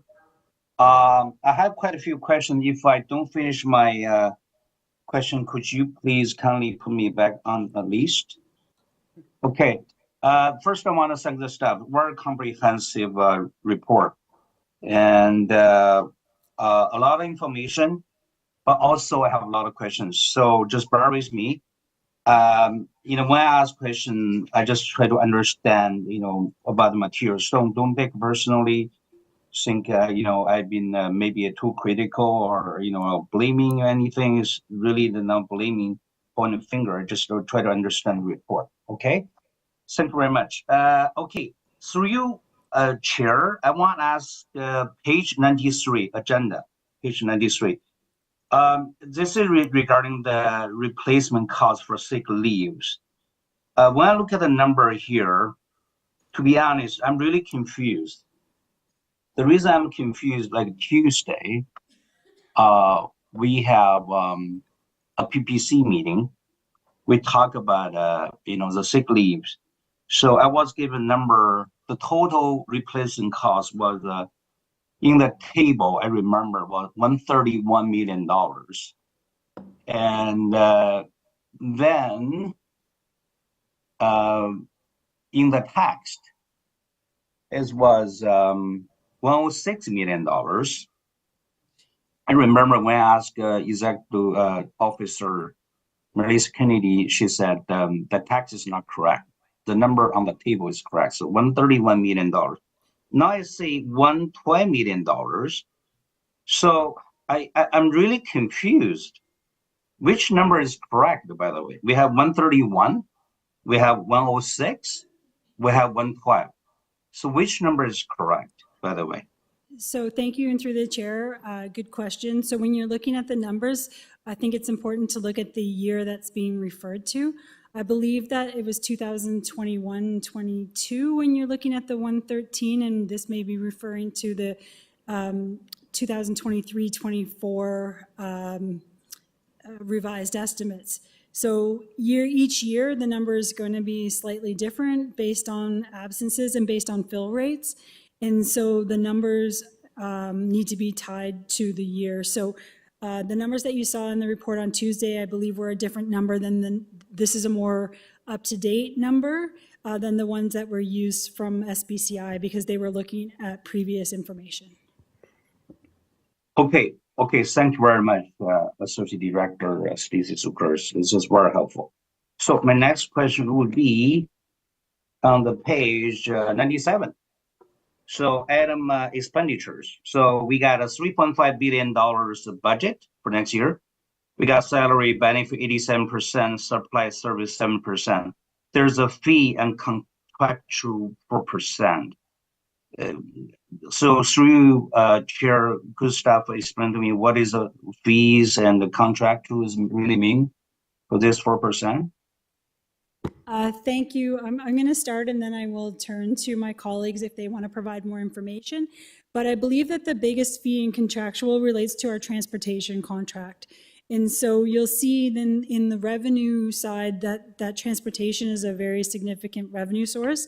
And it is also a significant cost. So when we refer to fees and contractual, it would include anything that we have a contract for. And so transportation being one, I think some of our utilities are under contract. That would be another. Anything that we have a contract specifically for. But I will turn to Executive Officer Snyder if he wants to provide more information. Thank you, and through you, Mr. Chair. Yes, the biggest one probably is transportation, but all our contracts, whether they be under IT for like our firewall protection and our other server contracts, contracts we have in facility services. So it's really looking at how we expend money on contracts and services that are in that category. It can be in, like I say, IT, facilities, business services. We have fees for our auditors at year end, for example, and our actuaries for our future employee benefits. That'd be in that area as well. Okay, that's wonderful. Thank you very much. What about the other 2%? What are others? Through the chair, others would include any of the discretionary spending. I think it includes professional development as a significant cost, and I will turn to Executive Officer Snyder if he would like to provide additional costs. Thank you. Again, through you, Mr. Chair, they would also be things like our debt servicing that we have is an expenditure. Some of our accounting entries that are not relatable to salaries, benefits, supplies, or services, or contractual fees would be in there as well. Okay, wonderful. Thank you very much. So now I'm going to move on to there's table page 129. There's a table list of major areas where board is spending more than funded. So the biggest item really popped in my eyes, IT, $47.5 million. So why IT spend so much more money than other departments? $47.5 million. May I get answer from the staff through chair? Thank you, Trustee Pei. And we did provide some information with regards to this spending on May 29th at that presentation. So please, when you get an opportunity, take a look there as well. But I will say that the $47.5 million really is, when you compare all of the expenditures in IT, including our staffing, compared to the funding that the ministry provides that is directly to support technology. So there are other funding sources. They have a funding source called professionals and paraprofessionals. And that would be, and the ministry direction says that that should include things like our IT techs. So it's very difficult for us to pull the exact amount of funding related to IT from that funding source. So the number that is, I'm going to say, overspent, and I'm going to put that in quotations, on information technology is not really, I think, an appropriate number to use when we're looking at where can we find reductions. And I will say that for IT, we did look at all of the IT expenditures and did make reductions in that area. I think we reduced $1 million even from April until what was presented on May 29th, just to ensure that, again, we provide the security and the technology as we rely more on technology and we pay for our software and our maintenance and security and provide the services to our schools. As we rely more on technology as a society, obviously there's going to be higher costs related to technology. And I would say that the funding from the ministry has not kept up. And the last thing that I'll say is included in that number is $9 million related to our one-to-one devices.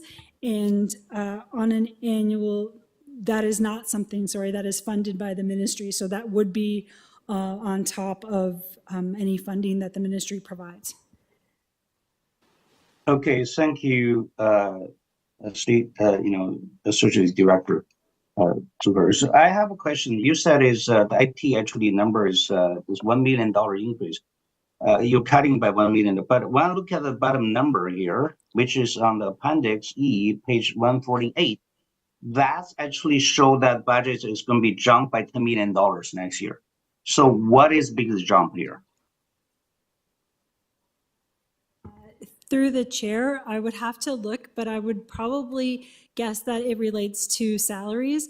$39.5 million of our IT budget is specifically for salaries, and those are all of the technicians that are at the schools. There are all the people that work in the data centers and the security that do work with our cell phones and photocopiers.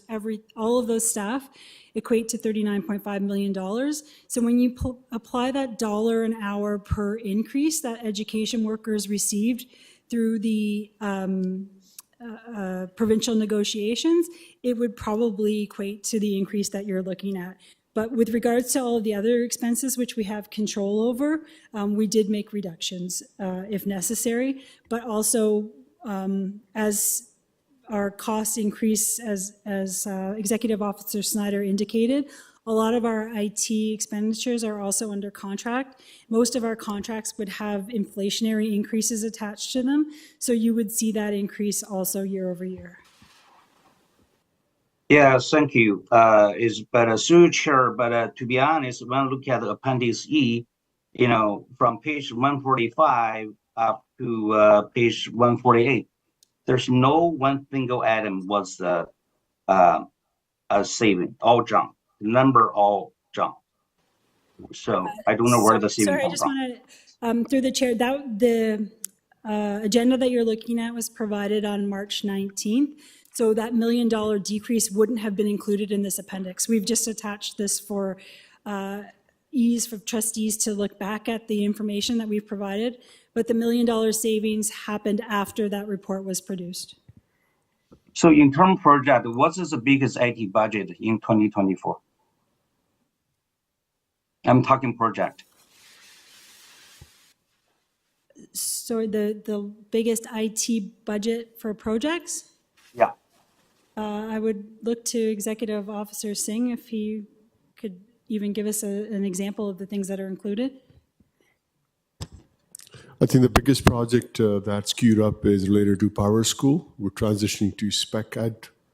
We're bringing it back from SAP CRM to Power School side. That's one big initiative that's ahead of us next year. And the board's already received behind the scenes assessment of the ERP. And that's another commitment that's coming up, which we still have to do an RFP and estimate what that cost will look like for the district itself too. Again, some of these projects are standalones, but they're still all connected to where IT strategy is going. So what the ERP stand for? Enterprise Resource Planning. That's our SAP ecosystem right now, which runs HR systems, financial systems, and facility services systems for the district, including payroll. Okay. So what are our plan to move cloud? Whatever, we've been moving to the cloud for the last 8 years, has the legacy applications, systems are actually coming to the tail end on-prem. We've been transitioning to cloud. Our ITSM, IT Service Management System, went to the cloud in 2018-19. Our Power School SAS system went to the cloud when we launched that program. The next one, ERP I mentioned earlier, is the next one going to the cloud. And these are the big business platforms. Our existing human capital management system, Cornerstone, also moved to the cloud 5 years ago. So we continue to leverage the cloud. Your storage, OneDrive, or people's academic side, Google Drives, that was in the cloud for last 10 years. So I just wanted to share that a cloud strategy is not something we jump and wake up on. It's been in motion for over 10 years. Okay, do we have enough expertise to do this project alone, or we need to hire a consultant to do that? I can take that one. Just through the chair, we've just started to put a steering committee together to help us to determine what platform or which product we're going to choose, how we're going to do the implementation. So it's a good question that we will have to address as we get further into implementing the project. Through your chair, sorry, I don't think staff really answered my questions. Like, do we have enough expertise to do this project ourselves, or we need to hire external consultants? If we do hire external consultant, who are they? How much are we going to pay for this project? So through the chair, we have very knowledgeable staff. I think an implementation of this size would always require dedicated resources, meaning that even if we did use our own internal staff, they wouldn't do this as something sitting on the side of their desk. They would do it as a special project. And so we would likely be paying to replace that staff. So whether we use an external contractor or whether we use our capable internal staff, we would probably incur an additional cost. And that's why there does have to be money set aside for this project. Okay, thank you very much. Okay, my next question regarding very specific question. So the SABA recruitment, system, the digital transformation. As far as I know, no public sector or large company are using SABA system with the TDSB's, size. So I want to understand whether we're using SABA program for HR at all, and if we, how much it costs us. So SABA has been bought out by Cornerstone. We have our learning management system on the administrative side. Things like mandatory training is all done on LMS. Our e-recruiting, hiring online module is part of that one. Succession planning is another module that's being implemented right now. So there's 1/4 module is going to be done soon also on that one. And the cost around that one, it's a cloud service. It's close to $500,000 per year. Okay, so is how much the money? What's the cost? $500,000. Okay. 0.5. Okay, all right. So is people culture department using this system at all? The whole district uses this system. Trustee Pei, I would like, yeah. your time is up. Okay, so thank you, Chair. Please put me back the list. I have more questions. Thank you. Will do. Thank you, Trustee Pei. Trustee Laskin? Thank you very much, Mr. Chair. I think I've said this multiple times, is that what I really do not like to do is make substantive changes that affect our communities through the budget process without appropriate reports coming to different committees.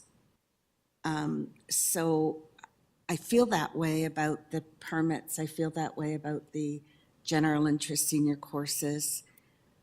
I understand our policies. I understand that staff see this as operational, but it's still coming to us as part of budget. It hasn't come to us to implement the policy through regular staff reporting through the year. It's a budget.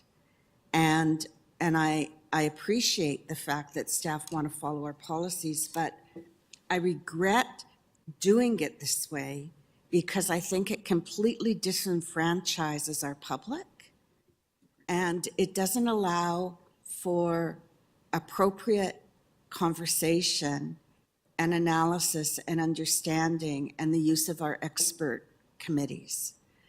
So I wanted to make that point first. The second point I wanted to make is I noticed Trustee Lee's motion that we will get to at some point, but is staff looking for a motion to accept the 4 million and accept the use of POD? Through you, Mr. Chair, to staff. So thank you, and through the chair, the operational efficiency, staff is looking for trustees to receive them. And I don't want to be, if I wasn't clear before, I apologize. The 2 million, especially related to permits, will not be implemented until it comes to PPC as requested by trustees. So if it were not to be approved, then we would make the adjustment through the revised estimates. Sorry, you just said two different things there through you, Mr. Chair. You said you were looking for us to receive it, and then you said something about not approving the 2 million. So are we to, So the is it 2 million assumed is going that to- the 4 million is being done by staff operationally? It's assumed that you do not need board approval to do that. Can I have that clear? So through the chair, the intention is that staff bring forward a report in the fall that will increase permit fees and that it would be approved. That's the assumption that is done through this budgeting process, and that allowed us to add that $2 million. If it were not to be approved, then we would make an adjustment through the revised estimates. But for us to make a $2 million reduction in another area, and then in the fall approve an increase in permit fees, then we've actually made $2 million more of reductions than would have been required. So we have to make some assumptions. And again, our assumption is that we will provide information to trustees on how we're going to adhere to the policy, and that once we provide those and trustees approve them, then they would be implemented and we would receive those savings. Okay, I'm still not 100% clear, but I'll persevere. So you're now talking about just 2 million of the 4 million in permit fees. What about the 2 million in continuing education, and what is the exact breakdown of that 2 million in terms of general interest seniors programs? So through the chair, I will ask Associate Director Sarisco to speak to the 2 million. Thank you, Manshu. Thank you, and through the chair. We have reduced central staff in continuing education by approximately $38,000. We have reduced staff at adult day schools of approximately $535,000. We have found efficiencies and reduced personnel in adult day schools to conduct assessment and registration, approximately $450,000. Following the direction and the operational guidance for international languages with the attendance cap of robust students, we have reduced and closed classes that were at a very, very low enrollment number. 20 classes, 5 sites for a savings of $230,000. And we are assuming general interest and seniors daytime cost recovery rates of $700,000 for an approximate savings of $2 million. Thank you. Okay, so I want to speak specifically to the general interest cost recovery rates. And I know I've shared this with staff, and I know you don't agree with me, but I really thought the intent of our motion was not to make substantive changes to the general interest seniors programs.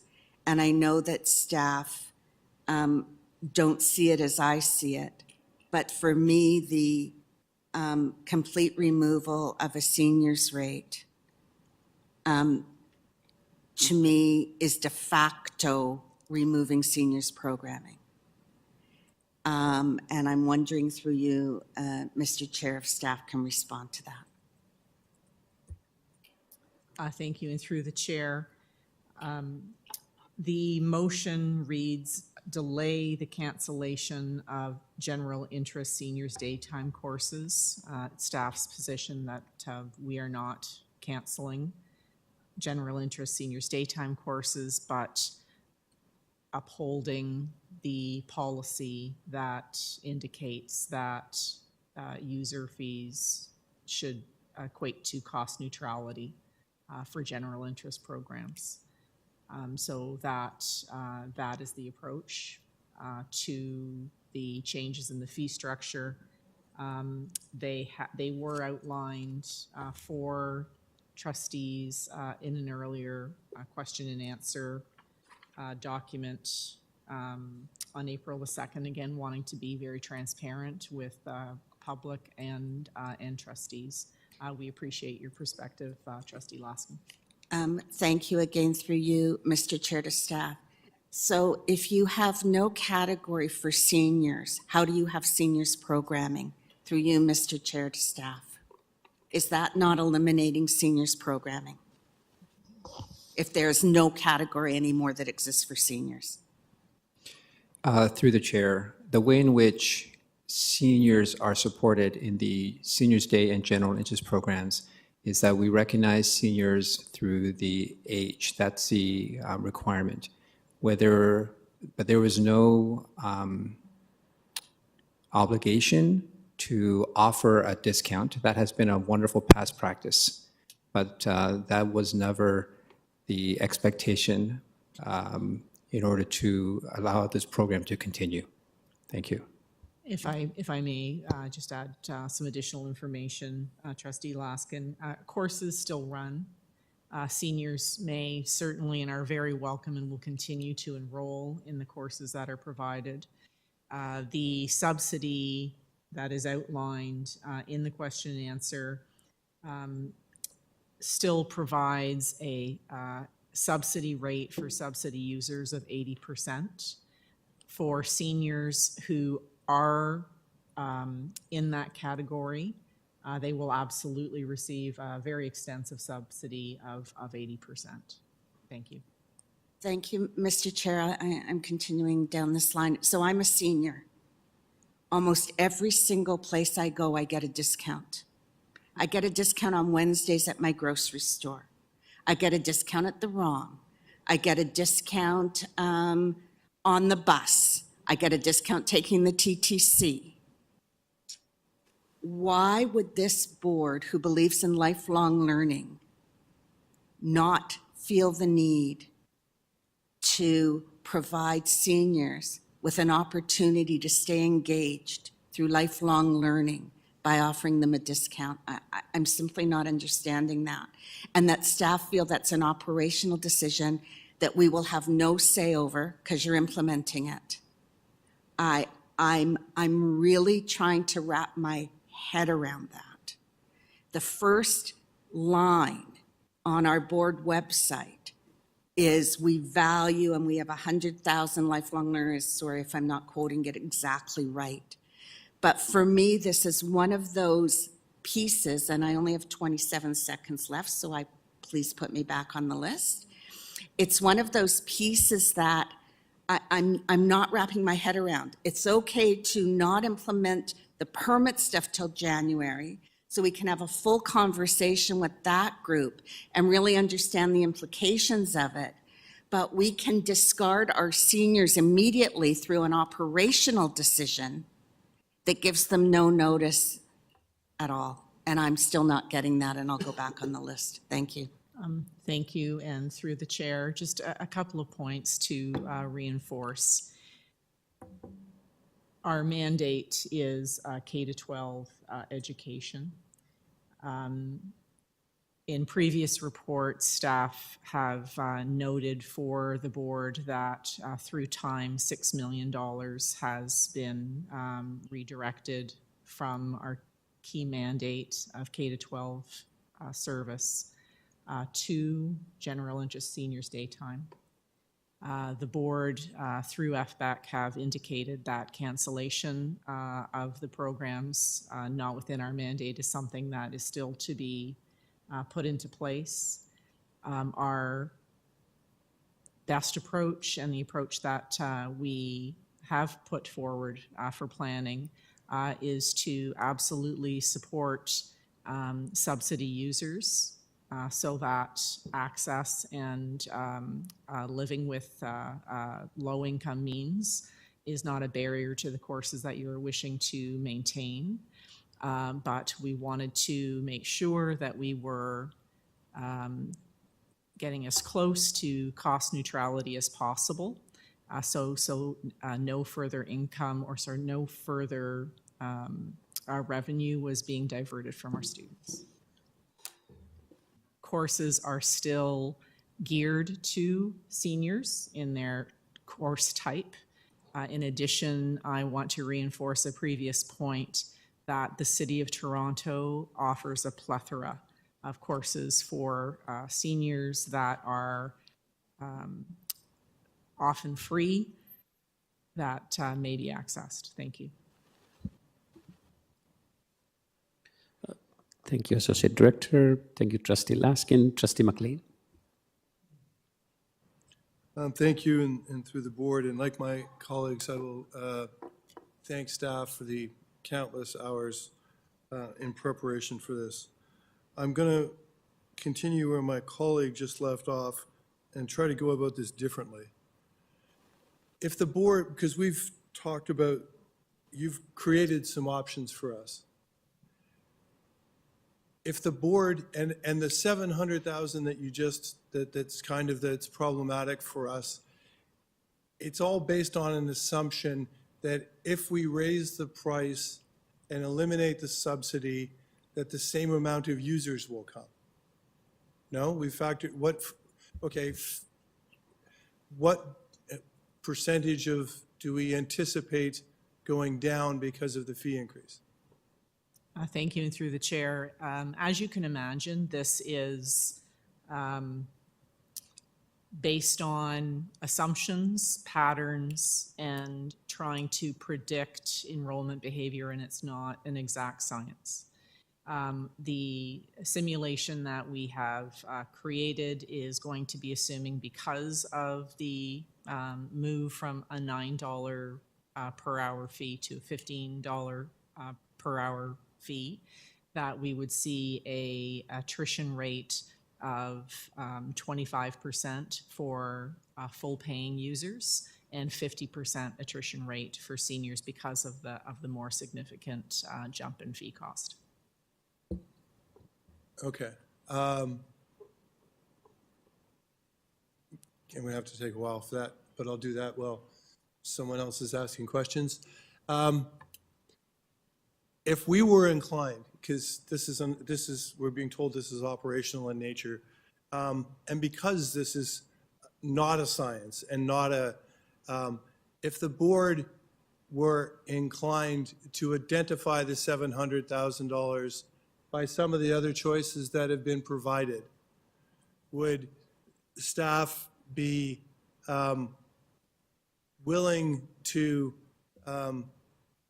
roll the dice, so to speak, on the other efforts that we're, to try to spread the word, to try to grow the programming, to try to take advantage of the grassroots levels that the community is trying to do, that all our deputation, like, we scared the hell out of everybody, right? Like, they were coming out of the woodwork to come tell us about their positive experiences. Like, we think there's going to be, or we at least hope, that there's going to be some positive word of mouth of that, and we're going to generate so if we were to identify the 700,000 somewhere else in some of the options that are at our disposal, would staff be willing to ride out another year, hope for the best, and see where we were this time next year? Thank you, and through the chair, staff take and implement the direction of the Board of Trustees according to policy and the decisions made by committee that are resolved by the full board. I would want to reinforce the importance of receiving and deeply understanding the minister's letter that was received today. And that did make mention of our K-12 mandate and the proposal that you are suggesting. Thank you.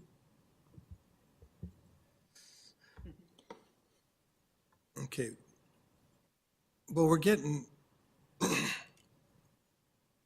a little bit beat up on policy, on the concept that our policies say X, and we find ourselves here because we've ignored our policies for a decade, and now we're going to draw a line in the sand, and now we have to fix it now. So I guess I'm like, we've just said that we've been carrying on this challenge for an extended period of time, totaling $6 million over the decade. And now there's a big line in the sand, and we're done. And the same policies were in effect the years before, and we've tried to creatively find a way around them. Thank you, and through the chair. Through time, staff have tried their best to modify price points and fee charges in order to meet the expectations of the policy. Despite the many efforts, we have not been successful. And that was part of the reason why in our first recommendation and reflecting on the mandate of a K-12 system, our recommendation was actually to eliminate the course offerings and to support strong connection from our course enrollers to the offerings of the city. That is staff's best recommendation. We are responding to the direction from committee and ultimately the direction of the board. This is in no way us wanting to be perceived as drawing a line in the sand. It really is being very respectful to the incredible challenge of having as operating deficit, a long-standing challenge, and wanting to have every penny be supporting our students who need us. Thank you, and again, through the chair. And I agree that, or will so stipulate that I believe that staff has, over the years, done everything they can to try to reinvent the wheel annually, to try to, get us to a better place as regards to this, and that we value the programs, and they exist within our policy with a revenue neutral goal so that we can provide them. And it's actually quite a credit to this board, to the staff, to the boards of trustees that have preceded this one, that we've been able to do all of these great things serving our community for an extended period of time, despite annual budget shortcomings from the province. I'm going to pivot a little bit and let someone else pick that up. We shared that specialized equipment allocation is traditionally sweatered, and then we had to carry it forward because we couldn't use it somewhere else. And as such, and now it's opened up, and I understand the benefit of that, is there any amounts carried forward that we can benefit from? Through the chair, I believe it was $2 million that was indicated in the updated financial position to get to the 35.3 million. So we did account for being able to use the carry forward next year. Okay, great.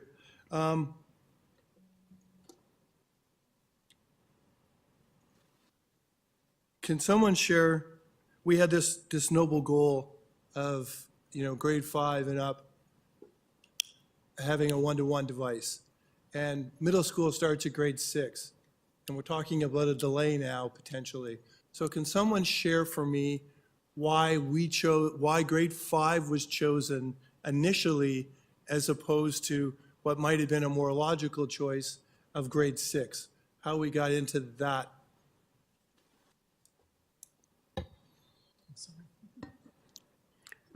Through the chair, I'm going to defer to somebody who was here at that time, but I'm going to guess that it was 4 years and 4 years from a device ownership perspective. And I see executive officers sitting nodding, but I think that was the intention, is that if a device has a 4-year term, that we would do 9 through 12 and then 5 through 8. 5, 6, 7, 8. Yeah. Okay, thank you, and I'm out of time, so I too would like to go back on the list. Thank you, Trustee McLean. Anybody online? No. I do have some questions of clarification. I'll pass the chair to Vice Chair Diabetes. Please go ahead. Thank you, Chair. I just want to be absolutely clear. The $4 million which is proposed today, despite of solutions we bring today. For example, let's see if I bring a solution of delaying implementation of the device distribution for grade 5. Through the operational talks we are having today, will this cut still go ahead? Will the permit fee will increase despite of the solutions we are providing today?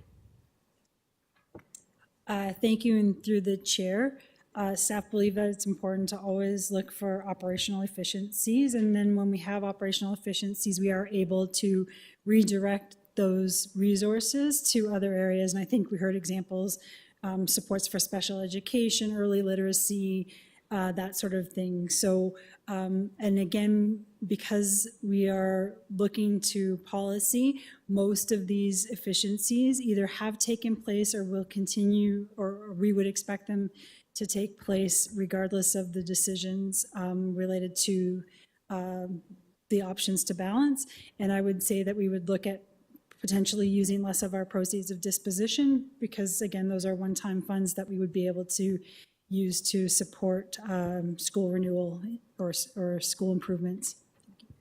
Thank you, Associate Director. Through you, Mr. Chair, I just want to be crystal clear. The permit fees will increase despite any changes today.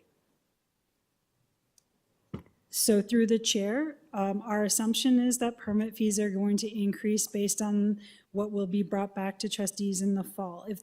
If we are directed by trustees, either through policy change or through direction, to not to increase those fees, then we would make that adjustment through the revised estimates. But our assumption right now is that we will work towards implementing policy, and that $4 million would exist regardless. I mean, wouldn't it be nice for us to say we found $4 million of savings and we're going to add $4 million of resources to support students back to the budget? Thank you, Associate Director. Through you, Mr. Chair, I just heard from Associate Director Zucker that some changes have been implemented already. If those changes are made, does it reflect in this estimate?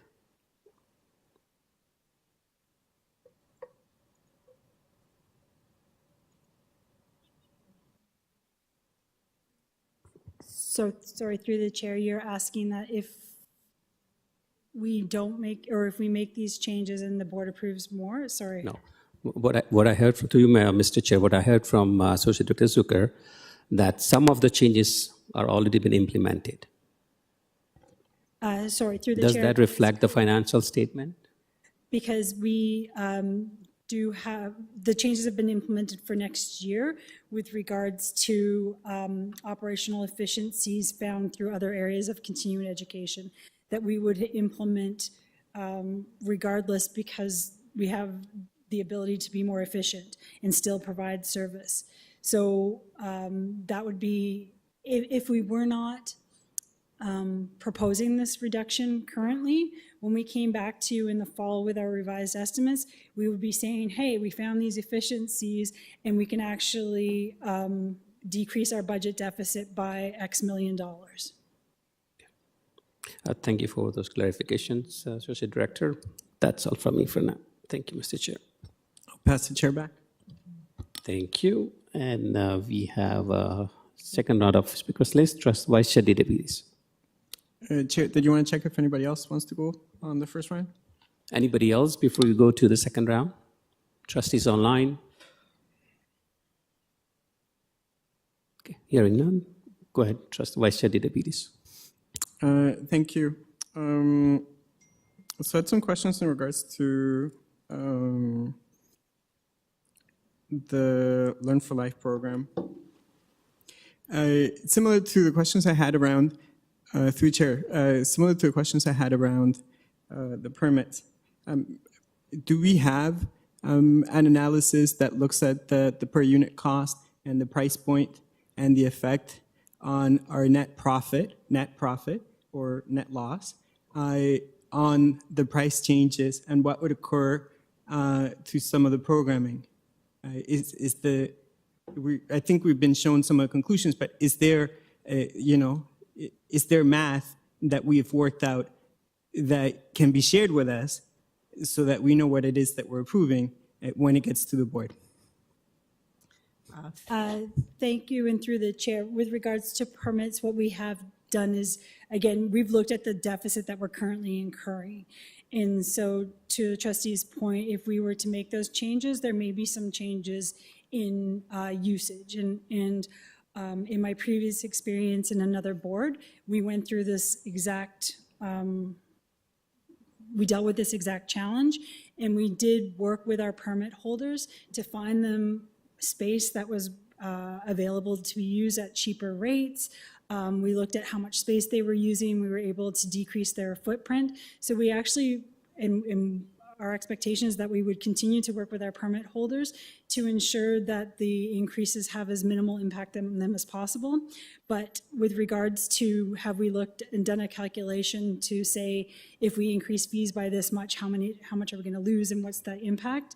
The $5.6 million is a direct result of a decrease or the deficit that we're incurring right now. And the reason I think it's a little bit different possibly than the general interest courses is because in both cases, there are very specific things that are attached to the deficit. One of them is that we're incurring costs on the weekends and they're not being recuperated. And so if we don't incur those costs, then we don't have a deficit. And the other part is we have a subsidy, and the policy says we should only be providing subsidy up to a certain point. So if we don't provide that subsidy, then we don't have that reduction. So that's why I believe that the 5.6 million is appropriate. That being said, at the report that is being requested by trustees through PPC, which will ultimately determine whether or not this actually takes place, we'll have a very detailed analysis, and we will definitely be working with the Community Use of Schools Community Advisory Committee in order to probably not get support, but at least a really strong understanding of what we're proposing and the impacts on our users. Thank you through the chair for that. To be honest, that wasn't the question. I appreciate you're speaking to the previous questions. And then I had the question was in regards to Learn for Life program. And if we do have a market analysis, right? And Matthew, have your problem, your solution, and so on, right? Like we're being shown the conclusion, the solution of the math problem. Where's the math? Is there an analysis that we can be shown? You got to a figure. How did you achieve that figure in order for us to make a decision now in terms of what we're able to do? Do we have that math that we can be shown before we get to board next week? Thank you, and through the chair. What I can point to right now is a question and answer document in the FBEC April 2nd package, and it's the question and answer section. So there's a chart there that outlines some facts. So as an example, in 23-24, there were 7,800 TDSB learners. There's a breakdown on who was receiving full fee, senior fee, subsidy fee. And there's a chart at the bottom. The ask that was given to staff was to please create a model that led to cost neutrality. So this is the fee structure showing what the current rate is and what the proposed rate is, and the maintaining of the subsidy rate for subsidy users, the elimination of the seniors rate, and the sample charges for the courses as themes of arts, of language. And the end result of this mathematical chart is cost neutrality. So if this is not sufficient, I can certainly be asking staff to be showing more detailed mathematical calculation on how that was achieved. Yeah, I think that would be helpful. So if that could be shared with us, whatever is available. And I appreciate that we don't have the full analysis yet because we haven't done the full consultation, which, sort of begs the question as to why we're making the changes before we understand it. Because much more than for permits, for the adult programming, the reduction of clients, since we're looking at this as a sort of business model, as opposed to learners, the reduction of clients in our classes increases the per unit cost. And we are heading in a direction that will increase our per unit cost. That's overwhelmingly what the folks that came in and spoke to us said. We talk about policy, but we can't sort of choose which policy we follow. That's my sort of thing with it, right? Like, are we following a multi-year strategic plan, goals and objectives? Are we following the elements of the Education Act that speak to the type of learning environment and the type of school communities that we need to follow? Because there isn't just one thing in the Education Act. There isn't like a single statement that says thou must balance. There are a number of other statements, right? So I feel that under pressure, severe pressure from the Ministry of Education, we are collectively misreading where the public is on this. It's not what they've asked us to do. We're a democratic institution. We have to be able to try and respond to the needs and demands of our community. And I think they're asking for us to save the program and to figure out how to save it. This takes us in a different direction.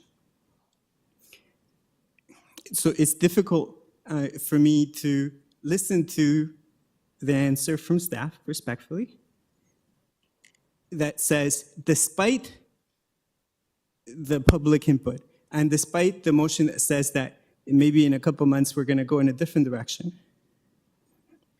we're going to initiate a series of cuts to the services. I think we're at odds of how we understand some of this. And it's a bit of a difficult spot for us to be on because we're going to lose some of the folks out there that would otherwise help us get to a better place by doing this. And I think that if we would take a little pause and think through some of the things that we could do between now and board to help us balance, I was being asked by a couple of the other trustees that maybe we don't have to make these changes before we have those public consultations. And that's something that I'd like staff to consider because this is a public conversation. We're bargaining with the public, we're bargaining with the Ministry of Education on some of these things. And that would be my request for staff to consider.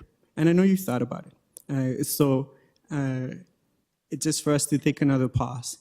Because I know that we feel that we've done a lot of consultations. You included the chart. It was really tiny letters, so many consultations.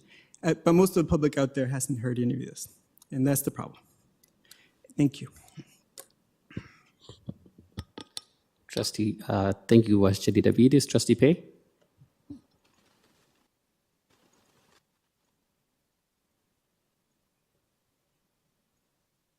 Thank you, Chair. Really appreciate for the opportunity to ask the question again. If I actually have a lot of questions. If I don't finish my question, could you please put me back on the list again?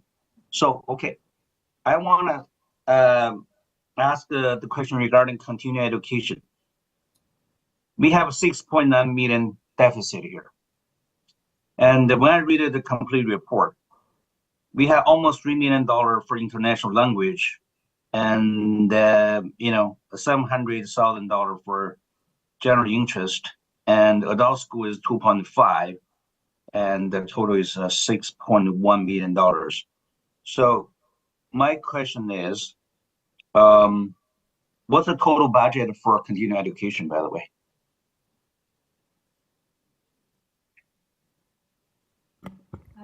Through the chair, I'm not sure if the associate director or assistant superintendent have the total budget for continuing education at their fingertips, but if they don't, if you just give me an opportunity, I can look it up in the financial facts document. Absolutely, Associate Director Zucker. You can give me later. Let me ask you the next question. I read in the report, it says on the page 119, regarding the general interest senior program, we increased the fee by 20% 2023 last year. And actually this year, we just passed. But enrollment has declined by 15%. So what's the total sum of this 20% increase of fee and the 15% enrollment?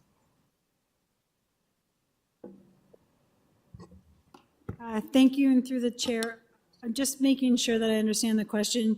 You're saying there was a 25% increase in fees and a 15% decrease in enrollment, so? Yeah, 20% increase in fee, 15% increase of enrollment. So I'm just talking like, I'm a number person. I just want to understand the number. So what's end up by increasing 20%? But same time, we have lost 15% revenue. So what's the results of this by increase 20%? Do we get more revenue or we lose more revenue or we kind of break even? So thank you, and through the chair, it's a good question. So last year, staff identified the same concern, that we were not adhering to policy, and we were spending approximately $600,000 more on general interest programs than it was costing us. So at that time, we proposed an increase or we implemented an increase in fees in order to make up that difference. As a result, though, we didn't take into account the decrease in enrollment that resulted is because of the increase in fees. So again, that was one of the things that staff has done over the last 10 years to try to ensure that we are adhering to policy. And so this year, in doing the calculation, we did take into account the fact that as we increase fees, we expect enrollment to decrease. So that was our learning from last year, is that increasing the fee is not alone going to make up that difference. And that has been the pattern through time.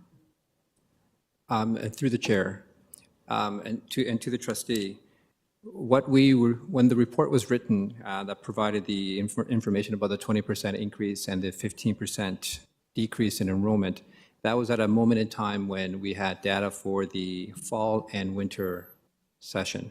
We now have information from the spring session, and we can report that in comparison to last year, there was an actual increase of enrollment for the spring session by almost 300 participants. So that was actually like an 11% increase for this spring session. And that could be for a variety of reasons, but there has been that growth. And so we are collecting the information as they come along per session. Thank you. And so 300 enrollment comes at what percentage? 5%? 6%? Through the chair, that's an 11% increase for the spring session. I'm talking about total number. Through the chair, while they possibly can do that calculation, just reviewing the financial facts, the revenue for continuing education over the last 5 years has varied between 49 million and 43 million during COVID. So in the high 40 millions, those are the expenses. So, So that's the budget, 540 billions. yes, that's correct. Okay, I still Sir. don't understand is like by increase 20%, do we decrease deficit or maintain the deficit or increase deficit? Through the chair, last year our projected deficit was about 600,000, and I think this year it's about 700,000. So it actually increased the deficit. But we do have to adjust for the spring session, so we will have to look and see exactly, because obviously we haven't finalized the numbers yet from this session. So our best guess is that it increased the deficit slightly. And I would add that it's complicated. Remembering that Bill 124 also affects continuing education. So there is a discrepancy in what we are funded for and what is paid. So basically, we decrease excess, like you mentioned that by 50% to the seniors, 25% to the general public, and we increase our deficit. So what's the rationale behind this, by the way? I don't get it. Thank you very much, through Chair. I'm not certain that was, is that a question? Is that a question? Yes. Yes, that's my question is, what's the rationale we're doing this? By increase the fee, decrease access. And then we end up, slightly higher deficit. We're not changing our deficit position, but we decrease significant number senior access. Thank you, and through the chair. The rationale is to try and make continuing education and particularly general interest seniors day time courses cost neutral through time, and it's actually closer to 20 years, not 10. I think it's about 17.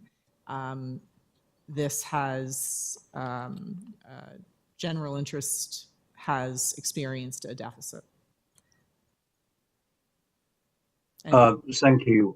Certainly appreciate this answer, but I'm not very satisfied with this answer. The reason why is that we're a public education institution. I think as an institution, we have a responsibility to our society. And the decreased access to the general public is really disservice to them.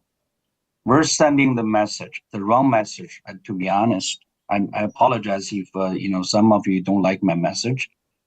We're telling the public as we just don't care about you. I think this is wrong. This is wrong approach. So okay, I fully appreciate Trustee Larkin's comments. We should honor senior discount. Trustee Larkin asking is I may not agree with you a lot of things in this board, but I do agree that we should give you a senior discount for those programs. Okay, so let me give you some numbers. We have a $3.5 billion budget.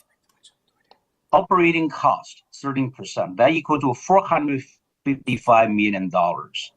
So that's have $700,000 equal to 0.16% of our total operating budget. By doing the increasing the fee, I think it will virtually just tell the public we want to kill the program. I think that's the wrong message. I apologize, that's just me, my understanding. Okay, I'm gonna continue another question. So regarding continuing education, we have for the adult day school, a decline of 50%.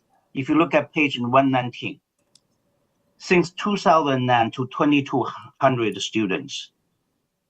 And I just don't understand why we're not stop the bleeding. If they've been decreased so long, and we see what's coming, but we're not stopping it. May I have the answer for that? Through you, Chair. Thank you. Thank you, and through the chair, The staff have identified suggestions to reduce the deficit that is experienced in adult day schools, which includes analyzing attendance patterns and planning for a reduced number of sites. We are also have created efficiencies through assessments and registration of students, as well as reducing central staff. So that has been outlined as a strategy going forward in a series of FBEC meetings previously. And I'd be happy to identify those reports. Thank you. Okay. So we recognize the problem. Now we're gonna, try to do a rectify. Thank you very much. So, okay, I want to turn to page 131, Appendix E. So could the staff help me understand for the line 1, Director Office and Administration compensation expenses, 648 for 2024, 2025. What is it, by the way? I don't understand. What are the compensation expenses?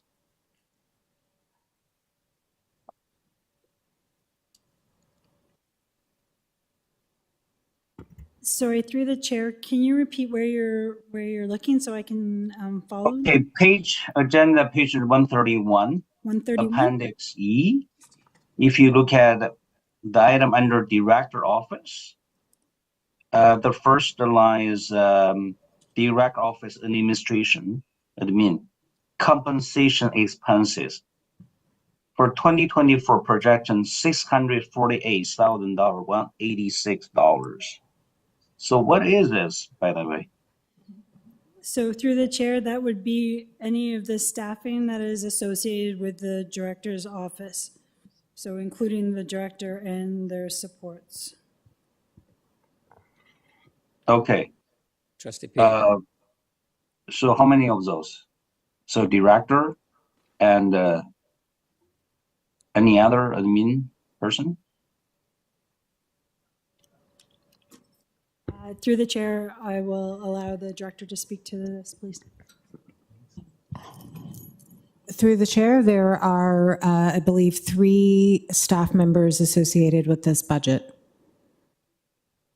Possibly 4, I'd have to double check. Trustee Pay, your time is up. If you wish, you can go back to the list. Thank you very much, Mr. Chair. Do you wish Thank to? you. Trustee Pay, Yeah. do you wish to go back on the list? Yes, I do. Yes, I do. I do have more questions. Thank you very much. Thank you, Trustee. It's I don't know how many pages report, 130 pages report. I read them all. Thank you, Thank you. Trustee Pate. Trustee I have a lot of Lasko, you're questions. next. Thank you. I'm just going to continue with my line of questioning on this and then move on.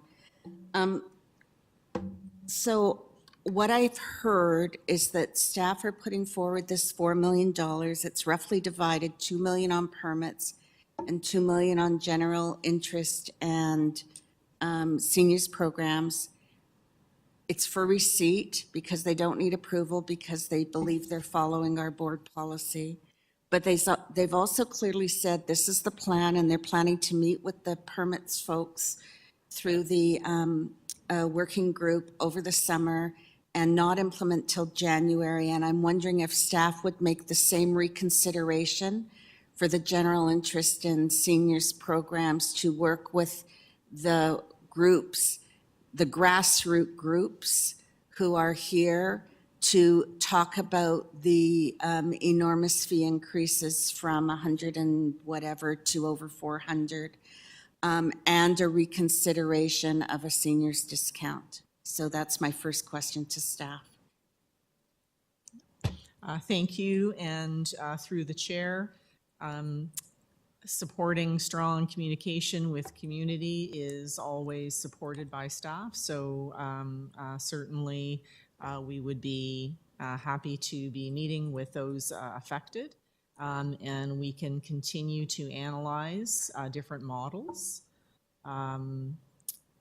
to maintain cost neutrality. So we'll definitely take that under advisement and do our analysis. Would staff need a motion? Because as A is now, I'm not going to receive it. So would staff need a motion to reconsider removal of the seniors discount in their operational plans? Through you, Mr. Chair, to staff.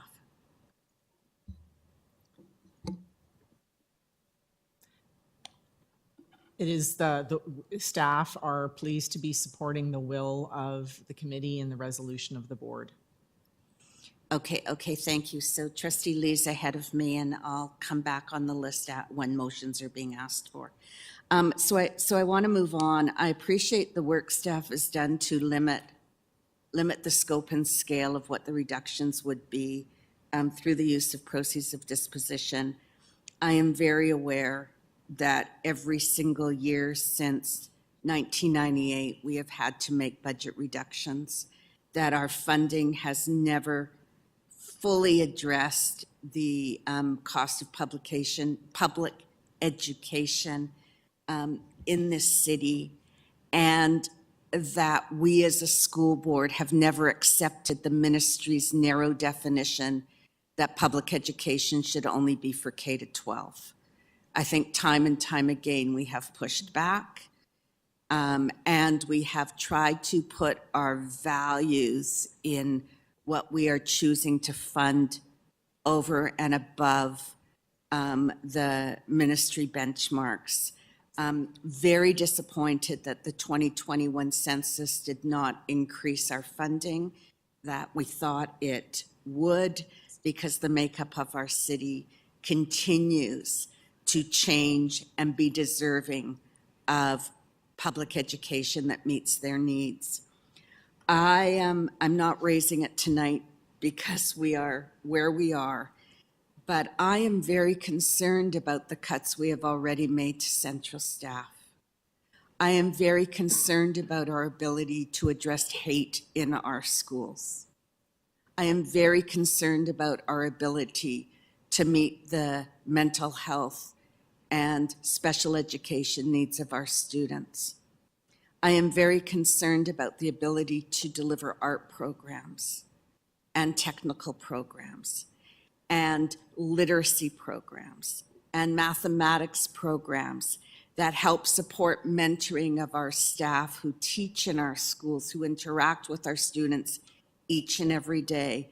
And I know I am a broken record. I am very concerned about the limited administration we have in our schools, because I will just speak from my own experience. There is nothing more important than that principal and vice principal in that local school to support students within their schools. If there are principals and vice principals that understand their community and the needs of the students within their care, then they hire the appropriate staff, they engage with the parents and caregivers, and they mitigate any issues that come across a trustee's desk. So I remain incredibly concerned that we have schools of 500 students with a single administrator and over 30 staff to manage. I cannot get my head around how that is tenable.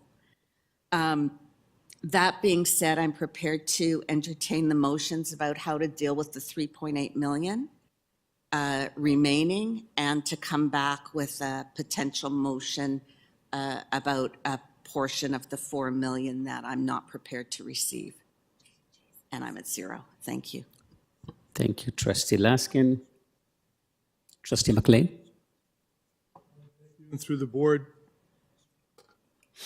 I'll start with the 11 million.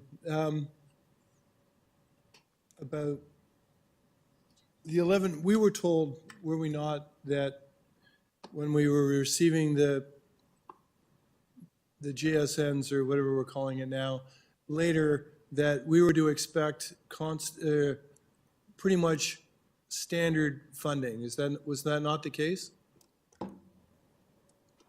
Through the chair, that's correct. Did we follow up with them and ask them about how they didn't think that we'd be counting on the $11 million? Through the chair, through provincial organizations, the question has been asked, and the response from the ministry is that PPFs, or now REPs, are one-time funding and should not be counted on by boards year over year. When they, through the chair, when they gave the funding and identified the goal of the funding, did they believe it was going to be a one-year exercise, and do they believe that the work in that area has been completed? Thank you, and through the chair, I'll assume that's a rhetorical question, although that wasn't written in the transfer payment agreement, the agreement that we signed. This is the same, like, this is just, we're constantly having to chase our tail with stuff we can't control, and it's just excruciating. I've got this big ethical dilemma all by myself, just existing over here, because we have taxpayers who come here all the time, and they don't remotely care who's paying for the services they get. They want the things that they've gotten used to providing in the manner in which they've got it, and they don't really care who pays for that. They appreciate their public dollars, but they don't really who at the end of the day pays for that. But we have to pay for that. But we have to care, because we have core responsibilities of what we're responsible for and what we're not. And when the Ministry of Education came calling, looking for us to fund daycare centers, I railed for 5 minutes how this wasn't our responsibility. And as much as I thoroughly believed in the need for daycare centers and that schools were the best possible place for them, this wasn't ours to pay for. And so this leaves me with this challenge. This policy, I'm not excited about getting beat up with this policy again. The policies that we're talking about, that talk about revenue neutral, can you share whether previous boards created the policy and made an ethical choice that we only believe in these things if they're revenue neutral, or the fact that they're revenue neutral comes from direction we get from the government?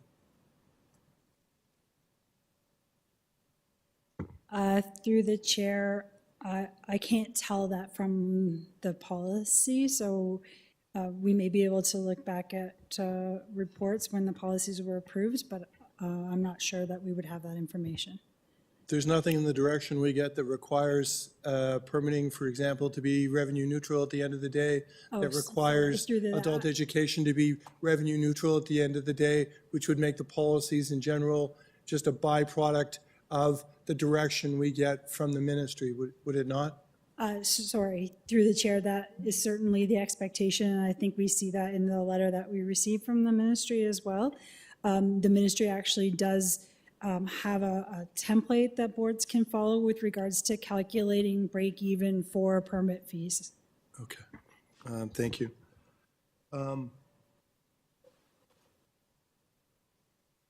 I was really encouraged by the 11% increase in the spring. Like that sounded like a really great thing and a really positive move forward, which seems like the last thing we should be doing is kind of, we've been hoping for positive things to happen. We finally got some positive, and we're going to kind of pull the plug on our patience, on our efforts, and thinking we're not getting there. I'm going to respectfully push back a little bit about how many of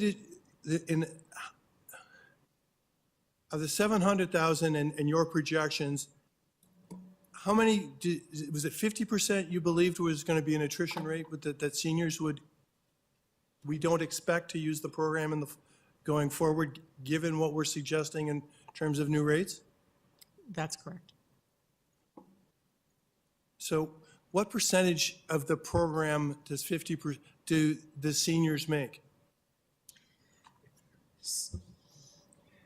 Through the chair, the percentage varies depending on the programs that are offered, but on average, I would say by looking at the data, it's approximately 30 to 40% per session of the Learn for Life program. So only 30% of the program is done by seniors? Correct, 30 to 40%, depending on the session, yes. Because not every class is offered every session. So people will choose depending on whatever courses are being offered. Is any of this rabbit hole around our loss associated to when we run these programs? Is this like the permit? Is any of this like the permitting situation in that a Tuesday night permit isn't a problem for us, but the same 3-hour permit on the weekend is a huge problem for us because we have to pay caretaking staff that's not traditionally in the building? Is there avenues to explore about rejiggling when it is we offer the same amount of programming so that we run into some of these costs that would be offered, when we have people in the building, as opposed to places that we would have to hire them solely for the purpose of this? So through the chair, I wish the solution was as you suggested. There are the variables that we have to consider are, for example, instructor availability. Sometimes the instructor may not be interested in teaching a session based on other circumstances. Then, of course, we also have to weigh in the fact that how seniors attend programs in the evening session versus the day session are also, there are cost differences. So there's less revenue generated during the day because of hourly wages for instructors. So those are all, and permits that we also have to pay because during the day we have exclusive use sites. For example, Mimico, Overland. And so those are factors that do have to be considered. And so that's why it's hard to have a constant set of programs being offered throughout the various sessions. It would be probably the ideal scenario, but unfortunately we're not able to do that. I have a question for Ms. Joseph Dowers. From a governance point of view, what happens if the board fails to approve a report for receipt?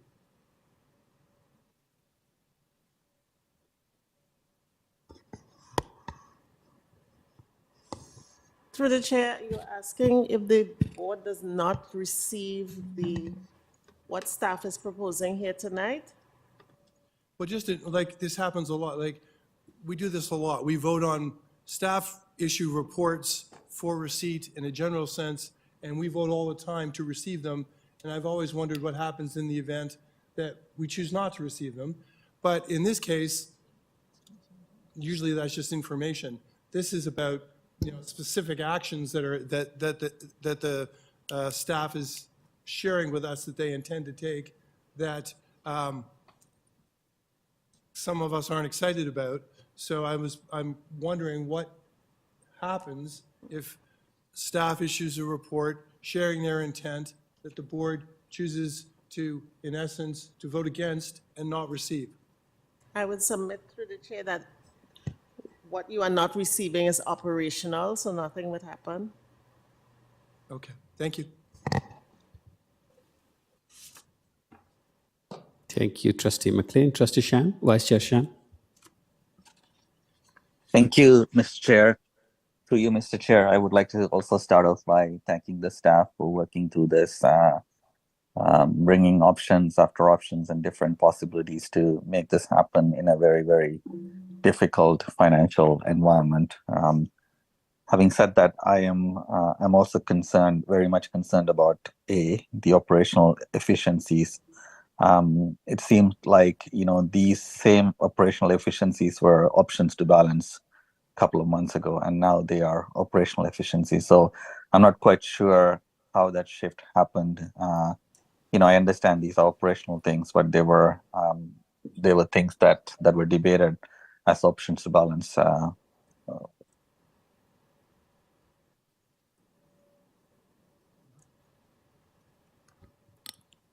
Trustee Shan, we lost you. Just about a couple of months around my first question. Can you hear me? Hello? Yes, go ahead, Trustee Shan. Yeah. No, I was just asking through you, Mr. Chair, if the staff can tell us if these are coming as a report to be received, the only way these changes to international languages or adult learning programs and other things that are proposed in the efficiency categories can only be permits and extra can only be posted by a direction from the board as a motion. So just not receiving the report does not result in stopping these operational efficiencies, and also finding alternatives to cover that 4 million also doesn't stop these efficiencies from what I've heard. So the only way anything that is being proposed in the operational efficiencies can be posted or can be qualified is through a direction from motion of the committee and resolution of the board. Am I understanding that correctly? This could be a governance question or to staff. Through the chair, I can answer. You're correct. And I would say that the reason is because the operational efficiencies or the fee increases are mostly as a result of following board policy. Thank you. I'm also curious about number 2 or B. It says the board requests the use of 27.5 from the province. Now, this motion hasn't, or this number 27.5 hasn't even been passed here, and we see a letter from the minister having that exact same number identified. Is this some sort of a number that is mathematically calculated by a percentage, or has there been already conversations with the ministry? Is there a possibility of this number shifting from our own side? And just understanding how, before this motion passed and before we formally requested it from the ministry's letter identifies the same amount. Through the chair, we received the letter today, so my assumption would be that it was coming from the report that was produced by staff. Thank you. Through the chair, I can confirm that. Thank you.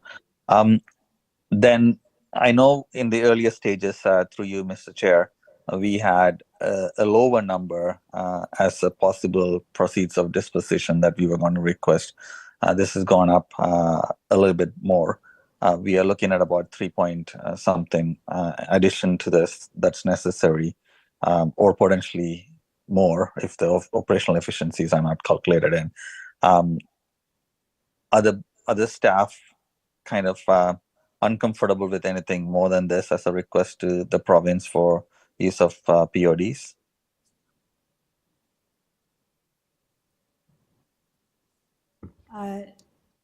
Through the chair, just confirming the question that we are comfortable with the request, or? No, there was an additional request, like if the POD request was higher than what is on this, what would the impact be in terms of negotiating with the province, or is there additional reasons why the staff would not want to go more than 27.5 million for POD? Sorry, thank you for the clarification. Through the chair, staff was requesting 27.5 million, and it was very specific related to one-time expenditures that the board expects to recuperate over the next budget cycles. So that's why staff suggested that, because anything else over that amount where we don't have a way of dealing with the deficit puts us in a position where we're having the exact same conversations moving forward. And we are still in a structural deficit, and we have no reserves in order to offset the structural deficit. And I'll defer to the director. Thank you very much. If I may also add that the use of PODs and a 3-year budget that is not balanced also comes with conditions. And so I think staff were very reluctant to draw further on PODs and perhaps inadvertently or directly asked for further restrictions and or involvement of the Ministry of Education. Thank you to staff through you, Mr. Chair. In the same letter, there is a mention of swimming programs as a program that is supposed to be cost recovery and being characterized as something outside the K to 12, if I understand correctly. Can staff give me a sense of what is ministry ever communicated what their expectation is with respect to our swimming programs, and do they consider that as outside K to 12 and a cost recovery program that needs to be run?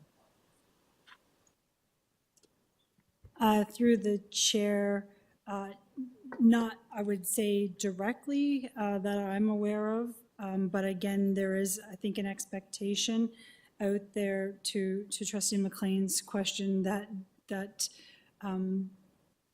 that boards do not spend additional funding on outside of K to 12, and certainly permit fees. If you look at the guiding principle or the guiding the guidelines associated with the permit fees, there is an expectation of cost neutrality. Sorry, does that answer your question? Thank you, Mr. Chair. No, I wanted to specifically ask about how the province, the minister has characterized the swimming programs, if that is how it's perceived within or has there been previous communications from ministry in terms of how this program should be treated?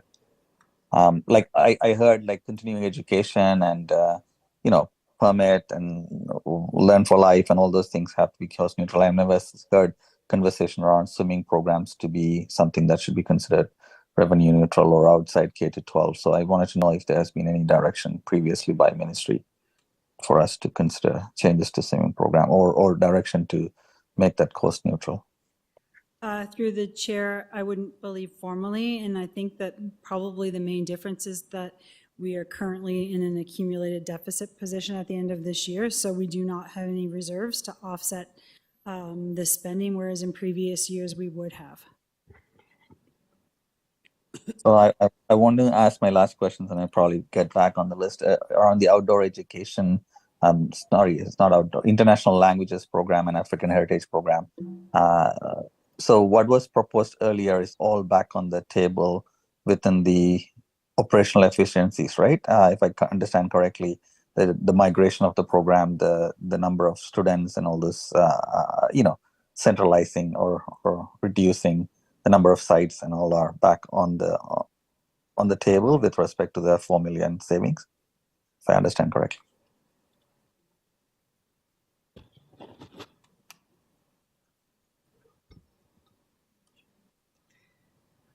Perhaps I can start through the chair. And I see Associate Director Zucker reviewing the comments from Trustee Shan. Trustee Shan, in the report is noted the original suggestion from staff in regards to the program, and then also is cited the approved motion from FBEC asking for a delay until a consultation, and I don't have it in front of me, but a detailed study. So we would need board resolution in regards to the FBEC motion. What we have been doing is adhering to the spirit of the FBEC motion, which really was an operational decision. So that is how we have been achieving the savings that I cited earlier in closing the really, really low enrolled courses. So I hope that's helpful. We really are waiting to see the will of the board through resolution. Thank you. Please add me back on the list. Thank you. Thank you, Trustee Shan. Trustee Lee. It's me again. Thank you. Through you, Mr. Chair. First of all, I want to express my most sincere thanks and respect to Associate Director Zucker and her team for helping us uphold the mandate that's been given to us via the Education Act, and also helping us look under every stone and turn over every rock to look for funding that can be used to improve education for our students. Now, I think given the budget gap that we have, it's more like deliver education to our students. And I promised myself that I wouldn't jump in on this education because I think I already made myself very clear to my constituents. But I will say this: I too have received a lot of advocacy from the community on our programming that's outside of our mandate to educate children from junior kindergarten to grade 12. And my response has been very clear. I support TDSB in partnership with any government or association or organizations to leverage our fixed assets, to leverage our expertise, to deliver programming to our wider community, provided that it does not take away from our ability to deliver education to our students, our children within the grades of JK to grade 12. Colleagues, that is why I ran for trustee, to help us, to provide my thoughts, my background on how do we better deliver education to our children. Under the Education Act, under the legislative framework that's been given to our board, to my understanding, under the funding structure that's been provided to us, and in face of the daily advocacy that we see from our parent communities, our staff members, our students, we don't have any more room to break out resources to do anything else. I don't feel like I have the resources available to me to be people's MPPs and help them satisfy a gap that maybe the Minister of Seniors and Accessibility isn't covering. Nor can I be their MP and cover a gap that the Minister of Labor and Seniors at the federal government maybe it's gapping. Nor do I feel like I have the ability to be their city councilor and maybe take on a part of the roles that the city's senior services is already taking on. I encourage our board to work with these departments. I encourage these departments to work with us to leverage our fixed assets once again, to leverage our expertise to deliver better programming to our extended community who are not our students within our JK to grade 12 age range. I encourage that. But right now, on this budget, I cannot, as a trustee who signed up for this role to help educate children, divert any more funding away from student programming to anything that's outside of JK to grade 12 education. I feel like I can't go back and look at the parents and look at our students and say, I've done my best to give you the best education possible. And I also feel like I wouldn't be comfortable going to the Ministry of Education to say, look, Minister, I need more money. I need more funding to improve education because I ran out. I don't know how I can say that unless we have diverted every cent possible to educating children. So with that, once again, I want to appreciate staff. We are a very strong board. We have a lot of opinions. And I know this is a difficult conversation. Thank you very much. Thank you, Trustee Lee. It's 11 p.m. I need mover and seconder to extend time for half an hour. Vice Chair Diabetes and Trustee Laskin.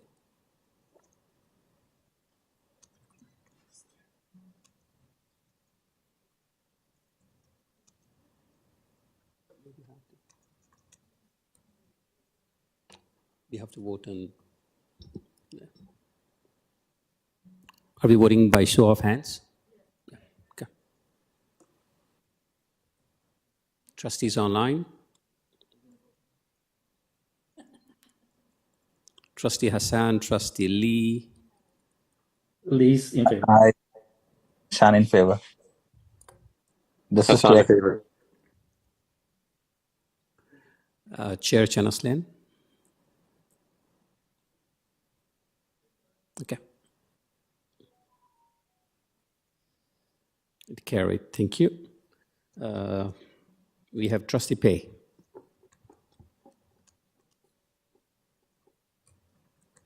Thank you, Mr. Chair. Okay, I have a great concern regarding that, Learning for Life program. When we think about it, we have $700,000 deficit. And now I heard staff saying that is in the spring enrollment, we have almost 11% increase. So, I'm is a private owner for the business. If you ask me whether I want to choose maintain the fee and get more customers, and rather than I increase the fee and scare everybody away, I choose the former. So I just don't get the rationale that we increase the fee, virtually decrease half the access for the senior, and 25% for the general public. So what's the rationale really behind this? We're not getting anything in term budget, but we cut access virtually by half for seniors.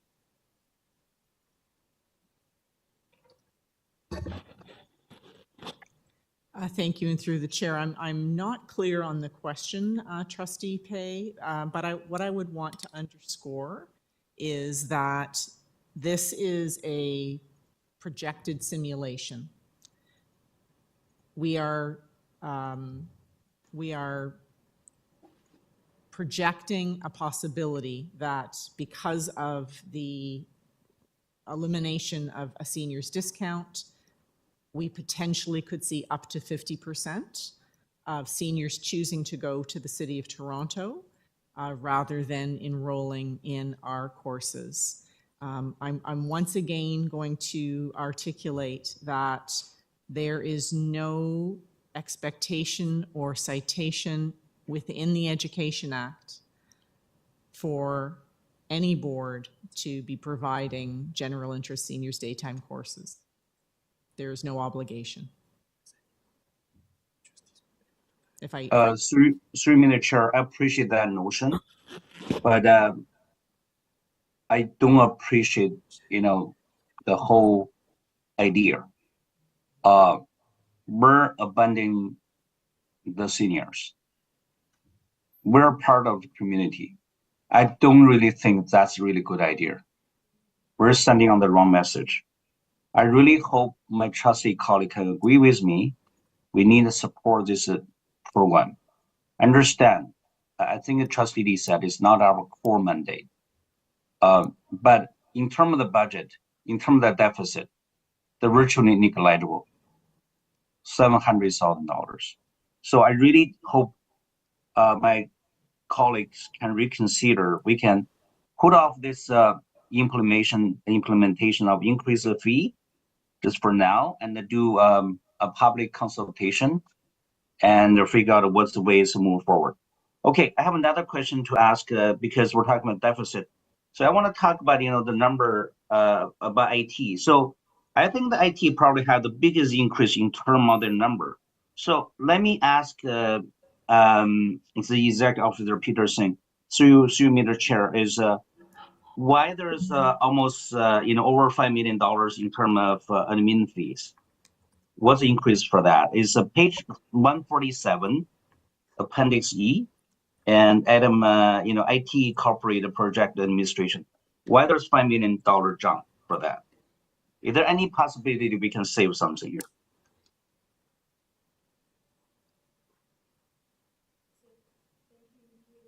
I will give Executive Officer Singh an opportunity to look at the page that you're looking at. But what I will say is, again, the $39.5 million of labor costs would have the dollar per hour increase attached to their salaries, so that would account for part of the increase. And also, again, we have fees in contracts for many of our IT infrastructure, security, software. They would all have inflationary increases built into their contracts. But I will also ask Executive Officer Singh to provide an explanation.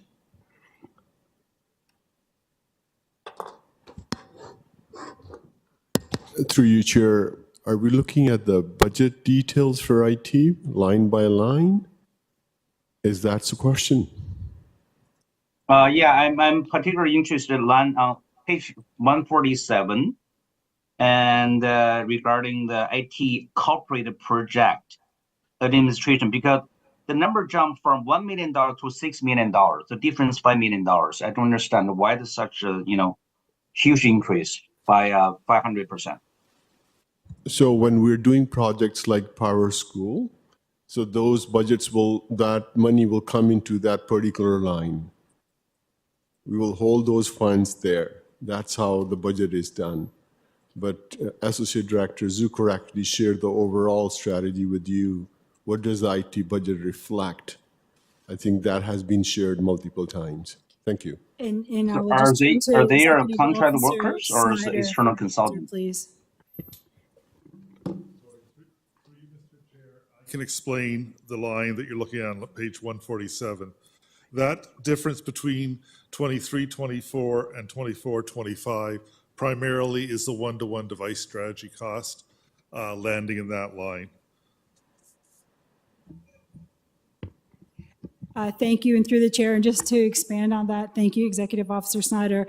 If trustees will recall, last year we paused the implementation to move the costs of $9 million into the current year. There are different funding sources across the board, but $5 million is coming directly from the IT budget. Thank you for that. Okay. Thank you. Also, want to look at the director and associate director's office expenses. Kudos to our director. Her office, saving $135,000, but most saving come from associate director Steve Zucker's department. That come of $3 million. May I ask associate director Zucker is why is there's such saving from your department? Why the other department they have all increased? Thank you, and I'm going to turn to Executive Officer Snyder to talk about the allocations there. Thank you. Through you, Mr. Chair, if you look at page 138 of the document, you'll see that there was an increase in international students' revenue of $3.1 million. That gives the whole department a savings of just over $3 million.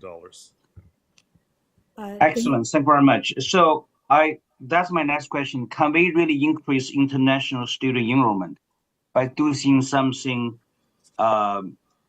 just promoting international students to come our board? So I think that's one revenue stream we should really look into it, because it's significant, from $25 million to $28 million. Thank you. Sorry, and thank you through the chair. It's certainly an area that the board looks to promote and increase, because it does help us. There are usually costs associated with the international students as well, and it is the tuition fees are intended and calculated to be cost neutral. That being said, there are sometimes efficiencies in class sizes and everything else. But the number that we're providing is our best assumption for next year based on actual enrollments, because usually at this time we would already know the number of enrollments that we have for next year. But it is an area that we continue, and our senior manager continues to promote, to make build relationships in order to attract international students. And I just will also add there some of the changes, in the federal rules related to international students also have an impact on our ability to attract more students. I know it's mostly post-secondary, but it is also impacting school boards across the country. So the policy is a negative or positive impact? Through the chair, it's having a negative impact. So if you have negative impact, why we're projecting like a $3 million more income? Thank you, and through the chair, because we are looking at other ways to increase, including all the relationships that we build with recruiters, and also we are coming back from through the pandemic, the number of international students dropped significantly. So each year after the pandemic, we are seeing increases in the number of students that are coming to TDSB and to all boards across Canada. So that's why you're seeing an increase. The reason that the increase is not bigger is because of some of the federal policies that are coming into place with regards to international students. Thank you very much, Associate Director Zucker. So my next question would be through Madam Chair. I want to ask the legal department why they have an increase of operating cost by $1.2 million for this coming year.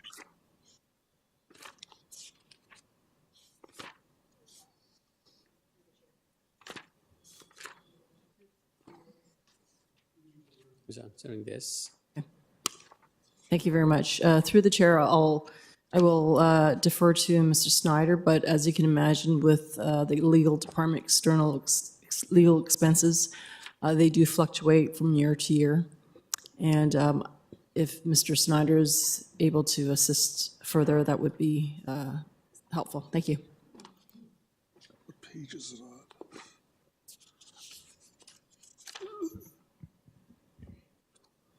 Through the chair, it's page 157. If you're 47. Sorry, page 147? 57. 157. Thank you. Sorry. Yeah, 157, second last line. Operating expenses legal. Through you, Mr. Chair, the primary there is the operational expenses, and we are seeing increased use and cost for legal fees to support the various legal issues that the board faces. Can you give me a example? What an increase in terms of legal fees? What's the major increase? Categories. Through the chair, not only for external legal advice on a variety of different issues, the cost of hiring external investigators is also that are managed through the department is also dealt with through this budget. So when we hire external consultant for the legal fee, what's the average hours rate most likely occur? Through the chair, external consultants. Yeah. Hourly rate. External lawyers or external consultants, we treat them a little differently. This is legal. I'm asking the line on the page 157 regarding the legal services, operational expenses. Through the chair, I mean, the hourly rate of a variety of professionals who are supporting the work vary. Obviously is not cheap, right? So you do have some law firms who may charge anywhere from a more discounted rate, probably in the low 300s to 400s to something much larger than that. We do a RFP and seek the most competitive rates. Thank you. And just give me a ballpark from 300 to what's the highest number? I don't have that number in front of me, but it is based on market rates, a little more competitive because we do an RFP. There are law firms that do charge 800 or higher, it really depends on the area of the law, the topic, what your contractual arrangement is with the law firms. So basically, it's from 300 could be up to $1,000 per hour. Through the chair, depends on the area of law. So that's a possibility. Trustee Pay? Yeah, I've responded multiple times to your question. Thank you. thank you. Your time is up, Trustee Pay. Yep. Thank you. We do not have any more speakers list, so we'll go directly to the motions. No more speakers list. So you want to move?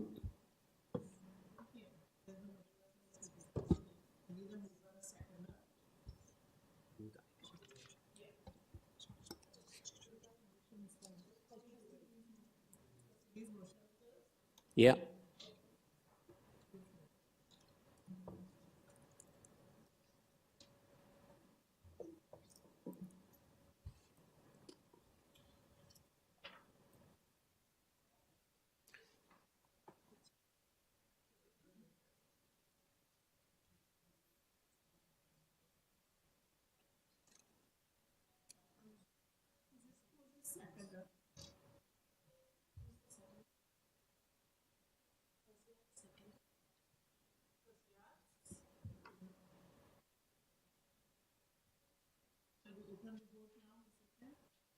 Yes, let me ask for a discussion on this.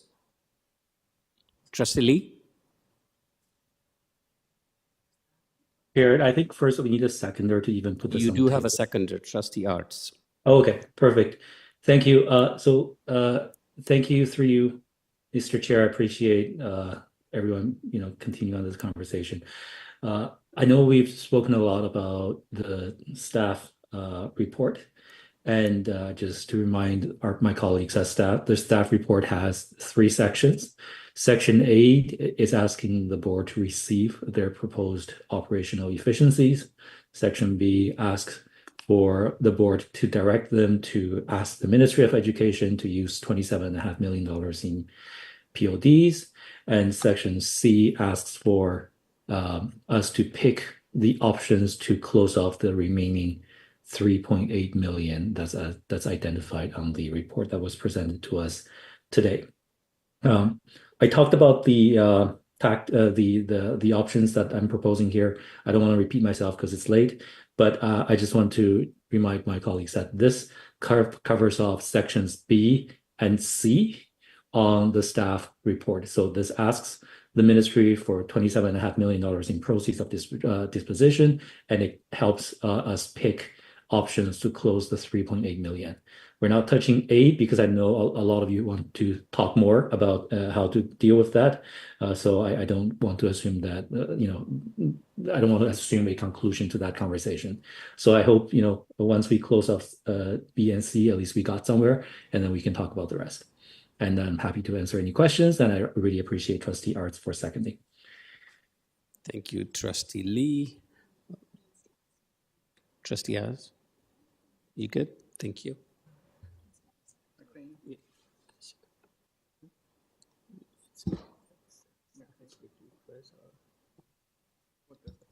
Yeah. Go ahead, Trustee McLean.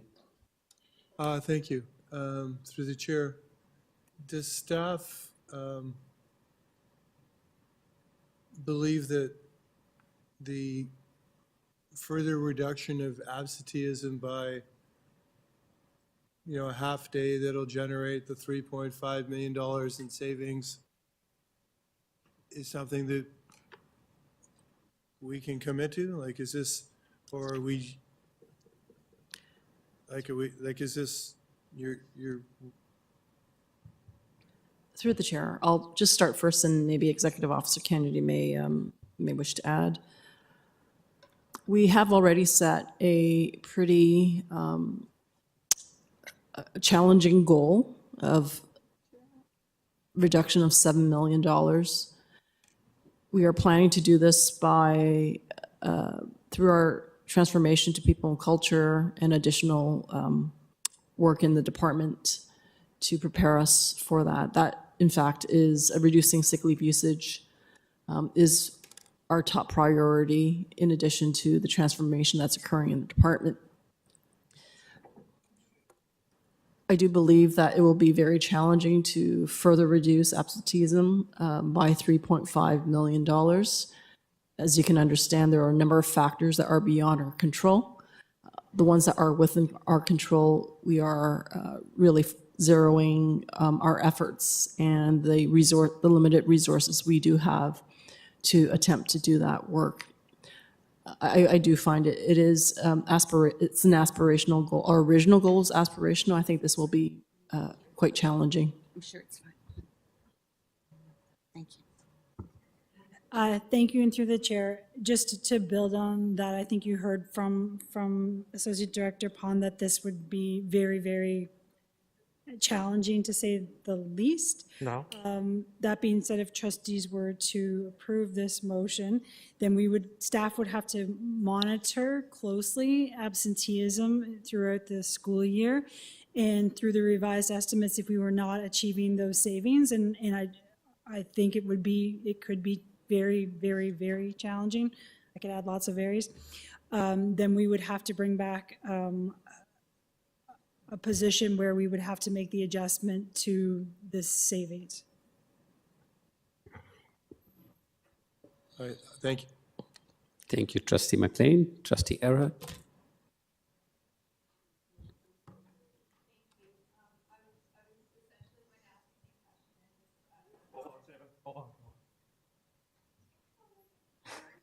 Mr. Chair, am I on the list to speak? Because Trustee I could not see. Sorry, my microphone was off. I can wait, though. I can wait. Go ahead, Trustee Erhard. Okay. Thank you. I was essentially going to ask what Trustee McLean had asked, but I just want to make a comment that I want to make sure that in our attempts to further reduce absenteeism, that it continue to be done in a way that respects employees and workers and the immense pressures that they're facing. I'd hate for us to send a message as a board that we're trying to squeeze this out of them, much like funding for school supports and the cuts that were debated last year.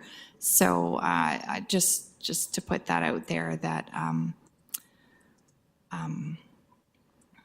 I think it's I'd want to make sure to the extent possible that it's always done with a lot of heart and empathy, and thank you. Thank you, Trustee Erhard. Trustee Pei, you're next.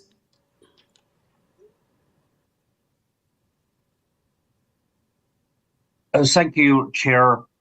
I'm not on committee, but I do support a trustee's motion. I think it's very sensible. We just had the meeting this past Tuesday. We know our budget situation really dire. The minister asked us to balance our budget this year. I think we're kind of lucky. The minister agreed that we can use POD to kind of help with the balanced budget. But we do get that the minister would not allow us to do that beyond the 2025. So our position is there. If you look at absenteeism, we have a serious problem here. The provincial average, 16 days. We're consistently, for the last 6 years, between 20 to 30% more than the provincial average. So this past year, we're talking 20 days. So the 0.5 days, that's only count 2.5%. If we're really talking about to come back to the provincial average. In average, we're saving 3.5 million for half days. I understand the people and the culture department working hard on this to try to lower the number of absenteeism. I move motion on the PPC this past Tuesday to ask for to increase the fuel rate just back to the the pre-pandemic, 90%. Unfortunately, my motion got defeated. I think the whole idea here is we have to show the public we're accountable, we are transparent regarding our budget.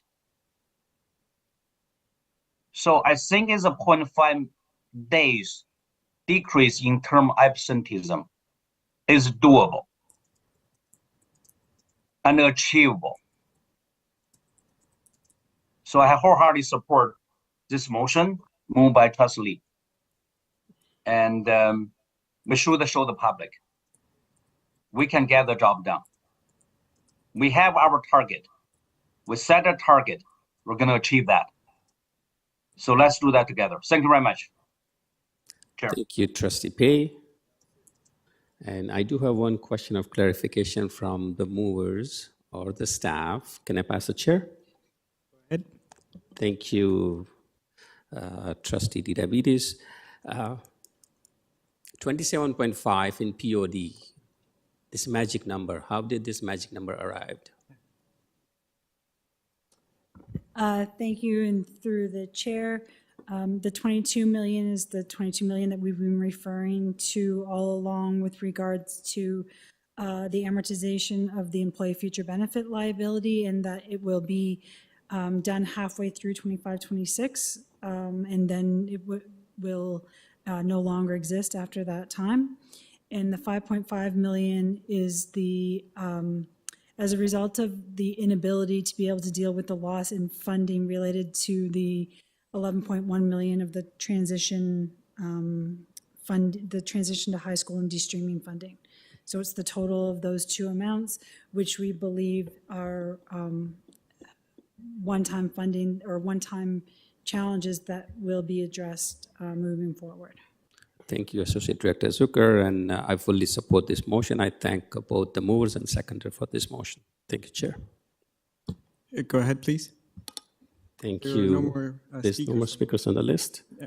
Right. Can we open the vote? And can we vote on each one of the three items separately, please?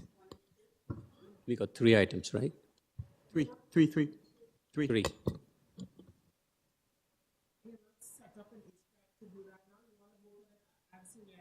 Mm-hmm. Sure. The request, it's an email from James. It's the request for proceeds of this position to be approved by the ministry. Director writes to Ministry of Education to get to 27.5. Because it's at the bottom. That's on there in point 3. That was on screen already.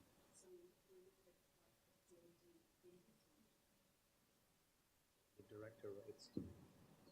Included in his motions.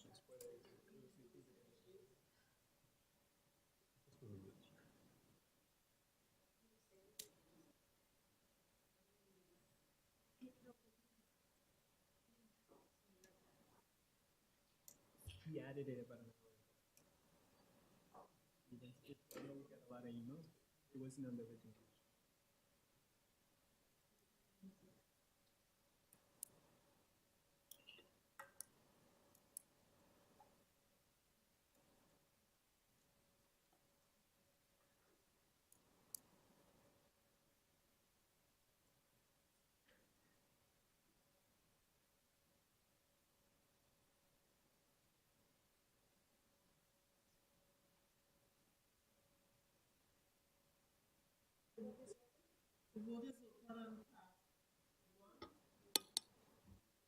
Okay, trustees, so we are voting separately on each item. So this is only on number 1?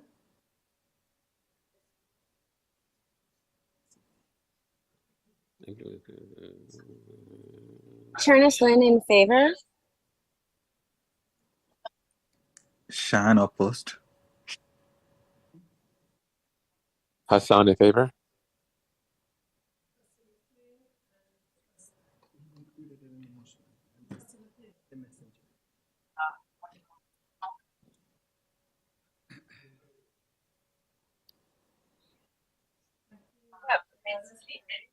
What's wrong? It's carried. What's wrong? Oh, Part 2.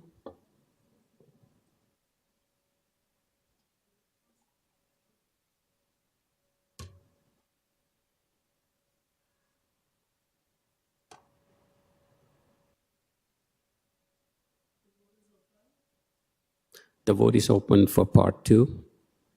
I just don't think part is on the screen, but that's okay.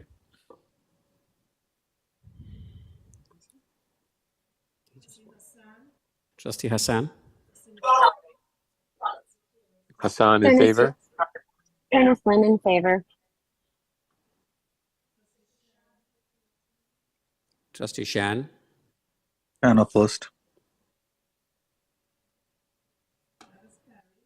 And it has carried. Part 3.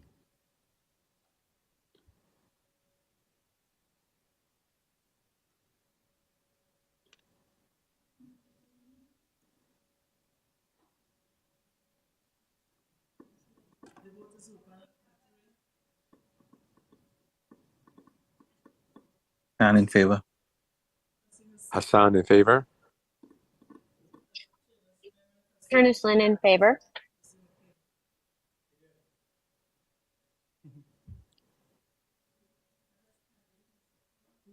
And that's carried.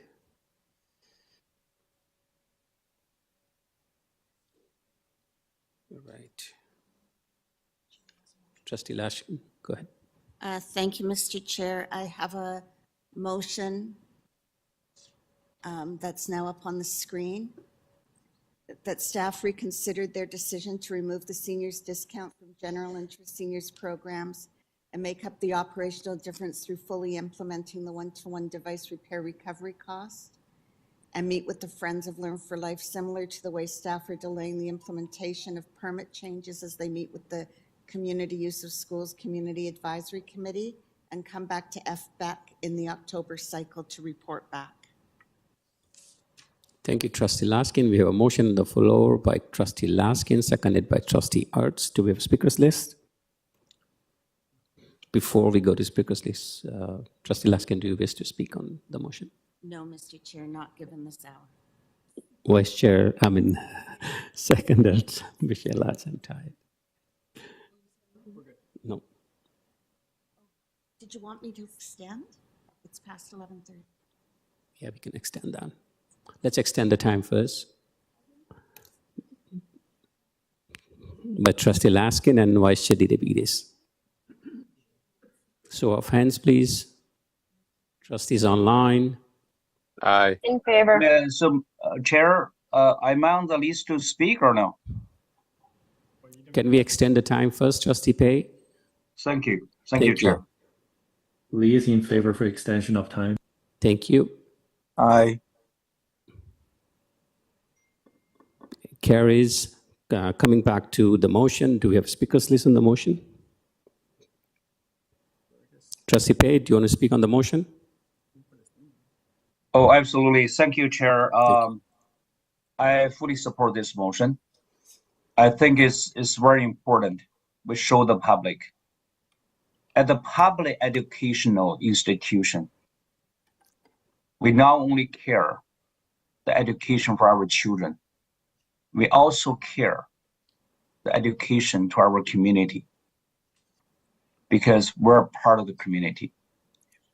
The community, when we need help, they always support, either through Parents Council or Student Council or any other community group who support our school events. I think it's time for us to show that there's a mutual respect between our institution and the general public. They have desire to learn. That's why this program Learn for Life. Whether you're 80s or 90s, as long as you have the desire to learn, you should have the right to learn. We should provide the opportunity to the seniors, to the general public. I understand this program is not our core mandate. But most importantly, we show the community that we care. We do care the seniors. We do care the overwhelming public interest in this wonderful program. So I wouldn't speak against any increase in terms of fees. Let's get more people to this program so we can increase our revenue stream. So that way we can break even, get rid of the deficit. I think that's the ultimate goal. We want to ensure this program have more people to be beneficial. I think that's our duty as a public institution. Thank you very much, Chair. And I'm not on committee, but I do appreciate Trustee Lasky moves this motion forward. I do hope my trustee colleague at the FBAC committee to support this motion. Thank you very much, Mr. Chair. Thank you, Trustee Pei. Trustee Shan. Thank you, Mr. Chair. I wanted to ask about the inclusion of the where to make up the difference. Is that particularly needed as part of the financial source that needs to be identified? Because I'm not too sure I will be able to support it, but I don't know if one-on-one device repair recovery cost is what we need to use towards seniors discount. So I'm just want to ask maybe the mover or maybe even the staff through you, Madam Chair, through you, Mr. Chair, to ask how does the 200K recovery cost come into play? Like what does that, what would it look like in an operational sense? Thank you, Trustee Shan. Trustee Laskin. Thank you for the question through you, Mr. Chair, to staff to confirm, but I thought in their analysis it was more than the 300,000 that we've just moved through Trustee Lee's motion. So I included what I thought was the differential of the total cost. So the funding source was clear, but I'd like to defer to staff to confirm that. Through the chair, that is correct. When we were estimating the funding from repair costs, it was at 500,000. So the 300,000 that was approved by the previous motion plus this 200 would be the full implementation. So through you, Mr. Chair, in case the previous motion does not pass at the board, would that mean this motion will also fail? Because I'm trying to see how this is kind of tied into the previous motion as opposed to a standalone motion.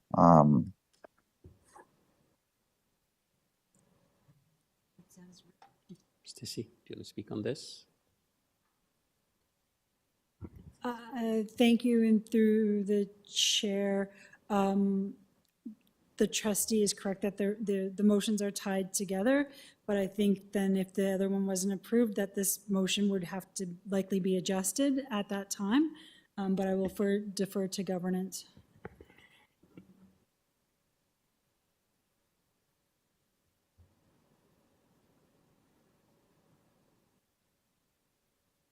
Trustee Shan. Yeah, I thought this being answered by governance, but I'll continue.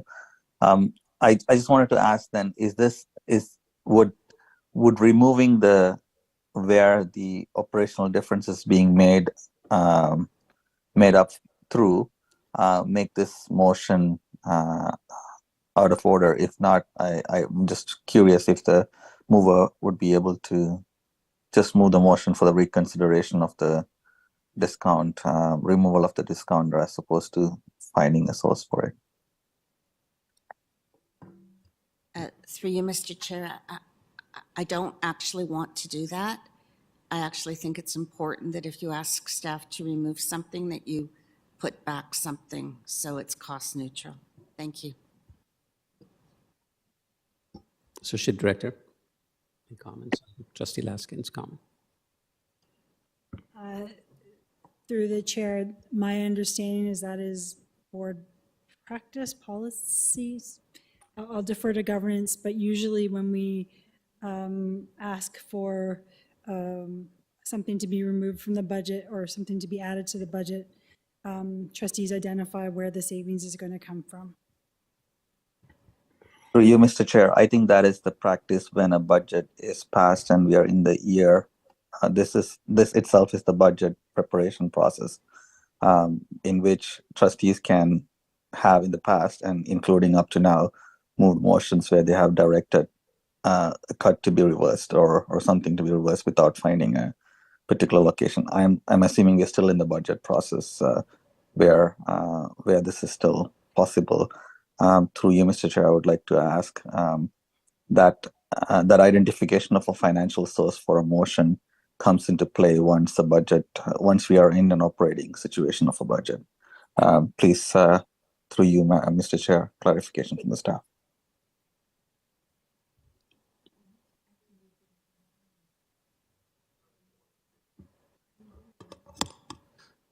Go ahead, Madam Director. Through the chair, I think the complicating factor here before us is that we've already addressed PODs through the previous vote. And so at setting the PODs at $27.5 million, there isn't another opportunity for staff to bring forward a budget source that would lead us towards balanced.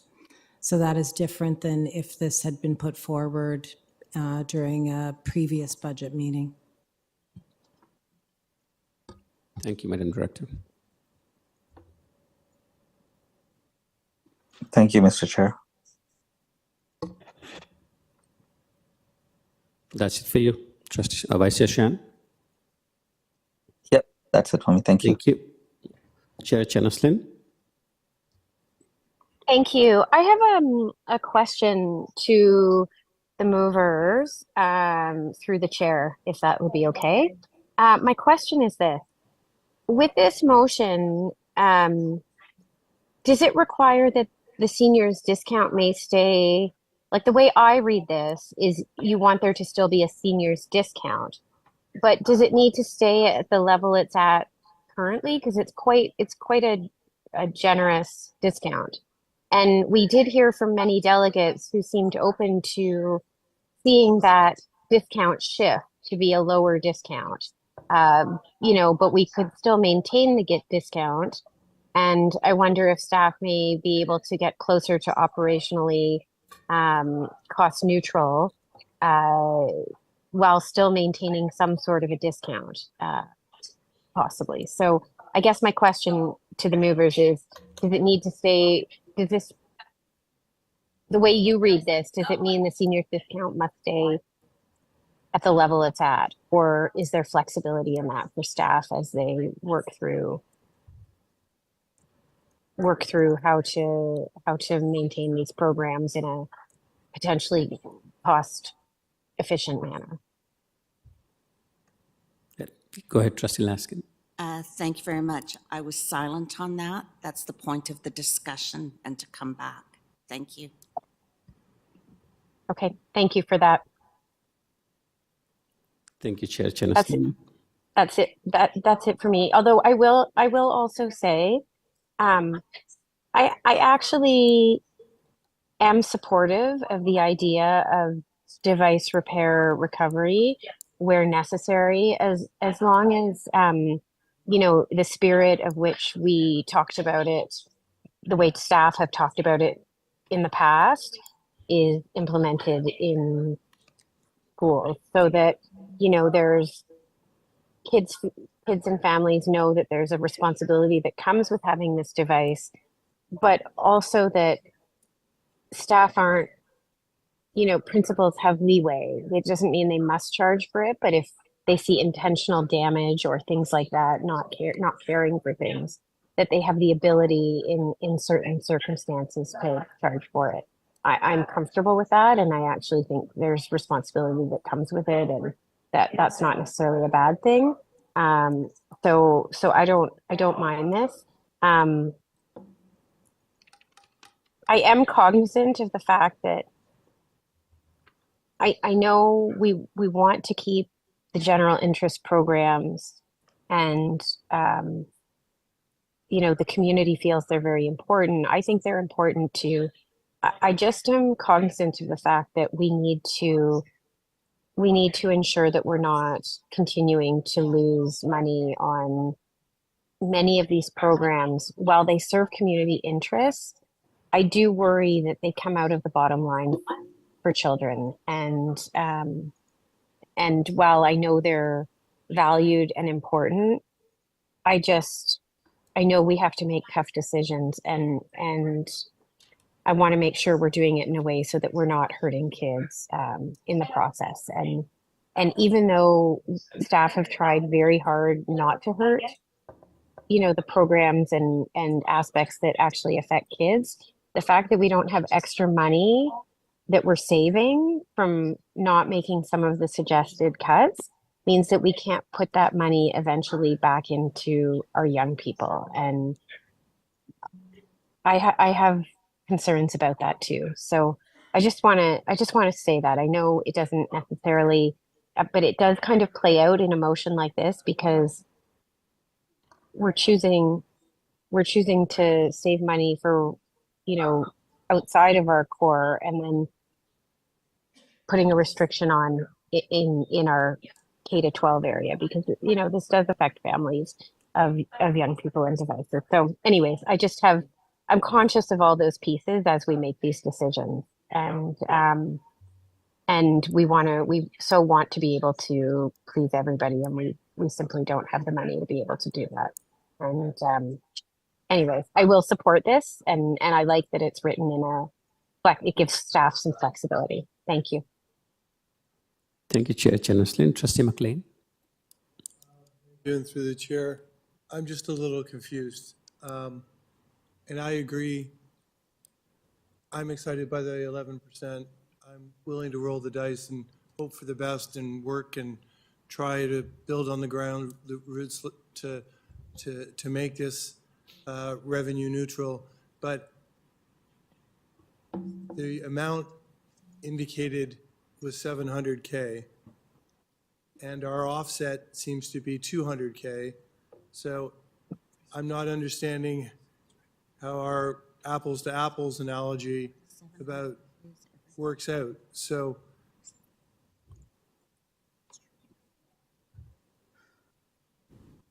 Thank you, Trustee McLean. Go ahead, Trustee. So it's not the entire cost. The $700K is that the whole program is losing money. And that's addressed by the change in the fee structure. We would still like staff to be able to offer a seniors discount of some sort, which would only be part of the whole losing money piece. okay, fine. I'm in. Thank you, Trustee Arts. Thank you, Trustee McLean. Trustee Lee.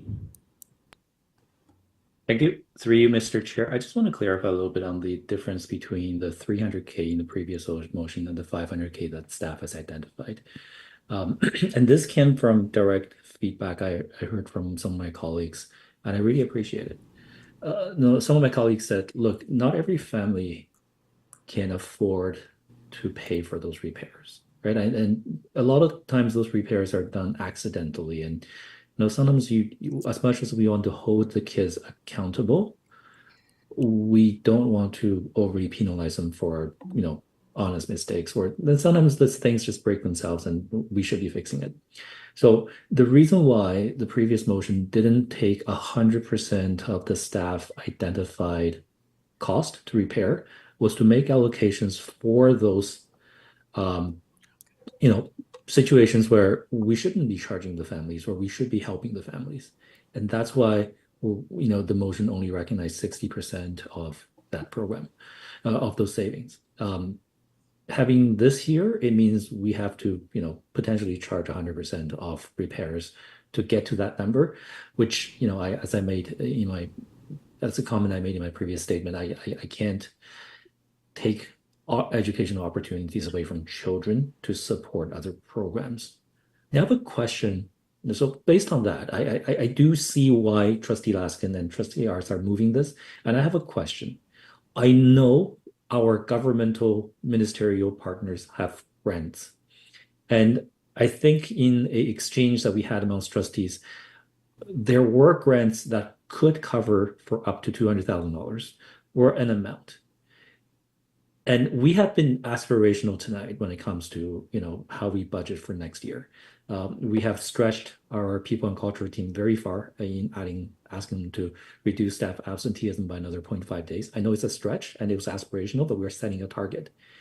Can we be aspirational on this motion and ask for staff's indulgence and help us maybe apply for one of those grants to, get some support from our ministerial and government support programs? Because I believe when a minister wrote back to us, when we asked originally for them to support us, the minister did say, hey, we have these programs. I think what the minister meant is, why don't we apply to them? So can we change the 200K from the one-to-one device repair to us, we will apply for a program. And then I'm sure whatever resulting, amount that may or may not be covered by the program would make up for such a small portion of our budget. In fact, by the way, 200,000 is 0.005% of our overall budget. I think we'll be fine. Would staff be okay, and would the movers be okay for us to be aspirational like that? And also, it also gives our government partners a chance to work with us, just like we have been asking them to do. Thank you, Trustee Lee. I'll ask staff first and then the movers. Staff. Thank you, through the chair. I'm just trying to confirm with maybe Executive Officer Singh. I think that the repair costs are more than $500,000 a year annually that we've seen historically. So I think the 500,000 was already taking into consideration that not every device repair cost would be charged to students. So I just want to make sure that that clarification is provided, that we know that not all costs, some costs will still be borne by the board. Sean and Tricia with backup to shelters and mono, because it was. I'm not changing. Trustee Lee? Yes? Movers and seconders are not changing the motion. Okay, then we're not changing the motion. I said my piece. Thank you. That's all. Thank you, Trustee Lee. Trustee Shan? Thank you, Mr. Chair. I'm still struggling with this because this kind of feeds into the narrative that you're taking stuff from kids and if there was recovery of cost from technology by students, it makes more sense to reinvest into classrooms as opposed to subsidizing a program.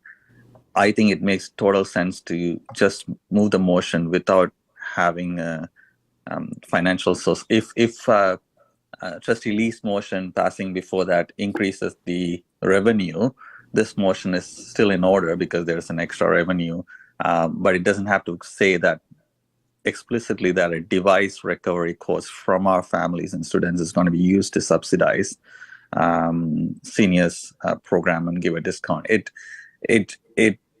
It reads wrong in the sense I support seniors program. And I think it's important to support this program. And as Trustee Lee mentioned, it could be a grant, it could be a fundraiser, it could be money coming out of our savings in general. But to identify and specifically say this is what we are recovering the money from, I hope the mover and the seconder sees why that's a concern and is able to adjust it. At the end of the day, like I said, regardless of what the perception of why we need to identify a source, it is not after a budget has passed. It's during budget process. We are still in budget processes. If we have identified a previous motion where there is savings, then that could automatically be used. But I don't think it has to be specified where it's coming from. So once again, asking if the mover and seconder would do it. Otherwise, I'll have to move an amendment to it. If I can answer, I'm really sorry, but I was always under the impression of our bylaws, 5.15.4, all motions that require the board to expend funds needs to have a funding source. That is why the funding source is here. If you remove the funding source, for me, it's not in line with our board bylaws. So staff have already made it clear it's operational. They don't have to do this. I'm trying to find a way to ask them to do this by providing an alternate source of funding so they can not follow the letter of the law of the policy. So that's why it's here, and I'm not removing it, and I'm worried that we're running out of time. Thank you. Thank you, Mr. Chair. This is a motion that's asking to reconsider a decision as opposed to directing the staff to remove the seniors discount. That's firstly, it's a reconsideration, so it's still operational. It's a direction being given. The second part, I feel like we have had a number of meetings so far where people have asked to reverse a cut without finding a source for a particular cut because we're still in the process of developing the budget. So it's still directions. We haven't finalized the budget work yet. So, anyways, I think it's unfortunate that that trustee, the mover and the seconder, aren't able to make this adjustment. In the spirit of getting this moved on, I wouldn't move the amendment because then we would run out of time. So I would refrain from it, but I do hope that when it comes to the board, we can have a better sense of why this is being directed this way. If I can just add, Mr. Chair, the FPEC committee before this motion has a balanced budget right now. And that is why it's different, and that is why the funding source is here.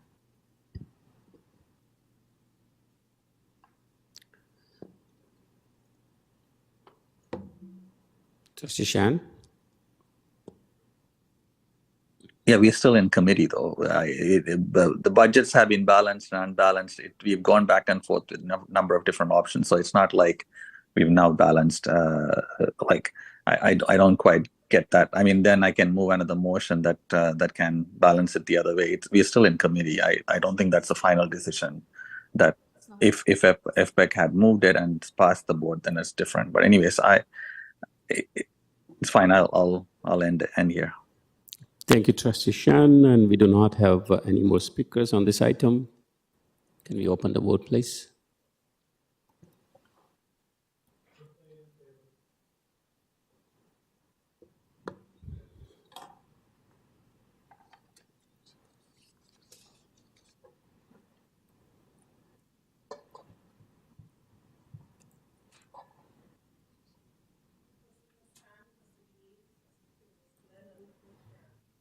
Trustee Hassan, Trustee Lee, Chair Chen-Oslin, how do you vote? In favor? And in favor. Hassan in favor. Lee's in favor.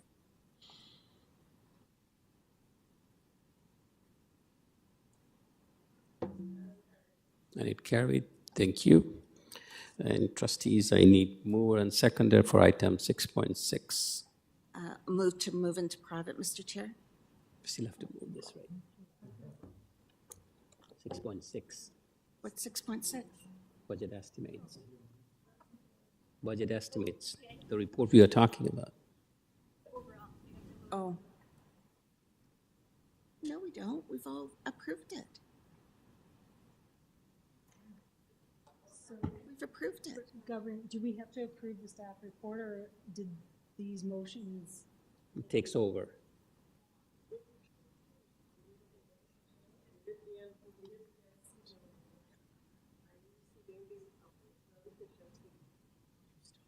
Mr. Chair, I think Trustee Lee's motion was associated with the second and third part of them. The first part didn't get voted on, did we? Receive A. We didn't do A. Because there are two items, we still need to do one.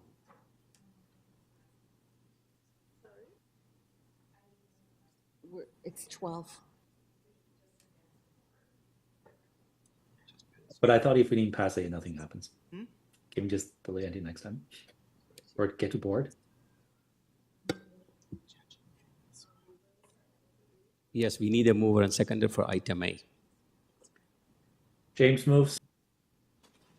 Michelle Arts and James. Trustee Lee, Yes, happy to move. thank you. Can we put A on? Oh, thank you. Shan against. Trustee Lee in favor. Laskin against.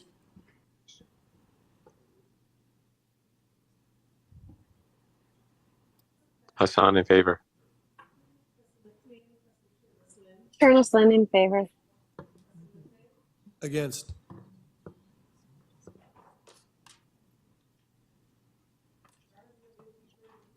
It has been defeated. Go ahead, Trustee Laskin. Mr. Chair, I'd like to move a business arising motion that Trustee Earhart provided without recommendation to board. Thank you.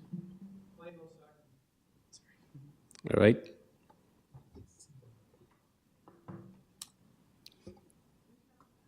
All in favor? She's making this ready.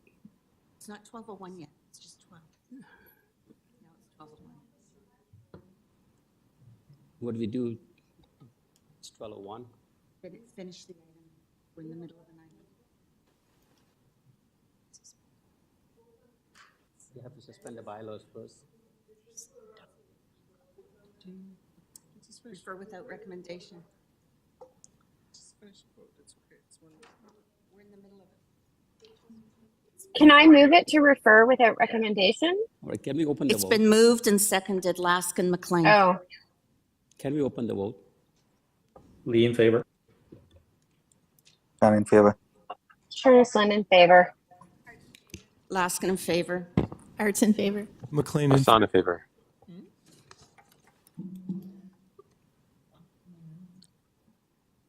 And now we're really done.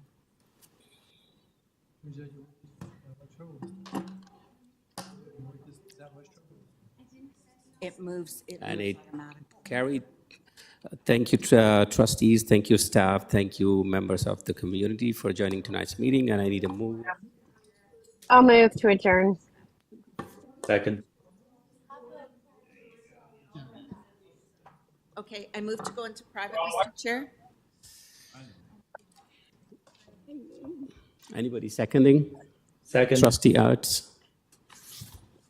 We are going in private. Thought there was a motion to adjourn. You have to leave. Thank you.